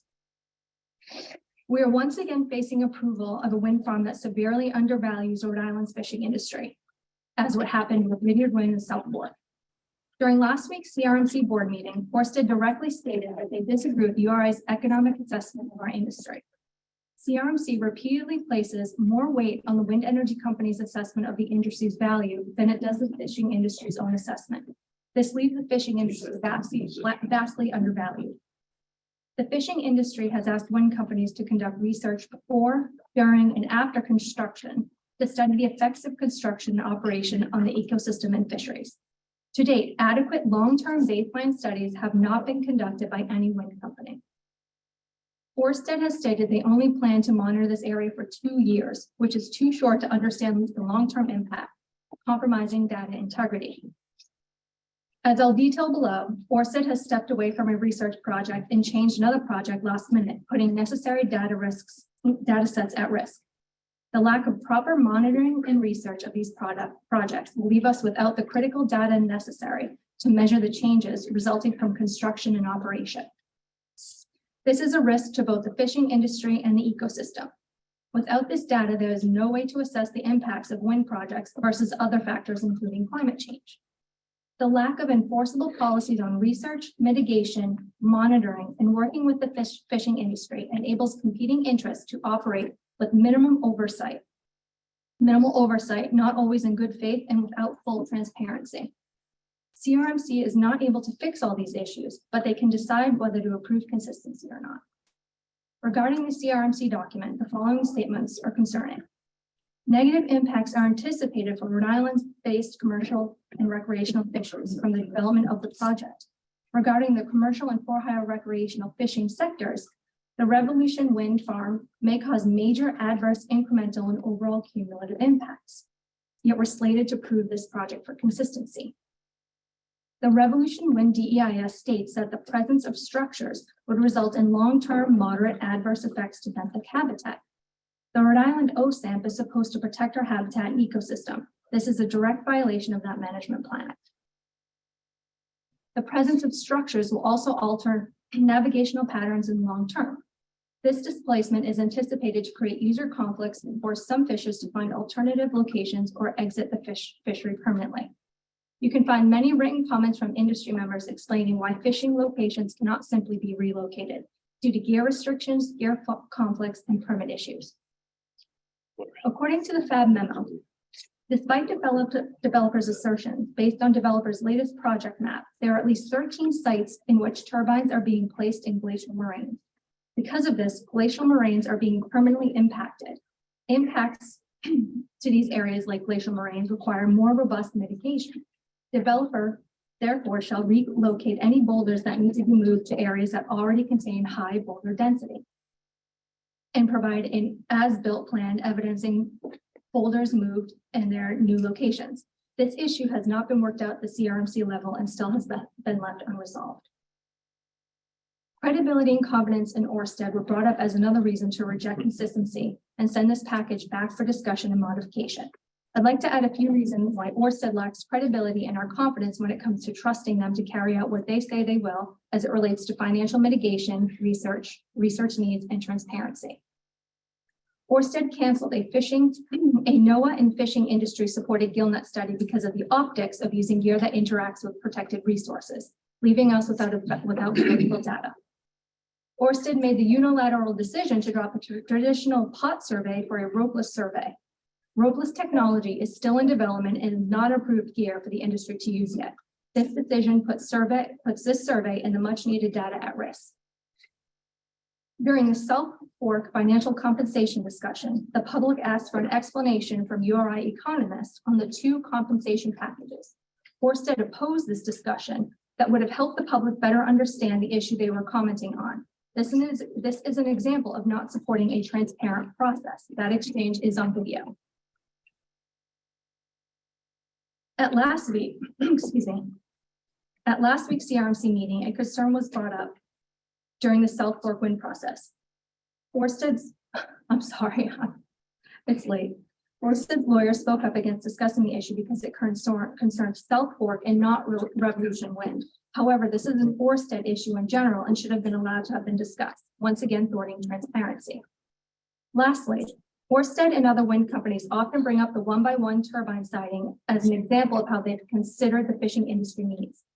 During last week's CRMC meeting, they said that they were the driver behind getting other developers to support the one-by-one. An important detail that was left out was that by agreeing to a one-by-one layout, developers abandoned any further discussion of transit lanes. Ørsted and the rest of the wind companies decided this alone behind closed doors without the fishing industry's input. This was after a year of conferences and webinars with the fishing industry to come up with an agreement on transit lanes. The examples above show a complete lack of transparency on Ørsted's side. They also show a lack of willingness to truly work with the industry on mitigation and research. The industry has been laying a record of how broken this pathway to offshore wind construction is and how little our concerns have been considered. With the Block Island Wind Farm, Rhode Island was able to show how incremental steps towards offshore wind could work for the state and the environment. This is anything but incremental, and it is not what we were promised. I do not support the approval of consistency for this project. Ørsted should be required to come up with a better compensation, mitigation, and research package, and they need to work with the FAB to do so. Without proper financial compensation and mitigation and a research package, offshore wind companies will not be held accountable for the damage or changes they cause to the environment and the entire industry. The industry is fighting to protect their jobs and the environment. Without a healthy and thriving ecosystem, we do not have an industry, and the fish, mammals, and seabirds don't have a place to live, eat, and reproduce. Thank you for listening to my presentation.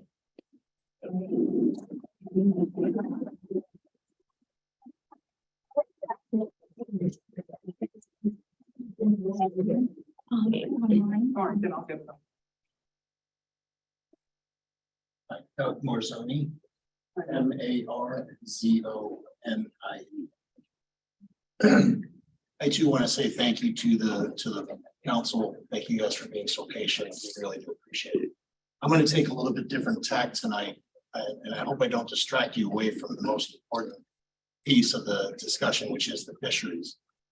The report itself finds that there will be long-term adverse impacts to Rhode Island fisheries and thus the processing or downstream fishery industries that has been established very clearly tonight. This is not compatible with the requirement that the project not adversely affect the marine economy. But what about the rest of the economy? I want to point out that the report completely ignores other adverse and broader impacts that come from higher electricity prices, which are certain to come. And higher electricity rates are going to impact literally every consumer and every business, thereby impacting the broader economy in Rhode Island very harshly. We know that electricity rates will be prohibitive simply because the PPA for Revolution Wind is already priced at twice the wholesale level for electricity in the state. We also already know that owing to rising costs, Mayflower and Pilgrim Wind and Mass are attempting to renegotiate and include inflation adjusters in their PPAs.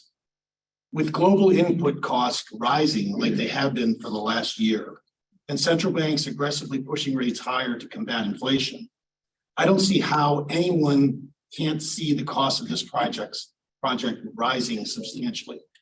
It's truly impossible that inflation will spare the offshore wind industry while it ravages everything else in the world. When the PPA for Revolution Wind was established, inflation was around zero. Oil was half the price, and interest rates have almost doubled since then. Because of inflation, commodity prices of almost everything have risen, and especially all the rare earth commodities that go into the building of the turbines. Many of these rare earths come from countries that are extremely hostile to the United States, have wind aspirations at home that are equal in size, so they're not about to part with these necessary commodities at a discount. Given these rising costs, it seems almost a surety that Revolution Wind will try to negotiate still higher PPAs to offset their rising costs. So no matter what our government, Orsted, and Revolution Wind say about providing cheaper electricity prices for Rhode Island ratepayers, given the global backdrop, there is literally no way that electricity prices won't be going higher. Because Rhode Island ratepayers and businesses will be forced to pay above market prices for wind power from Revolution Wind, Rhode Islanders will experience adverse economic impacts. As a reminder, in its original order in 2010, rejecting the Block Island Wind Farm PPA, the Rhode Island Public Utilities Commission stated, "It's basic economics to know that the more money a business spends on energy, whether it's renewable or fossil-based, whether it's produced in Rhode Island or elsewhere, the less Rhode Island businesses can spend or invest, the more likely existing jobs will be lost to pay for those higher costs. Spending large amounts of taxpayer funds on renewable energy development can lead to green jobs at new businesses, but one cannot ignore the fact that higher energy costs could lead to the loss of regular jobs at existing businesses. Additionally, higher electricity prices will adversely affect residential customers who will have less money to spend on goods and services, and higher electricity rates for businesses will make the governor's job much more difficult trying to recruit other businesses to come to Rhode Island, which is truly going to make Rhode Island's economy worse. The adverse economic impacts will be further exacerbated because of the necessity for ISO New England to provide backup for Revolution Wind when it's not providing electricity, 55% of the time. As more offshore wind gets installed in New England, ISO New England must increase the amount of reserve capacity called installed reserve margin. IRM is currently met using natural gas fired generators, and as offshore wind increases, more backup of natural gas is required, which will be paid by the ratepayers, thus higher electricity prices. Finally, Revolution Wind will be subsidized very heavily by US taxpayers because of the 30% investment tax credit and the $26 production tax credit. Based on the EIA figures, Revolution Wind will have a construction cost of around $4 billion. Because Ørsted owns 50% of the project, they stand to make an investment tax credit of $600 million, plus a 10-year production tax credit, which will add almost 400 million more. In total, Ørsted will be extracting over $1 billion from US taxpayers for this project, and they aren't stopping because they're already negotiating for an additional 10% ITC. I don't see how shipping billions to wealthy foreign companies is a positive for Americans. At the same time, Rhode Island ratepayers will suffer substantial economic losses by getting raped by ever constantly rising electricity prices. How is it possible this is a good situation for Americans in general and specifically Rhode Islanders? And I want to repeat something that was said earlier by Mara Shore, and that is, according to your previous head, this committee, Gage, he said, it's a grand experiment and we do not know what we're doing. The ocean is way too important for us to not know what we're doing and to keep running an experiment. We got to get this right. So let's vote this down right now and at least until we. Thank you.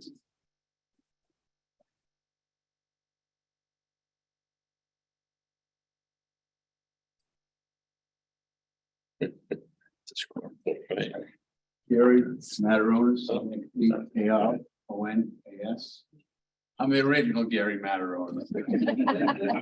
He's a little more professional. Doesn't look as good though. So I appreciate you having a second hearing on this. I'd like to read and submit the following, my statement. A resolution from the town of Little Compton, a quote from South Fork Wind, now called South Coast Wind, and a quote from CRMC concurrence document. I started fishing cox ledge in the summer of 1973 for lobster in the winters, and in the winters I gill netted for codfish, which continued until 2014 when I started fishing closer to home. I always did very well fishing on the top of the ledge and also around the edges of it. The noise and driving of the platform poles in the seabed are certainly going to disperse any and all marine life, and the mud plumes generated are going to kill marine life when ingested into their gills. It certainly is going to be a challenge to navigate in bad weather at night and in the fog because blades come back as big blocks on the radar screen. So it's definitely a hazard to navigation. Another very big concern I have is all these windmills are going to be installed by foreign companies, and when they leave, what companies are going to maintain them? After their useful life, what happens to them? Are they going to be left there as derelicts? Are the poles going to be removed from the seabed, leaving huge holes? Or are the bases going to be left to create hazards to fishing gear? That's one thing I want to talk about is everybody keeps talking about decommissioning. We're trying to generate electricity from these wind farms, and I hear that they're going to be usable for 10 years, 15 years, 25 years. What happens after that? You're going to put them in there if they only last for 10 years? Are you going to put new wind farms out there or new heads on them? Or is that going to be it? So what problem is that solved? If these aren't going to be there long-term for 100 years, or I guess they're thinking, well, 25 years, we'll have some other kind of source to generate electricity. Well, they should say that. These are going to be temporary. They're not going to be long-term. And if they're not long-term, what good are they? I mean, I think the amount of materials they had to be used to fabricate these wind blades and these windmills is gonna be a wash. So, I mean, I just keep hearing, what happens when we decommission them? What happens when they don't work anymore? What does happen? We haven't been told that. What does happen when the useful life of these is done? Is that it? So we put 10 or 15 years into generating electricity, and because they don't work anymore, that's it? I haven't been told, I don't think anybody's been told, okay, after 25 years of useful service, we're gonna put new heads on them. Or they can say, by that time, we hope we'll have new generating electricity source. I haven't heard any of that. That's one of my main concerns. Are there gonna be poles out there? They're gonna be left there? They say they're gonna cut them off 15 feet above the bed. I thought, is that what I heard tonight? Well, that's not gonna be any good for the dragger or the fishermen. You know, it's just, if it's not gonna be long-term, and I don't think they know how they're gonna last in hurricanes, a 40-foot round pole by 900 feet long. When we have some of these hurricanes going up the coast, are they gonna withstand that? And if they don't, and one or two of them fall over, who's gonna pick them up, or what's gonna happen to them? Why aren't these things being told to us? All we're hearing is, these are the greatest things that's gonna save the earth. Little Rhode Island's gonna be the head for it. You know, it's an agenda that the feds want to push on us. It's getting pushed on us because of money, and the fishermen are getting killed by it. So I can continue reading. The pole is going to be removed from the sea bed, leaving huge holes, or the base is going to be left to create hazards to fishing gear. I don't think the wind proponents understand how much oil, gas, and energy is going to be used, consumed, and expended in the placement and maintenance of these windmills. The energy cost to install and maintain the windmills and the electricity they generate will probably be a wash. What about whales and marine mammal strikes? That will certainly occur by supply ship to and from the farms. The fishermen are having to jump through some pretty onerous hoops to avoid any interactions with marine mammals, and it seems the wind farm companies are getting a pass. Cox Ledge is one of the most productive fishing areas on the East Coast. It supports cod, black sea bass, lobsters, crabs, scallops, and a myriad of other sea life. The ledge itself shows up to 105 feet, while around the edges it drops down to 120 to 180 feet, which creates an upwelling of various nutrients that sustain all the marine life that inhabit Cox Ledge. The pounding of the poles will certainly disrupt the migration of fish and whales that transit the area, and driving any kind of poles in the seabed will definitely disperse all sea life and make Cox Ledge become a dead zone. Most all fishermen for Rhode Island have either fished on Cox Ledge or around the perimeter, and we hope to continue to do so. Commercial charter boats and recreational boaters also rely heavily on Cox Ledge for income and fish for food. Please don't be short-sighted and allow wind farms to decimate and disperse sea life on one of the most productive fishing areas on the East Coast. Now, I have a resolution here. I've been on the Little Town Council for 25 years, so I must be doing something right. Have you people read the resolution from the, okay, so a resolution of the town of Little Compton, a resolution in opposition to offshore wind turbines sited off Little Compton. Whereas the Little Compton Town Council supports the development of clean renewable energy, including solar power, waste to energy, and geothermal. And whereas the Town Council recognizes the need for renewable energy infrastructure, including wind power, and has demonstrated support for clean energy through the implementation of initiatives, including the installation of solar panels on municipal buildings. And whereas the Town Council has a duty to protect and promote the physical, economic, mental, and emotional well-being of town residents, and to protect and promote the livelihoods of those who work on and off our shores. And whereas the Bureau of Ocean Energy Management, BOEM, is considering applications from private energy companies to construct offshore wind facilities in a vital marine habitat beginning 12.9 miles off the coast of Little Compton, which will include over 100 turbines and each nearly 900 feet tall. constructed on 30 to 40-foot diameter piles driven deep into the seabed. And whereas the construction operation of the offshore wind facilities will hinder marine navigation, disturb fish stocks and fishermen, marine environments and habitats, pelagic, groundfish, shellfish, and marine mammals, commercial and recreational boaters, and the myriad values provided by the ocean. And whereas the town council believes that the construction and operation of the proposed wind facilities represent a significant threat to the welfare and livelihoods of the citizens, property owners, and visitors of Little Compton. Now therefore be it resolved that the town council is opposed to construction and operation of offshore wind facilities, including the projects surrounding Cox Ledge, Revolution Wind, South Coast Wind, South Fork Wind, and Sunrise Wind in the proposed location of vital marine habitat near the coast of Little Compton. And be it further resolved that copies of this resolution be sent to the clerks of all cities and towns in Rhode Island and to the Little Compton's member of the RI General Assembly, the Speaker of the RI House of Representatives, President of the RI Senate, and the Governor of the State of RI. Passed as a resolution of Little Compton Town Council this 6th day of April 2023. Now I got another letter from BOEM about the South Fork wind developers, whether it's South Fork or RFW, it's still a wind farm. And it says South Fork developers were more explicit than BOEM about the risks of turbine construction. Intense sound pressure waves may result in injury or mortality caused by rupturing swim bladders or by internal hemorrhaging. The developers wrote in their approved construction plans, pile driving has potential to interrupt migration patterns for fish.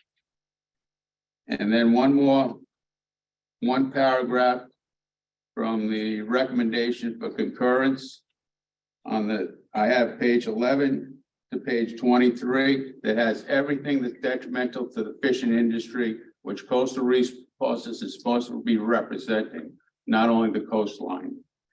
Negative impacts are anticipated for island-based commercial and recreational fishes from the development of the project.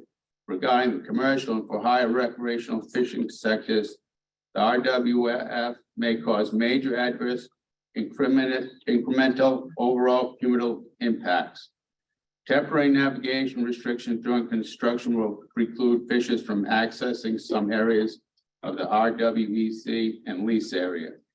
If fishers are unable to find suitable fishing locations, the adverse impact would be temporarily major. For example, short-term impacts would include but not limited to loss in time, fuel, potential catch, and overall effort. The presence of structures will also alter navigation patterns in the long term. This displacement is anticipated to create user conflicts and force some fishers to find alternative fishing locations or exit the fishery permanently. I don't think anybody on this council wants to have fishermen go out of business. So thank you very much for your time.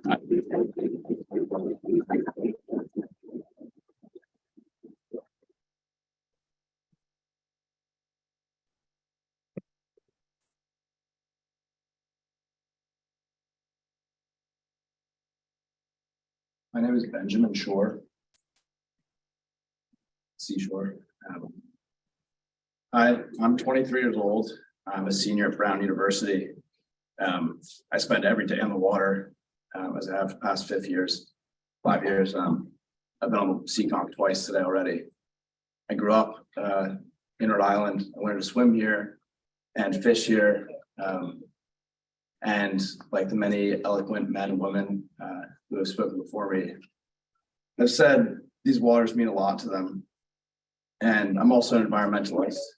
And if I thought that this project were environmentally sound and if it would have a positive environmental impact, I'd be all for it.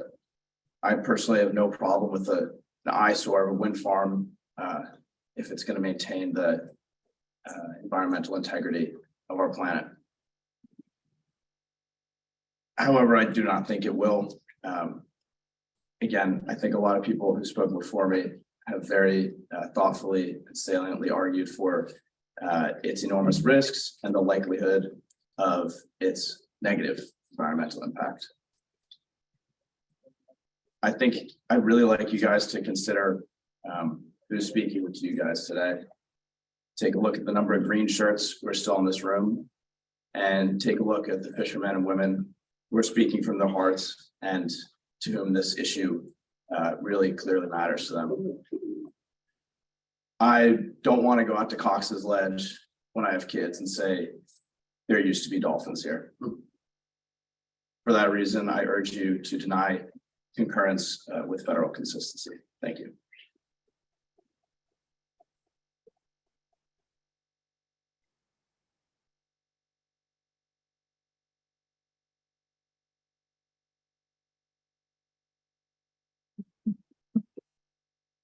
After this gentleman, how many more people wish to speak?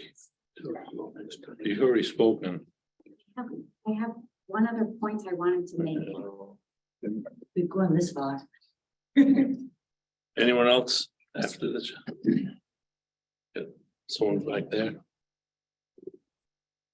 All right, let's see. Go ahead. Jason Jarvis, Jarvis. Okay, long day. Captain Jason Jarvis, commercial fisherman out of Westerly, Rhode Island. Been in the fishery just under 30 years, every aspect of the fishery for hire sector, so charter fishing, commercial fishing, oyster farming. In much respect to my brothers and sisters in this room that fish for a living. 20 years ago, you couldn't get me to sit at this table. Since then, I've become a policy activist, advocate. I spend way too much time in DC and a lot less time fishing. The reason I did that was because of the two men that I worked for over the years. I would trust them with my life to this day. They taught me everything I know. There are two words that came up, but one of them was already used, and they stole my thunder on that one. But it's hubris, and the other term is boondoggle. And we can throw another one in there is arrogance. If you've ever been more than 100 miles offshore, you understand that the devil lives out there sometimes. And for us to think we can build something that Mother Nature isn't going to completely destroy, we are out of our minds. And we're absolutely arrogant. Never mind the impact of the experiment. I hear people say, I mean, and this is funny, I'm going to backtrack a little bit. 20 years of speaking in front of groups, of learning parliamentary procedure, of learning things I swore to God I would never be a part of. And then realizing that I have to, because most of the people I know can't do this. And again, much respect to the fishermen and women that came up here to speak. We have no idea what this is going to do. I keep hearing people say, oh, well, they've been doing it in Europe. Well, my brother-in-law and my sister fish out of Norway. And if you want to hear the reality of wind farms, talk to somebody on the ground that's fishing over there instead of hearsay. This isn't Europe.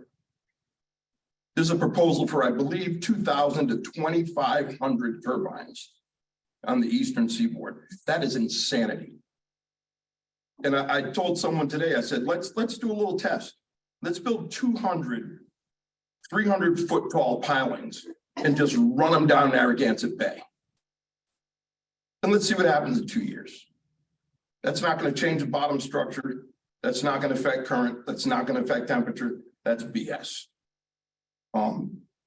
My initial fight with this, and the reason I'm even more involved now, I lost my way of making a living originally when the wind farms went in off of Block Island. We still have the chart data. That's where I fished for 20 years of my life. 20 years of my life spent fishing there, feeding my family, paying my mortgage. But we couldn't afford a lawyer. We couldn't put someone on a retainer. So we lost our way of making a living. And you know what? Fishermen are great. We adapt. We move on. We figure it out. We have this crazy precedent in this country now You can throw money at just about anything. And people will change things. It's going on in Westerly right now. Let's change some zoning. Oh, he's got enough money. We'll change it. Oh, it's an environmental policy. Throw enough money at it. Okay, the lobstermen can't kill right whales, but wind industry can. And what's even more frightening is we are looking at what is going to become the blue economy, green economy. It's going to be an industrial complex in our ocean. Because while we're all sitting here talking about wind, all executive order went through a few years back that has cut everything out of the way for offshore finfish farming, which now the wind industry is starting to partner with that because that's a new boondoggle. Let's do offshore finfish farming. There's a proposed offshore finfish farm for salmon and trout, 7.5 miles off of Newburyport.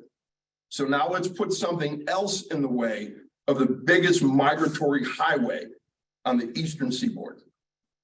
So, I mean, I could speak for hours at this. I walked away from this. I stopped coming to these meetings. It was affecting my health.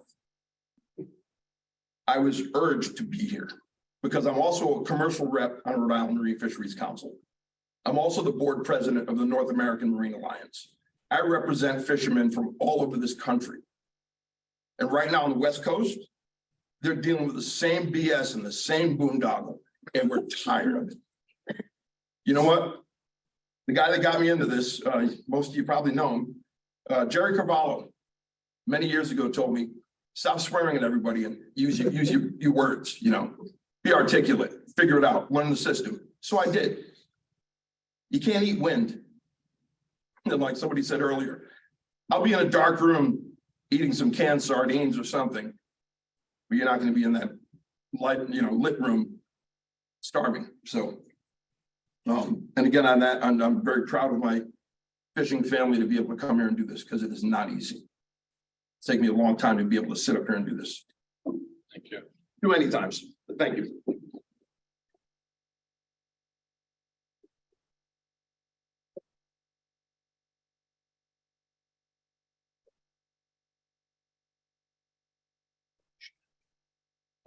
Mike Massa, M-A-S-S-A. Good evening. I'd just like to thank you guys for spending the night with us. And I think everybody here tonight is very passionate about global warming, renewable energy. I think, you know, there's just about everything that was said tonight, I think, you know, has merit. But the thing that has gotten me, I've been a fisherman since 1976, and I'm also the harbor master in Little Compton, and you know, I've seen a lot of changes, and I haven't seen too many good ones, but there's been a lot of change. So the thing that bothers me the most about this is how we know we're going to ruin a valuable resource for something that we're unsure of. You know, we're just putting the cart in front of the horse, I think. And that's my big gripe. I think, you know, we should really, it's a gamble. We're just rolling the dice. And I've seen the dice being rolled too many times. I've seen too many things over my lifetime change the way things used to be. And I don't want to see, I really don't want to have to look out in the ocean and see those windmills. And I ask you, I beg you, please don't allow this to happen. Thank you.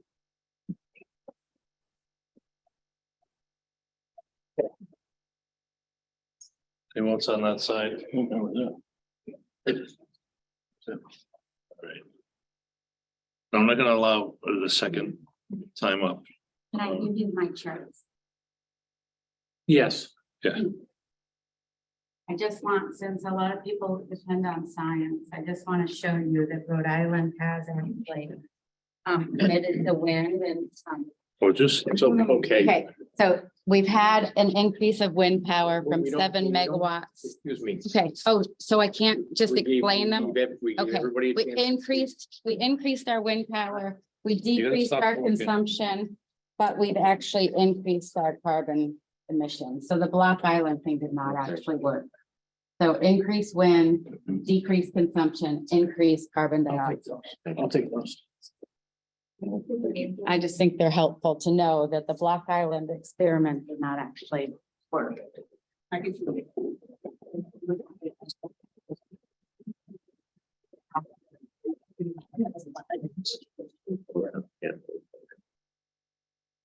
All right, at this time, I'm going to close public comment. Take a 2-minute real quick break, and then we're gonna go into deliberation. Everybody comment. Thank you. Well, thanks.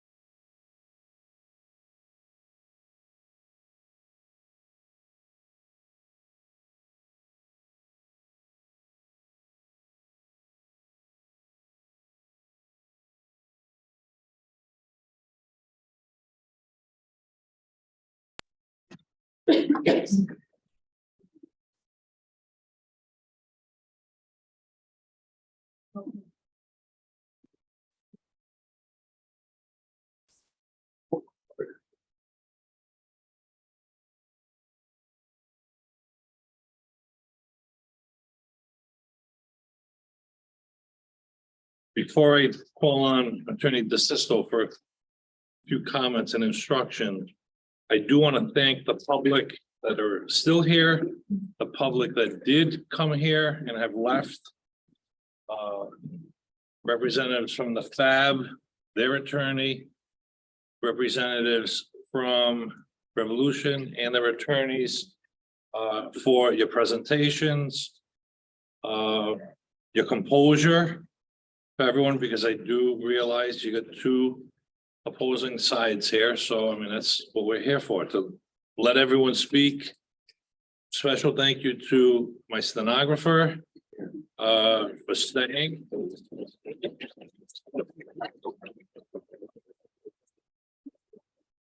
And for this particular hearing, we've been about 5 hours tonight with one short break. So her hands, if you've seen, have been going constantly. So thank you, Cindy. I think a day off tomorrow would be. So with that, I am going to call on Attorney DeSisto to give some instruction and a brief update in charge to the council for our deliberation process. Okay, it's been pointed out by several of the speakers, this matter is a federal consistency procedure, and it's governed by 16 USC 1456, particularly subsection C2. And the question for the council, as has been pointed out, is whether or not the application that's before you is consistent with the enforceable policies of the approved state management program. Rhode Island has one. This is done under the Coastal Zone Management Act. And, you know, the state is required to complete its review of a development project in federal waters, because this is in federal waters, within 6 months after receiving the applicant's consistency certification. And the developer here did consent to some extensions. We're at the last one that lapses, I believe, on Jeff. What is that, Friday? So yeah, you're gonna have to make a decision tonight. If no decision is made by the agency, the application will be deemed granted. Now, you have two choices here, actually 2.5 choices. But the at issue tonight, and what you need to do is to say whether or not the state concurs with the certification, or whether or not there is an objection to the certification. And that concurrence can be with conditions as agreed to by the applicant. And that is what the staff report is. And there has been, I understand, an agreement by the applicant with those conditions, including the mitigation, which has already been stated earlier. I'm not going to get into that. If there is a concurrence, there has to be a description how the proposed activity is consistent with the specific enforceable policies.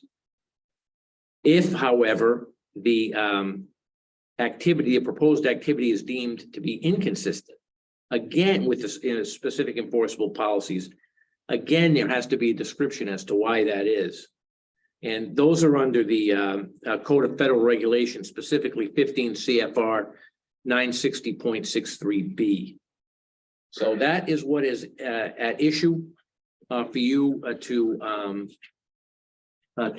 get into. If there is an objection, one thing that the CFR further explains is whether or not the state actually has the burden of showing that there are alternatives to the proposed project. And that would be something that would be included in your motion. If you have any questions, I would be happy to answer. Questions of Attorney DeSisto by council members at this time?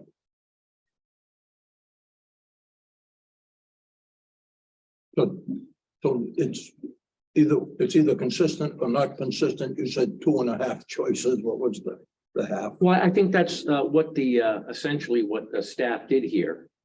You can say that the application as is consistent with enforceable policies.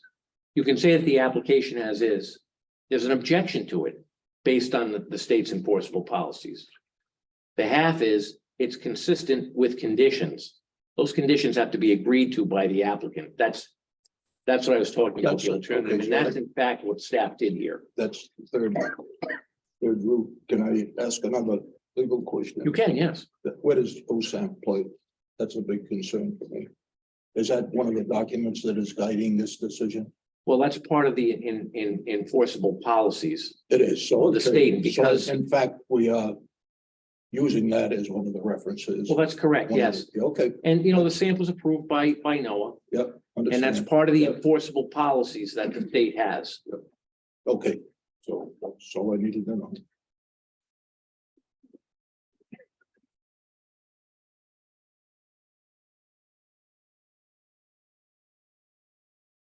Anyone want to open up the discussion and or deliberation?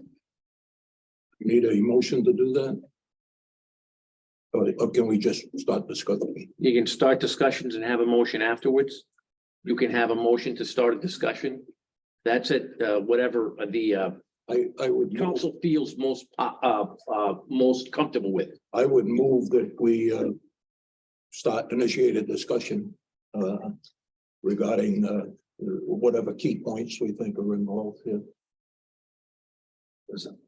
We'll That'd be- start with that'd the be discussion as Discussion opposed, prior to a motion. Correct, you can go ahead. so we don't need a second, or that's not a motion. You start discussing. All right, one of the things I get accused of looking at my phone too much, but I use it as a notebook. So I got a lot of bullets that I put in here.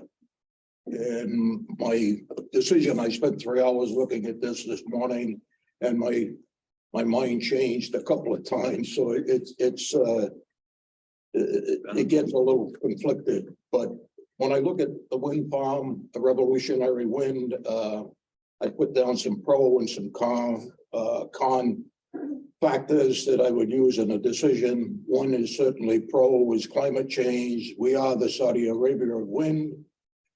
They have in fact reduced the number of turbines. They increased the distance between the turbines. They reduced their footprint on Cox Ledge, and they are providing mitigation to at least the fishermen.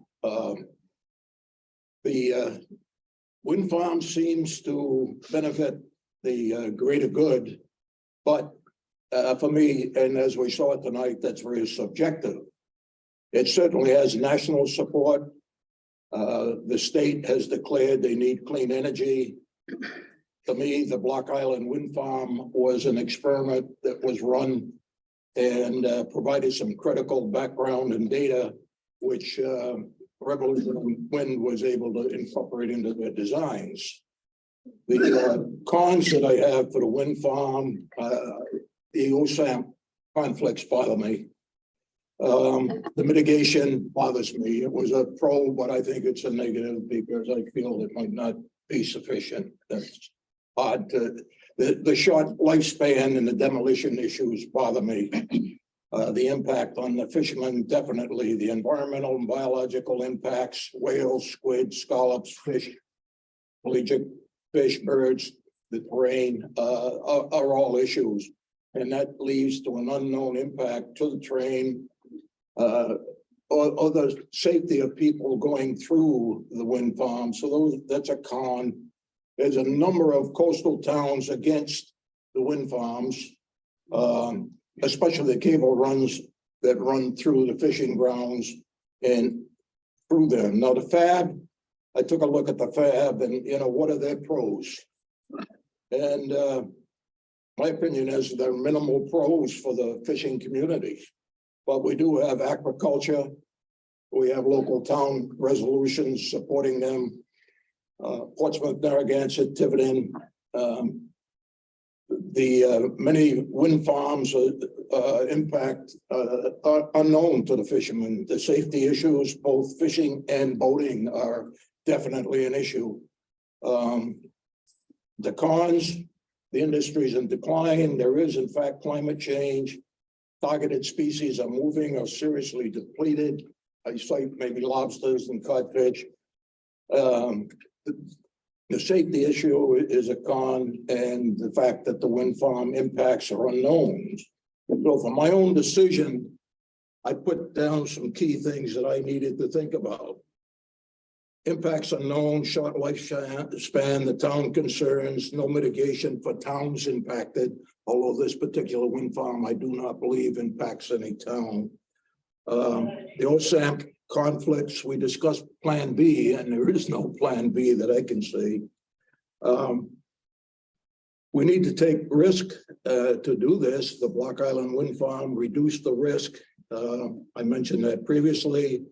Safety, especially for radar and rescue boats and helos, was discussed. And also CRMC has limited authority in the offshore projects. It's really BOEM that is the decision maker. I'm really, and I've noted this several times in previous meeting, I'm really worried about the squid, particularly because of the impact due to the driving in of the monopoles. And I've said before, I've had 57 years working in the US Navy, and I've done a lot of experimental work. I've done a lot of underwater work. And my experience from day one is if I could be 100% in my lab, I was 50% in the water. And I think that applies here too. So those are the points that would impact my decisions and would lean me towards not approving this application, but I'm not ready to make that motion. So just my statement. Ms. Wall? So with respect to those very thoughtful comments and with respect to this discussion period, I would state that first, I don't think it's an either or situation relative to two choices. There's a lot of things we don't have the ability to decide here. We can't approve it. We didn't pick the spot. We didn't sign the contract for power. We have no jurisdiction over that. And what we can do is look for an opportunity presented in light of all of the thoughtful comments and the work that was done by the council staff, working with the applicant over these many months, 18 months, and with FAB and hearing from resource users and people who live, you know, with dealing with climate change, which also includes resource users. I would like to just pose an opportunity that we think about a modification to one of the conditions, and that we would seek, because we have to, seek agreement by Revolution Wind to a small but important change to the condition that might get us to a place where, as many of our speakers said tonight, find a way to make this better, CRMC. And maybe this is a way we could do it. And that is to ask for an agreement that with some small language change, where practicable, for condition 2 on page 8, turbine offshore substation foundations, and this is the language of the condition, foundations and associated network of inter-array and export cables be microsited outside of Cox Ledge,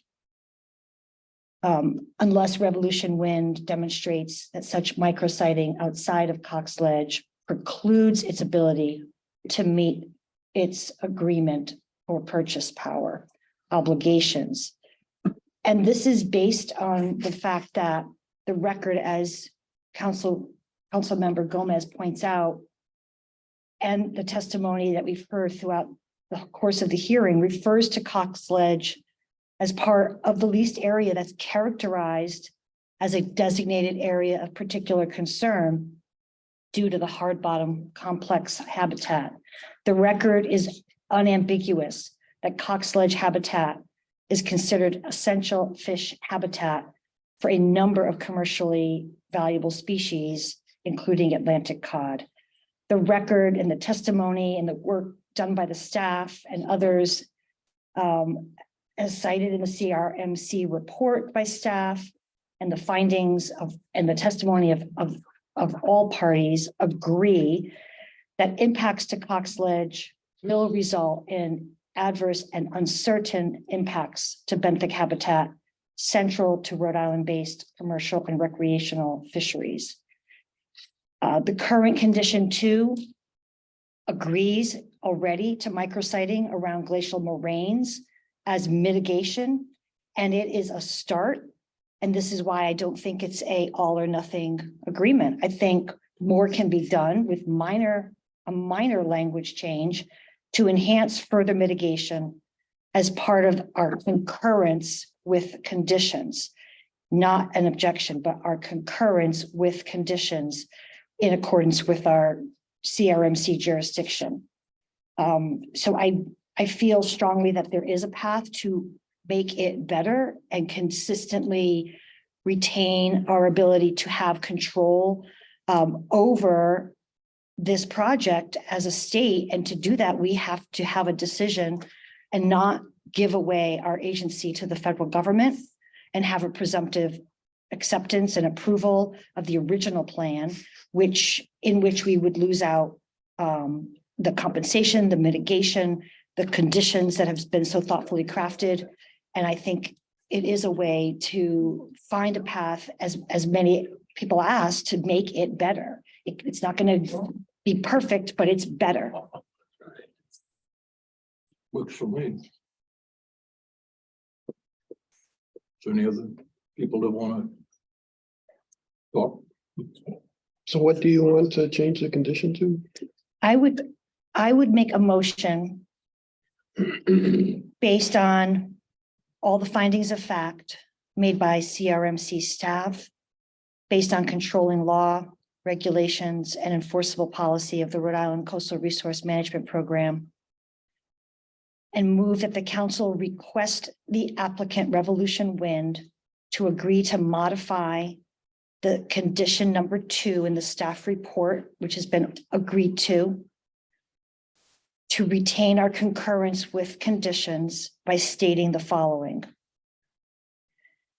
And I'll just state when the language is changed because it's minor. Where practicable, turbine and offshore substation foundations and the associated network of inter-array and export cables will be microsited, and this is new language, outside of Cox Ledge. And then the rest is the same, to minimize the reasonably foreseeable effects to Rhode Island coastal resources and uses, including affects those resources and uses with the same characteristics, resources, and values as found in Rhode Island state waters. And this is new language. Unless Revolution Wind demonstrates that such micrositing outside of Cox Ledge precludes its ability to meet the project's purchase power agreement obligation. So in that way, it allows the project to maintain its contractual obligations for power, which it's already agreed to. And it affords an opportunity to be responsive in a way that doesn't go outside of the work that's already been done by the parties in crafting a concurrence with conditions. Okay, under 15 CFR 960.62D and 16 USC 1456 subsection 3 C3A, that we can make the request, but for that condition to attach, it needs to get the approval of the applicant. Exactly. That's why it's a motion as you may have heard, from the Attorney DeSisto, it's a motion to move that the council request the applicant to agree. We can't change it without an agreement to maintain our concurrence with condition. That's understood. Yeah, I just, what I We want, can move to ask them to agree. yeah, I only bring that up just to give you the regulatory and statutory underpinning for the motion. That's all. Yes, I appreciate it. Thank you very much. So I have a question. If that's even posed to Revolution, how does it affect that our staff has not had an opportunity to look at that in different areas? I mean, it changes what they've reviewed. Am I correct? It changes the aerial extent or the physical location of where the lease area is relative to the motion to ask that positions be cited outside of Cox Ledge. So we would want to see where those positions could be. They would have to be within the area that was already reviewed It would have to be within their lease area Exactly. that they've received from Bohm. and the area that we've already reviewed. Too big. I've got still a couple of concerns. I don't want the council to have to give up what we can do for the state and the fishermen and just give it over to Bowen. So I'd like to have something that we can do, but the OSAM still bothers me, and I don't know if we're in compliance or not. It was brought up a number of times, and it's a very large document, and it's been a while since I read it, but it did appear that some of the comments were correct. And but it comes down to interpretation of what the particular regs are or the discussions that were in OSAM. So my question is, are we in compliance with OSAM or aren't we? And I don't know. Yes, Okay. Mr. Goldman, staff's opinion is that we are in compliance with the OSAP because as I mentioned at the meeting 2 weeks ago, I think on April 25th, under federal consistency, we are not reviewing these documents in a regulatory forum. We are reviewing them as a review in a review form. We only have the ability to review these applications to a federal agency for its consistency with our enforceable policies. That's what we've done as staff, as a review. So while we may have wanted to say, yes, you can do that, or no, you can't do that, we can't. We can only review what they're asking and mitigate what they're asking for so that it becomes consistent with the But the enforceable bottom policies. line was that staff and yourself believe that we are in compliance with OSAM. Correct. Under the federal consistency review allowances. Fine. Yeah.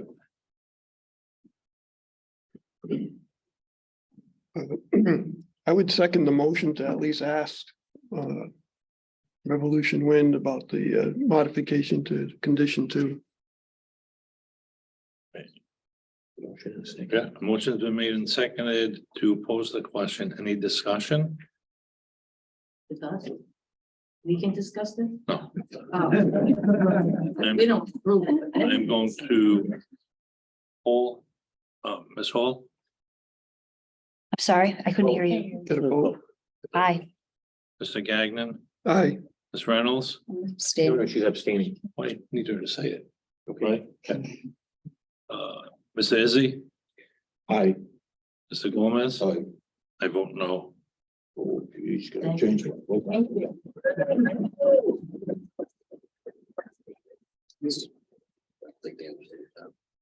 So the vote is to pose a question to them, correct?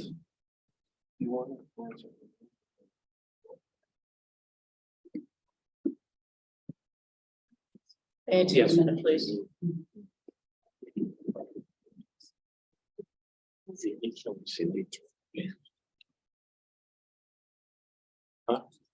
Thank you.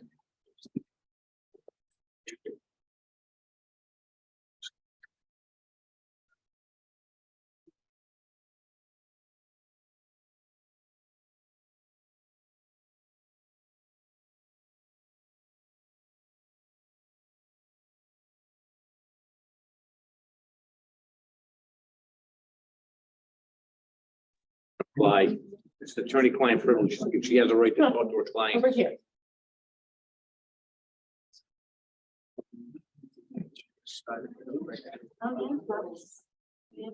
We're gonna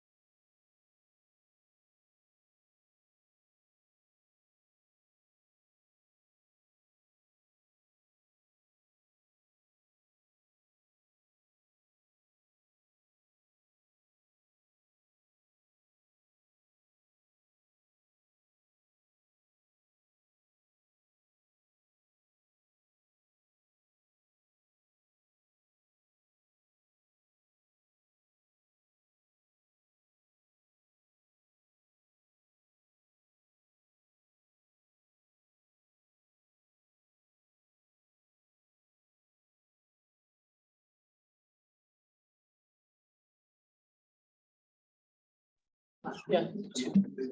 1 more minute, please. Sure.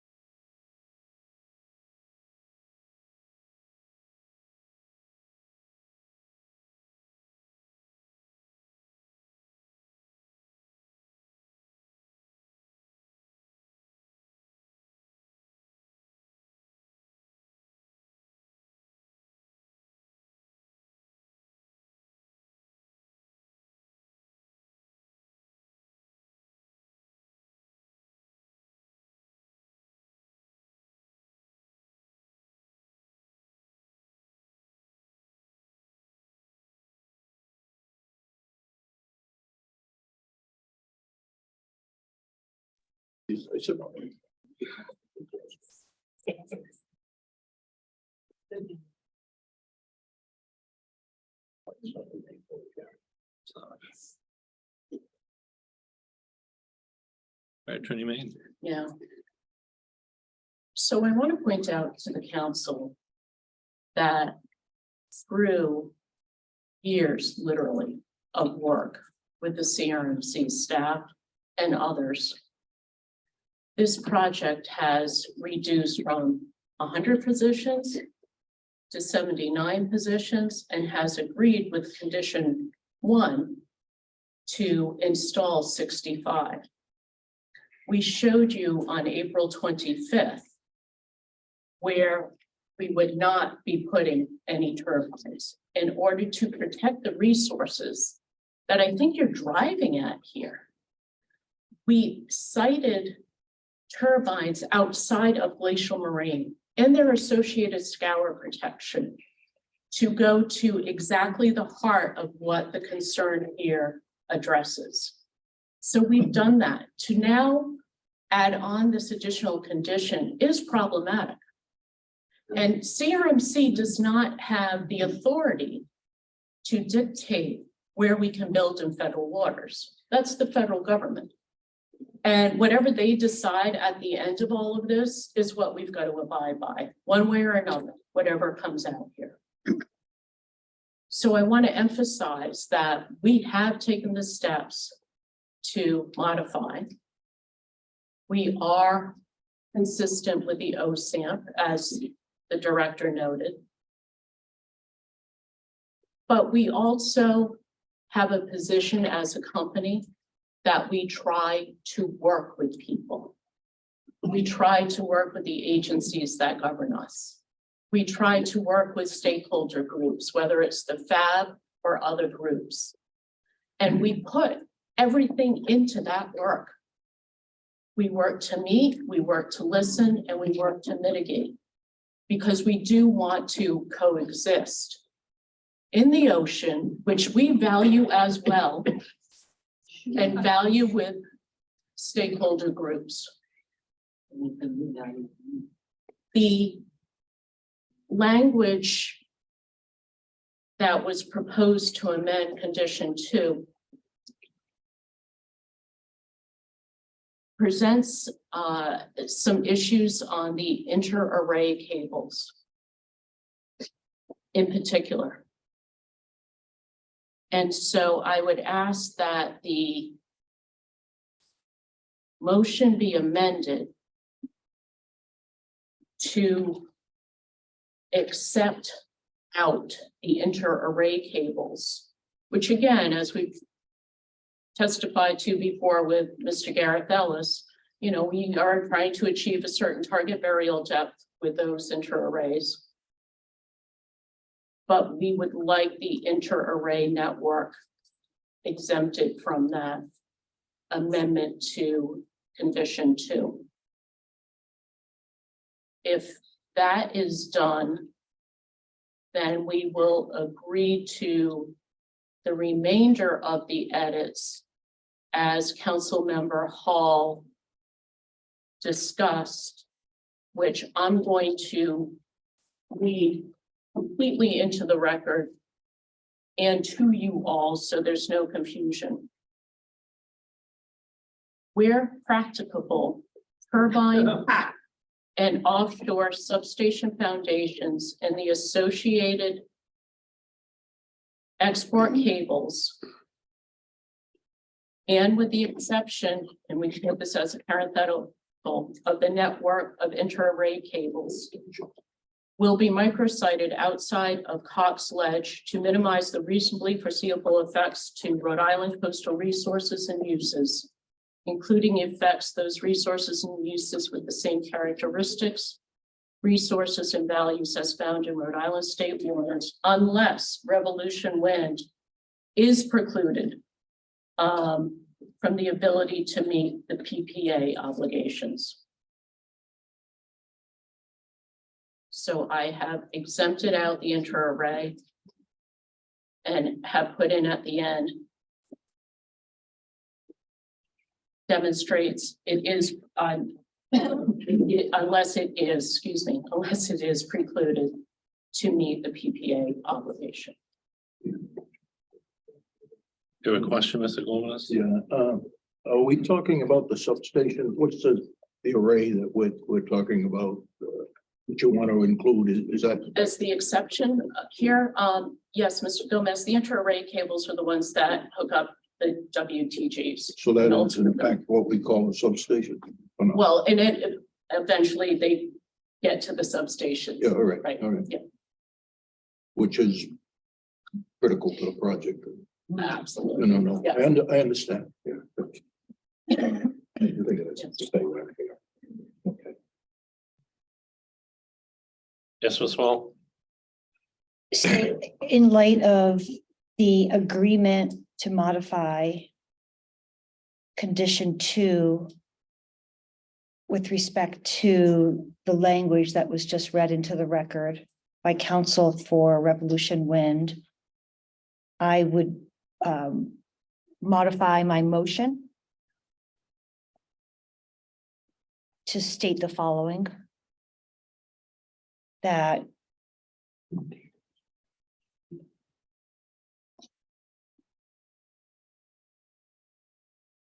I think of how to say it, that's gonna work, that will make sense on the record. Just give me a moment, please.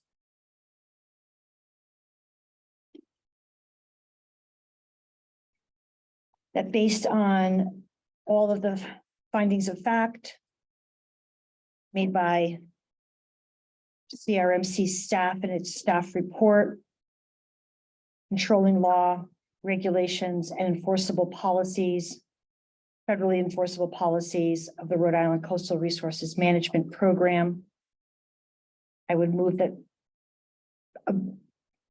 condition number 2 of the Assent,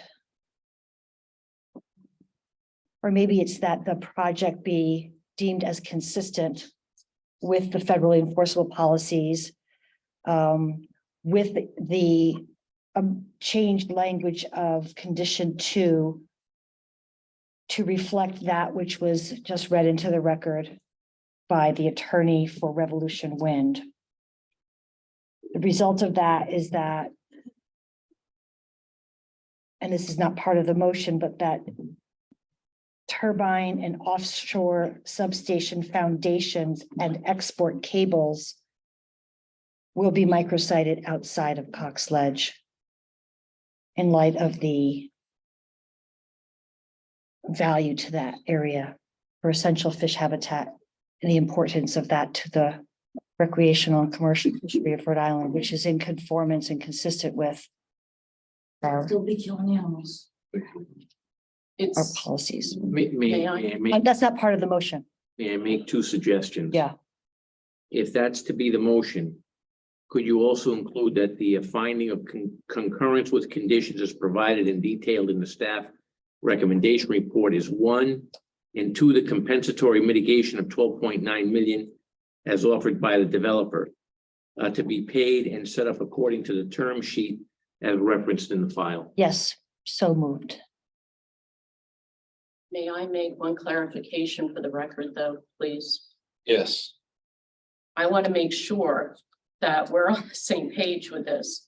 With the suggested revision I made to the language on condition 2, I want to make sure it's still, that condition 2 is still modified in 2 respects with the terminology where practicable. And also at the end that you also drafted, unless Revolution Wind.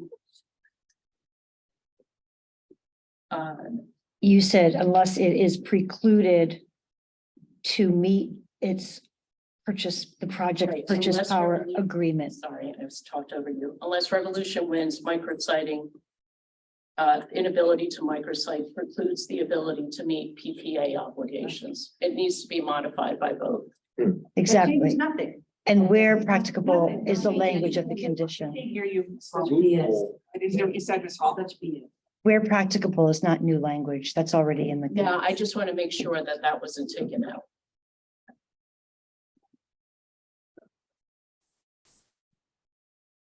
and to meet the PPA. No matter what, we still need to meet the PPA obligations. So, Ms. Hall, I know we've had some discussion in an effort to clarify. And we afforded the applicant an opportunity to share some language that would be agreeable. That I believe you incorporated in your new motion. So I will ask you. Read it. No, it is the motion that you made incorporating the language stated by Attorney Main, the one that you want to make? Yes, please. Second the motion. All right, so a motion has been made and seconded.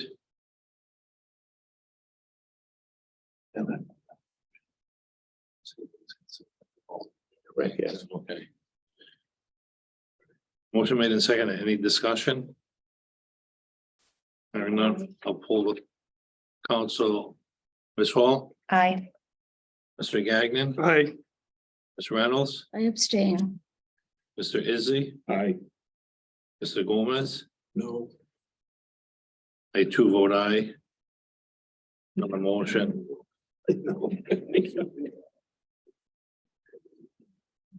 Yeah, that's it.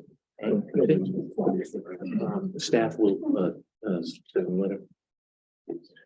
So the next step is, given this motion that it passed for concurrence with conditions as modified in the latest motion, staff will draft a letter to BOEM, to NOAA, and various other parties on this concurrence by Friday, close of business. That'll meet our obligation to meet the federal consistency requirements to have a decision on federal consistency certification of the applicant within that 180 days, in addition to the stays that were granted along the way. So we will take care of that by Friday, close of business. Howard. Anything further to come before the council? Entertain a motion to adjourn. Motion made. Is there a second? Second. Second. All in favor, say aye. Your kids are gonna love that song. All in favor? Aye. All right, adjourn. Very good.